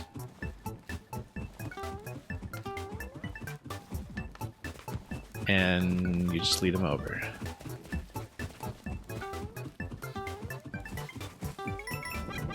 Love how even in the silhouette stage, that's the white flowers remain white. I guess that visually distinguishes them from munchers and the like, but that is kind of interesting that it would be done that way. Also notice that you could technically wall jump under the arch with this guy, but that will probably be relevant later on. I get the feeling it will be. Look at one that is just kind of milling around in the back as well. That's a nice touch. Can I go back here? Oh, yes, but we would get a little bit stuck. Oh, I see, it's open on the left side. That'll be relevant later.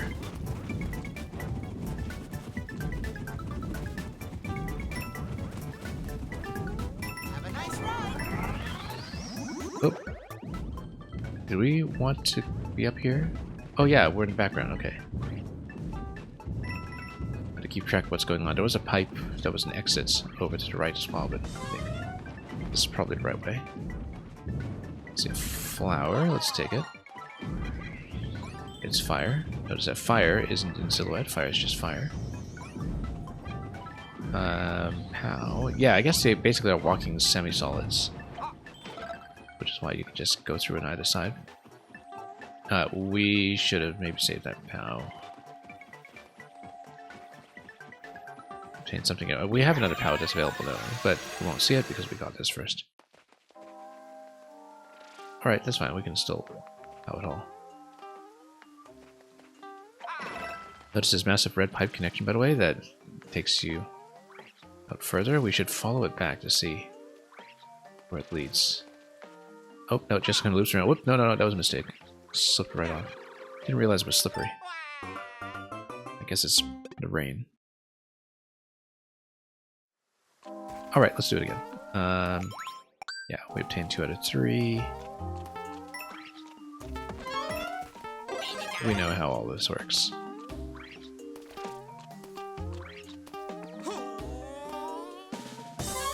Okay.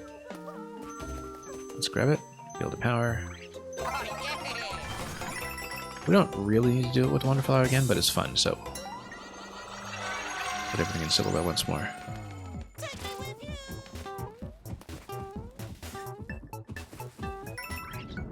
And the enemies also give you a chance to see a very clear trace of what you're able to stand on and what you can't. Yeah, it just shows you that this is a semi-solid the whole way through, and be careful with the watermelon spit over here.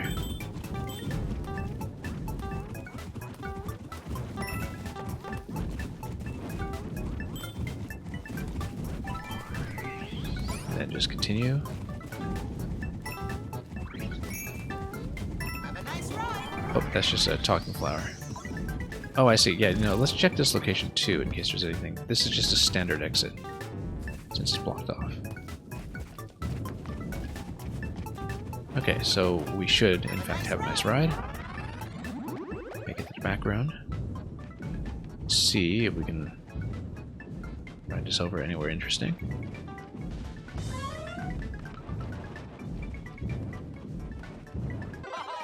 Yeah, we'll grab this. This does look accessible, actually, if we are quick enough about it. Nope, guess it's nothing. Suspicious. Very suspicious, but we'll grab the POW over here first. Yeah, actually, this looks like this pipe is not accessible because it's just what gives you the POW. Okay. More POWs, perhaps.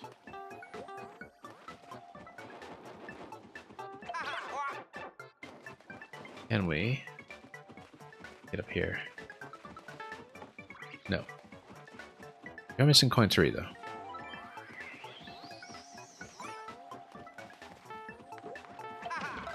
Nuke you guys somewhat. Not very effectively. Well, let's keep going in a stage. Maybe coin 3 is going to be a little bit further. And is in a location that we just haven't seen yet. Check all of this, obviously. No, and then we'll continue. This up here looks interesting. Oh, no, just a block.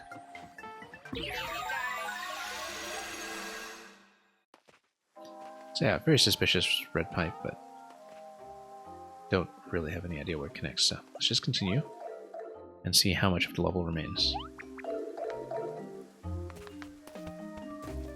Yeah, interesting. Can't reverse the red pipe, I guess. It was just another exit from some time ago. This totally looks like it is a passage that is available on the left if you take the POW and dunk it this way. Yep, exactly as expected. Anything? No, but I wonder what happens if you nuke the other POWs on that side as well. Not the munchers, rather. Nothing. Unless it's something accessible from the left side of the stage or something, but I have my doubts. Nope, didn't think so.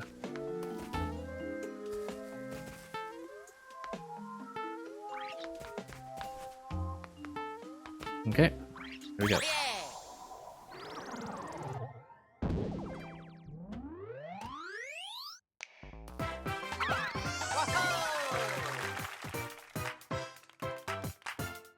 Thank you.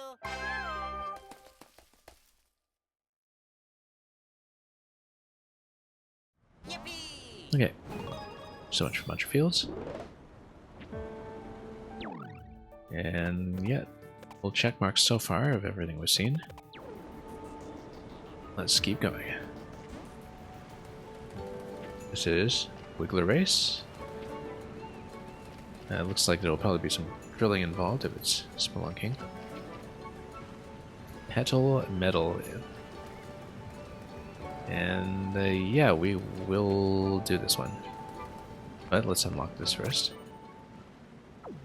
Open up World 6. We'll do these 2 stages and we'll probably call it from there today. And finish what we can in the Petal Isles. I don't know if Bowser's Castle would be included as one of the stages in the Petal Isles, or if maybe this will be a completion on it as well, but we shall see. Let's go race first, although it looks like this is potentially another passage that would take you further. We'll do it first.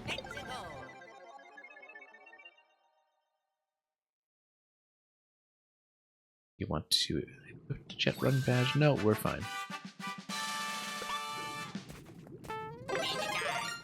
In case there's any uncertainty about how to dash.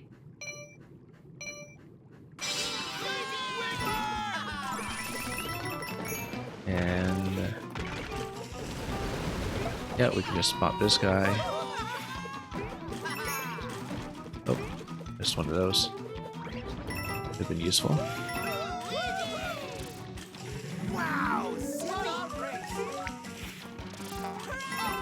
Then, oh, bit of a mistake over here. Totally threw myself off.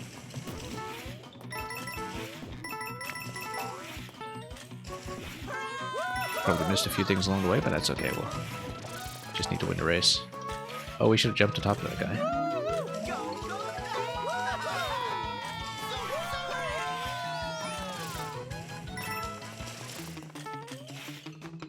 That's fine.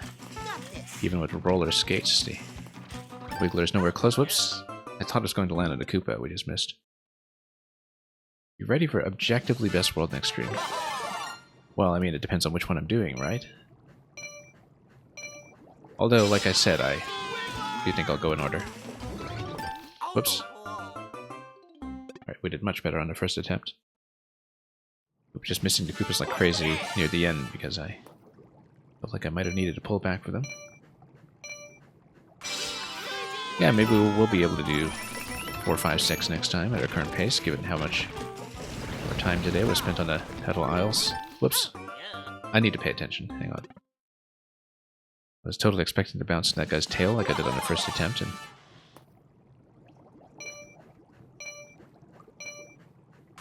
we've been sloppy ever since. There we go. The orange bounce platforms, of course, match the ones that are in the Maker rendition of 3D World. In 3D World, of course, they're the big flat square platforms when they do appear, since it is, after all, in 3D. But, oh, there we go. Lost a little bit of time here.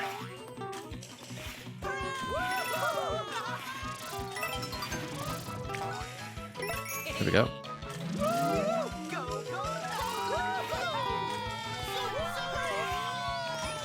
Everybody cheering me on.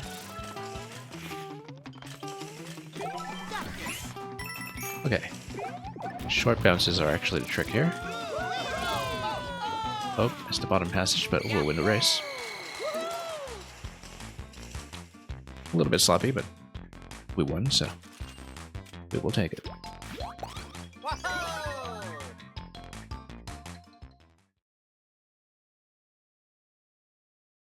Now as for the combat segment, I guess we should assume that the benchmark is going to be 70 seconds as before. Oh, okay, it just creates a loop and a special exit.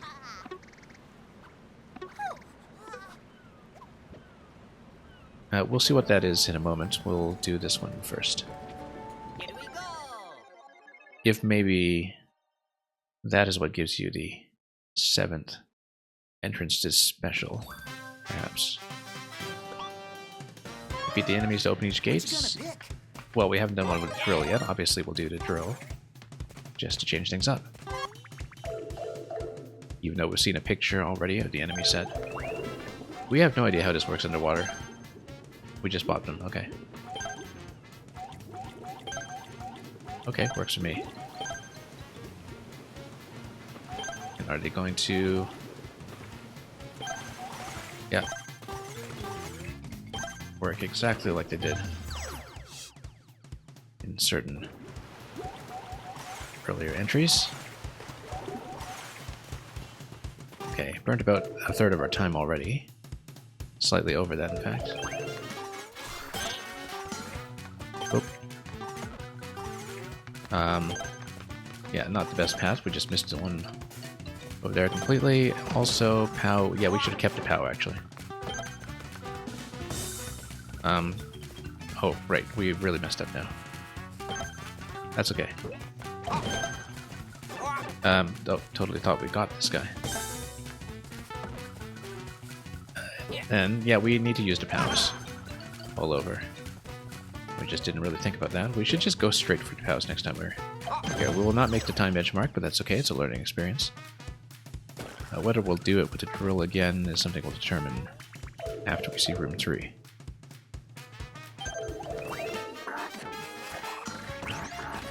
Oh, yeah, we actually do need to maybe do a bit of shell deflection with these guys.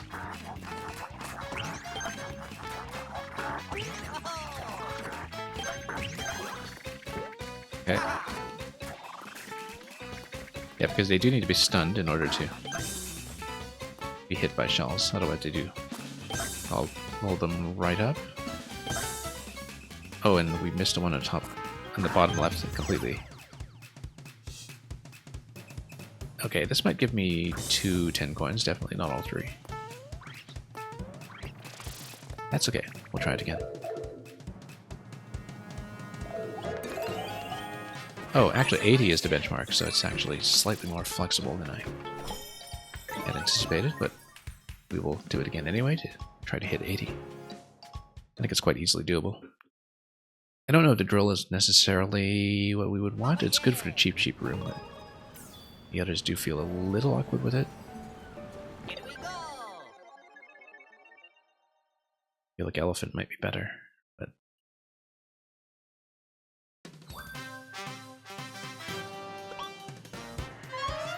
Yeah, I guess in co-op you can just have your pick of other power-ups. What you gonna pick? We'll do drill again. We haven't really practiced with it very much yet, so... And the mobility from the drill is something that we haven't taken advantage of enough.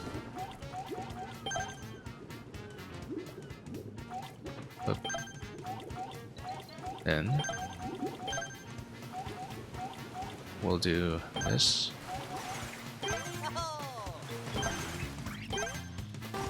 Then... 2 more. Good.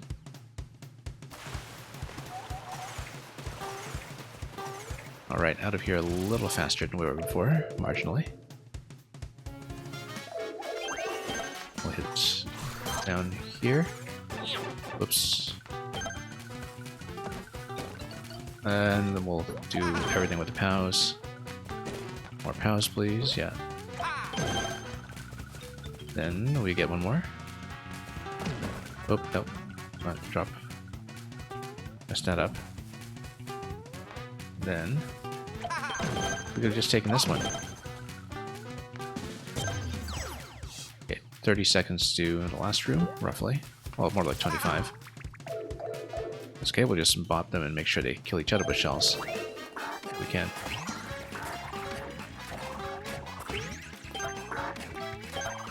Okay. Okay, great. Then we'll... Whoops. Fine, we'll just go this way instead. And miss. We're going to be slightly late.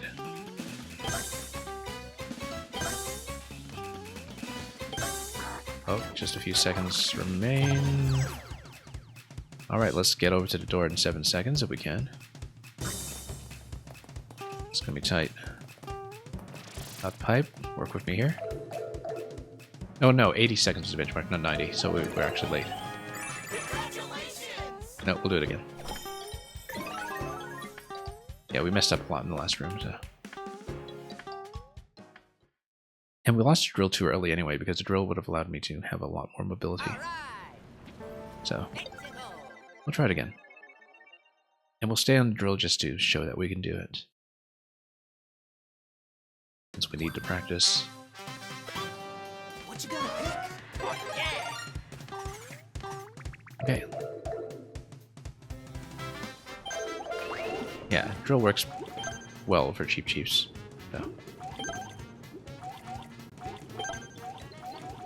Stalling a little bit much, but I'll be here.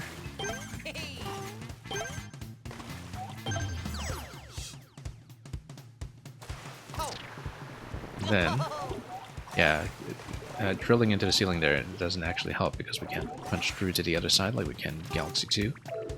But we were a few seconds late this time. Okay. Let's just hit the POW. Drop another one. Hang on. Then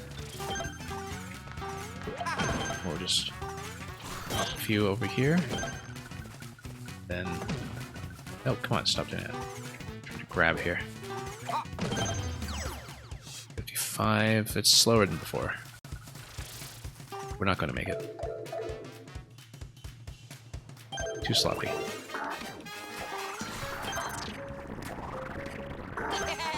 Okay.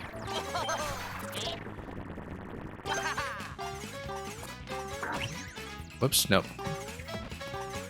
Didn't mean to get that bounce off of him, but his mouth was gaping open, so we are once again going to be slightly late. Okay, let's close it out. We aren't even going to get a best time, but we slowed down by a few seconds at the beginning, so... Yeah, I feel like the drill is good for this room if we can route it out properly. Obviously, letting the ones tossing shells at the bottom take care of themselves is probably the best idea, but I wanted to strategize a bit better. And we messed up a lot with the Nipper room. It came second. You have to use the POWs pretty strategically there and not whiff too many activations.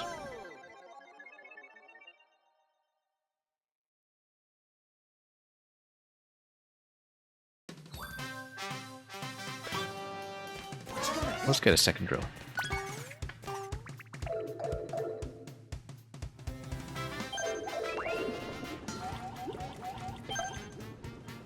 Then I more or less like the path that we have for this, but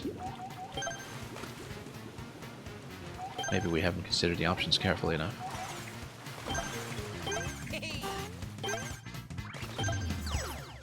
Yeah, let's not waste time trying to drill into the ceiling. Let's just go back up and get out. at 23.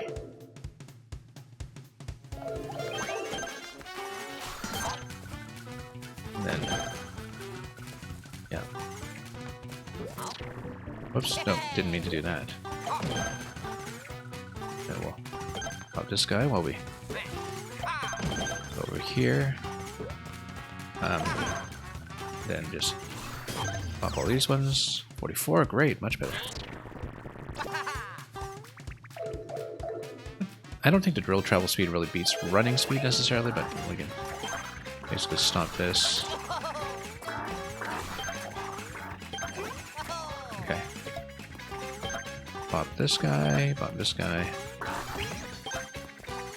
Then, oh, we'll make it this time. Quite easily, in fact. Very clean. Not ideal, but still clean.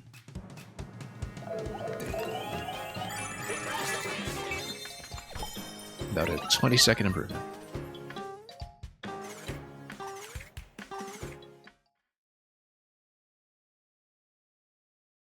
I will gladly keep that.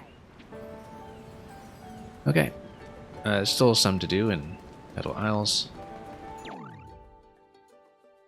Yeah. Everything we've seen so far is complete, but we obviously haven't unlocked everything, and perhaps Bowser's Castle does count as part of this world. We don't know that. But possibly there are more paths to unlock, but certainly not alternate flags, because everything we've seen so far has been completed. So it's possible that this is related to it. No, this is a special world entrance. We'll do the special level associated with this, perhaps.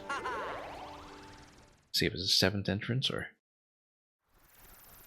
whatever it might be. Special world. So, yeah, it is this entrance. We will do it. And we'll probably finish on that today. Way of the Goomba. I like the sound of that. Here we go.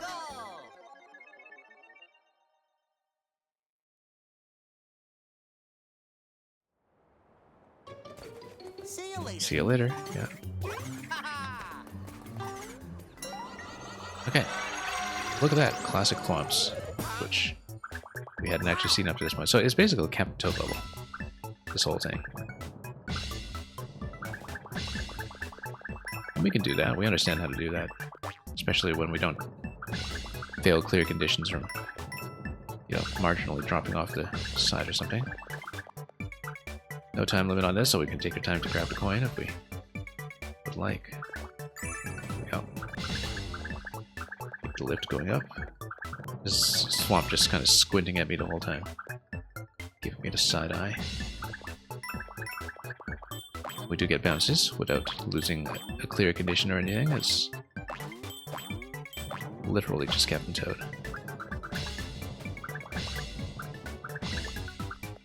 Good way to implement the concept. Not what I expected from the Goomba suit, but we'll take it.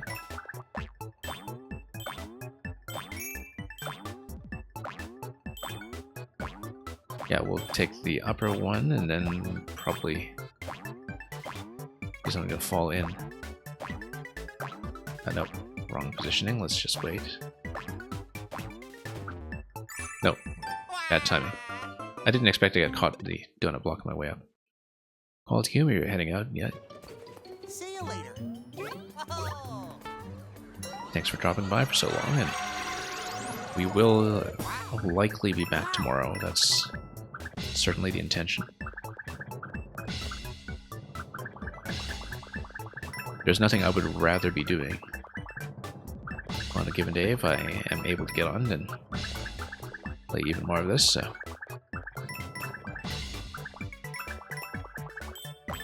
We made it through a good chunk today.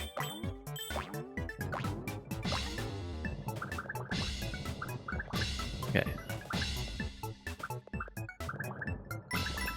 I believe in you. Yeah, so the platform does lower, so it doesn't just disappear on us or anything. It follows standard donut block logic, so we should be able to ride it down if we do take the one in the upper level. And indeed, we've already kind of collected the coin a cheap way, which I still find unfortunate. But I don't particularly feel like proving it right now, so let's just go back to doing this. Oh, hiding behind a tree. Okay, that's what it is. That's actually a bit of a hiding behind a tree tutorial of sorts.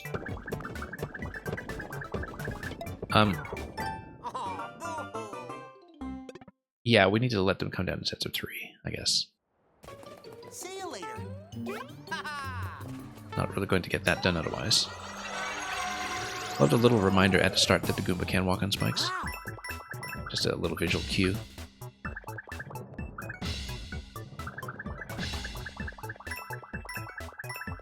I find a Goomba's eyeline to be pretty fun to watch too, that, you know, it's not just a Thwomp tracking you, you are also tracking the Thwomp. Tracking the nearest Thwomp, even if it's one that you're standing on. And looking down at the platforms when you land as well. Goomba animation is actually exquisite.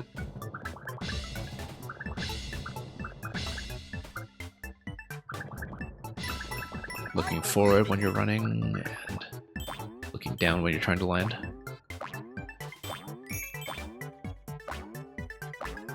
Okay, whoop. That was... yeah, this was the way we were supposed to do it, was ride it back and forth instead of trying to fall into it directly. Well, now we know. Now we've shown it. Doesn't quite reach. Okay, that's fine. It's not important. Yeah, so we let everything come down in sets of 3 if we can, and... does it? No, we just have to go. And drop in on this side. Nope. Not close enough to the edge to make that. See you later.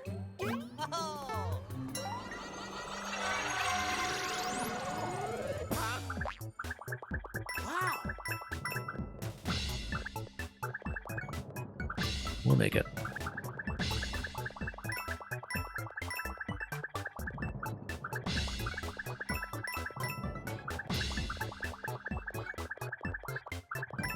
There we go. Yeah, so I guess it is just 6 worlds plus the Petal Isles, because this is entrance number 7.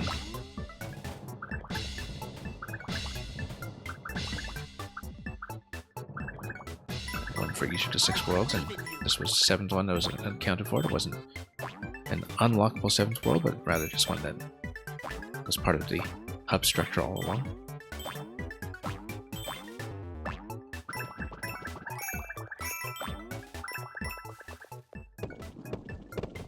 Anyway, let all of that go. Be quick. All the way to the edge. Now this we need to be careful with. We should be able to ride it out. There we go. Have to go quite low to get this. Nope.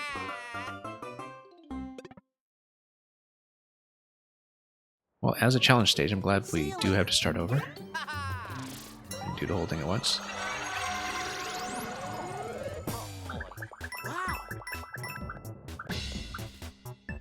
I often feel like late games should work that way, just as it did in Retro DKC.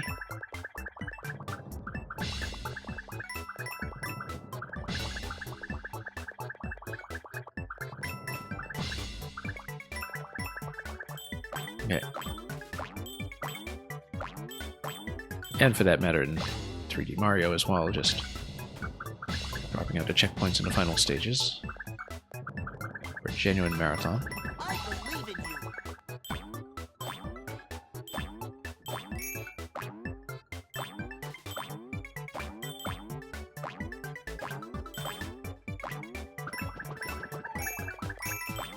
Okay, let's hide here.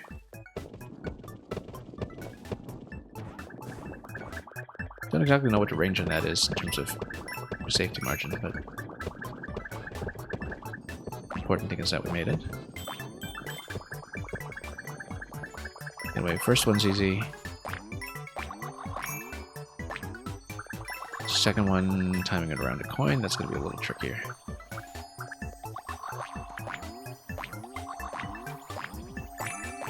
Great.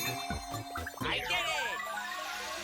Oh, Didn't even hit the Luigi block over here, but we can do that since Luigi revealed it anyway. That would have been a terrible place to die. Particularly because I didn't think to replenish power-ups. Bye-bye. We're going to spend down some coins, I think, since we're sitting on such a big stash and we're in a special world anyway. But we will finish there today when it comes to stages, I think, and having unlocked worlds 4, 5, and 6, we will likely continue in order next time. For the time being, let's buy some character-specific standees just to verify that we don't run into duplicates. At this point, it is cost-efficient, I think. We would be able to get about half of them if we spent all coins, but we're just going to spend a few, I think. And work our way down, starting with Mario. It's going to cost about 1,200, as I estimated, to grab the rest.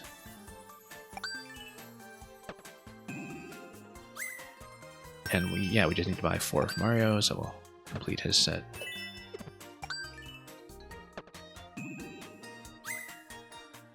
Hopefully the bottom corner doesn't spoil anything that we don't already know about. Spike Ball Mario. Oh yeah, that's in the trailer. We aren't going to be too fussed about that. Yeah, we'll just buy up a few characters and work our way down.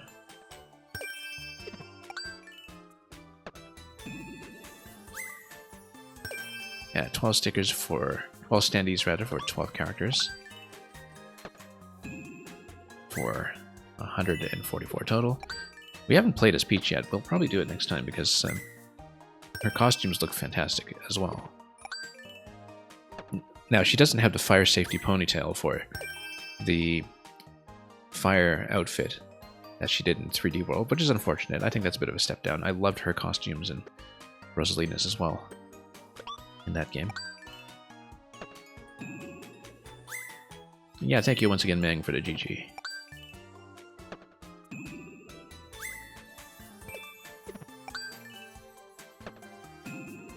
I mean, I guess that's partly because the player silhouettes need to remain consistent for things like the shadow stages, I suppose, but...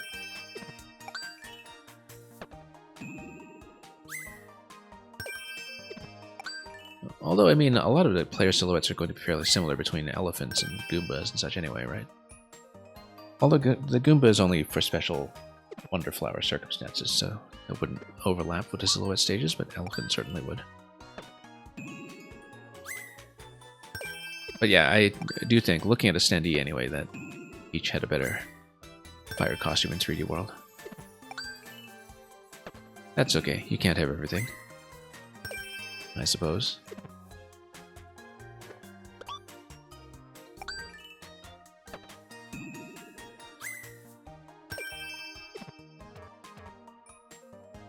Oh, I spent all my cash. Okay, I didn't even realize, I just kept on clicking.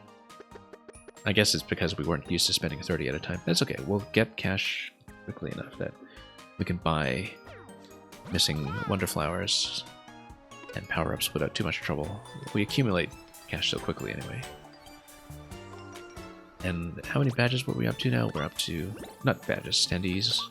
We're up to 122. Mang, that's not how gambling works. We got exactly what we were looking for.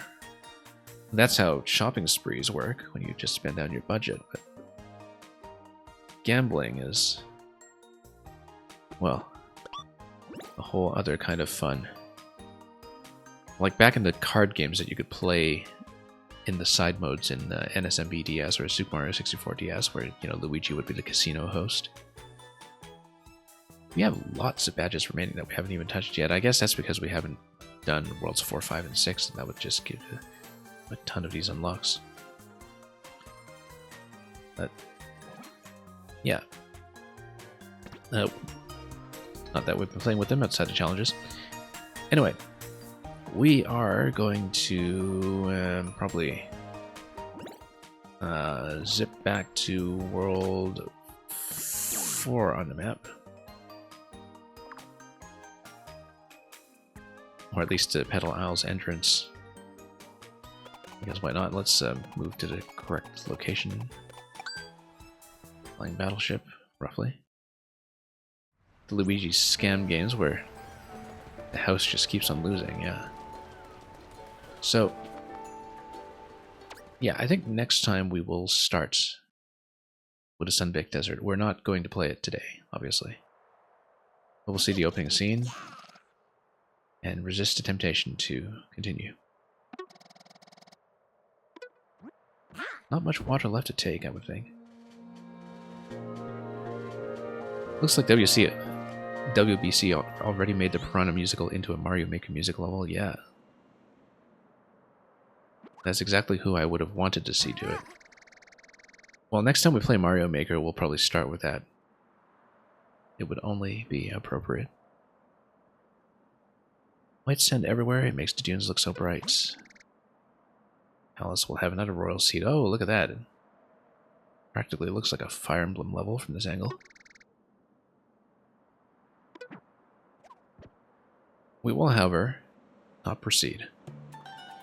We're going to stay right here and look at that armadillo or whatever it is rolling around in the bottom right. And this is the scene that we will leave the game at before proceeding almost certainly tomorrow.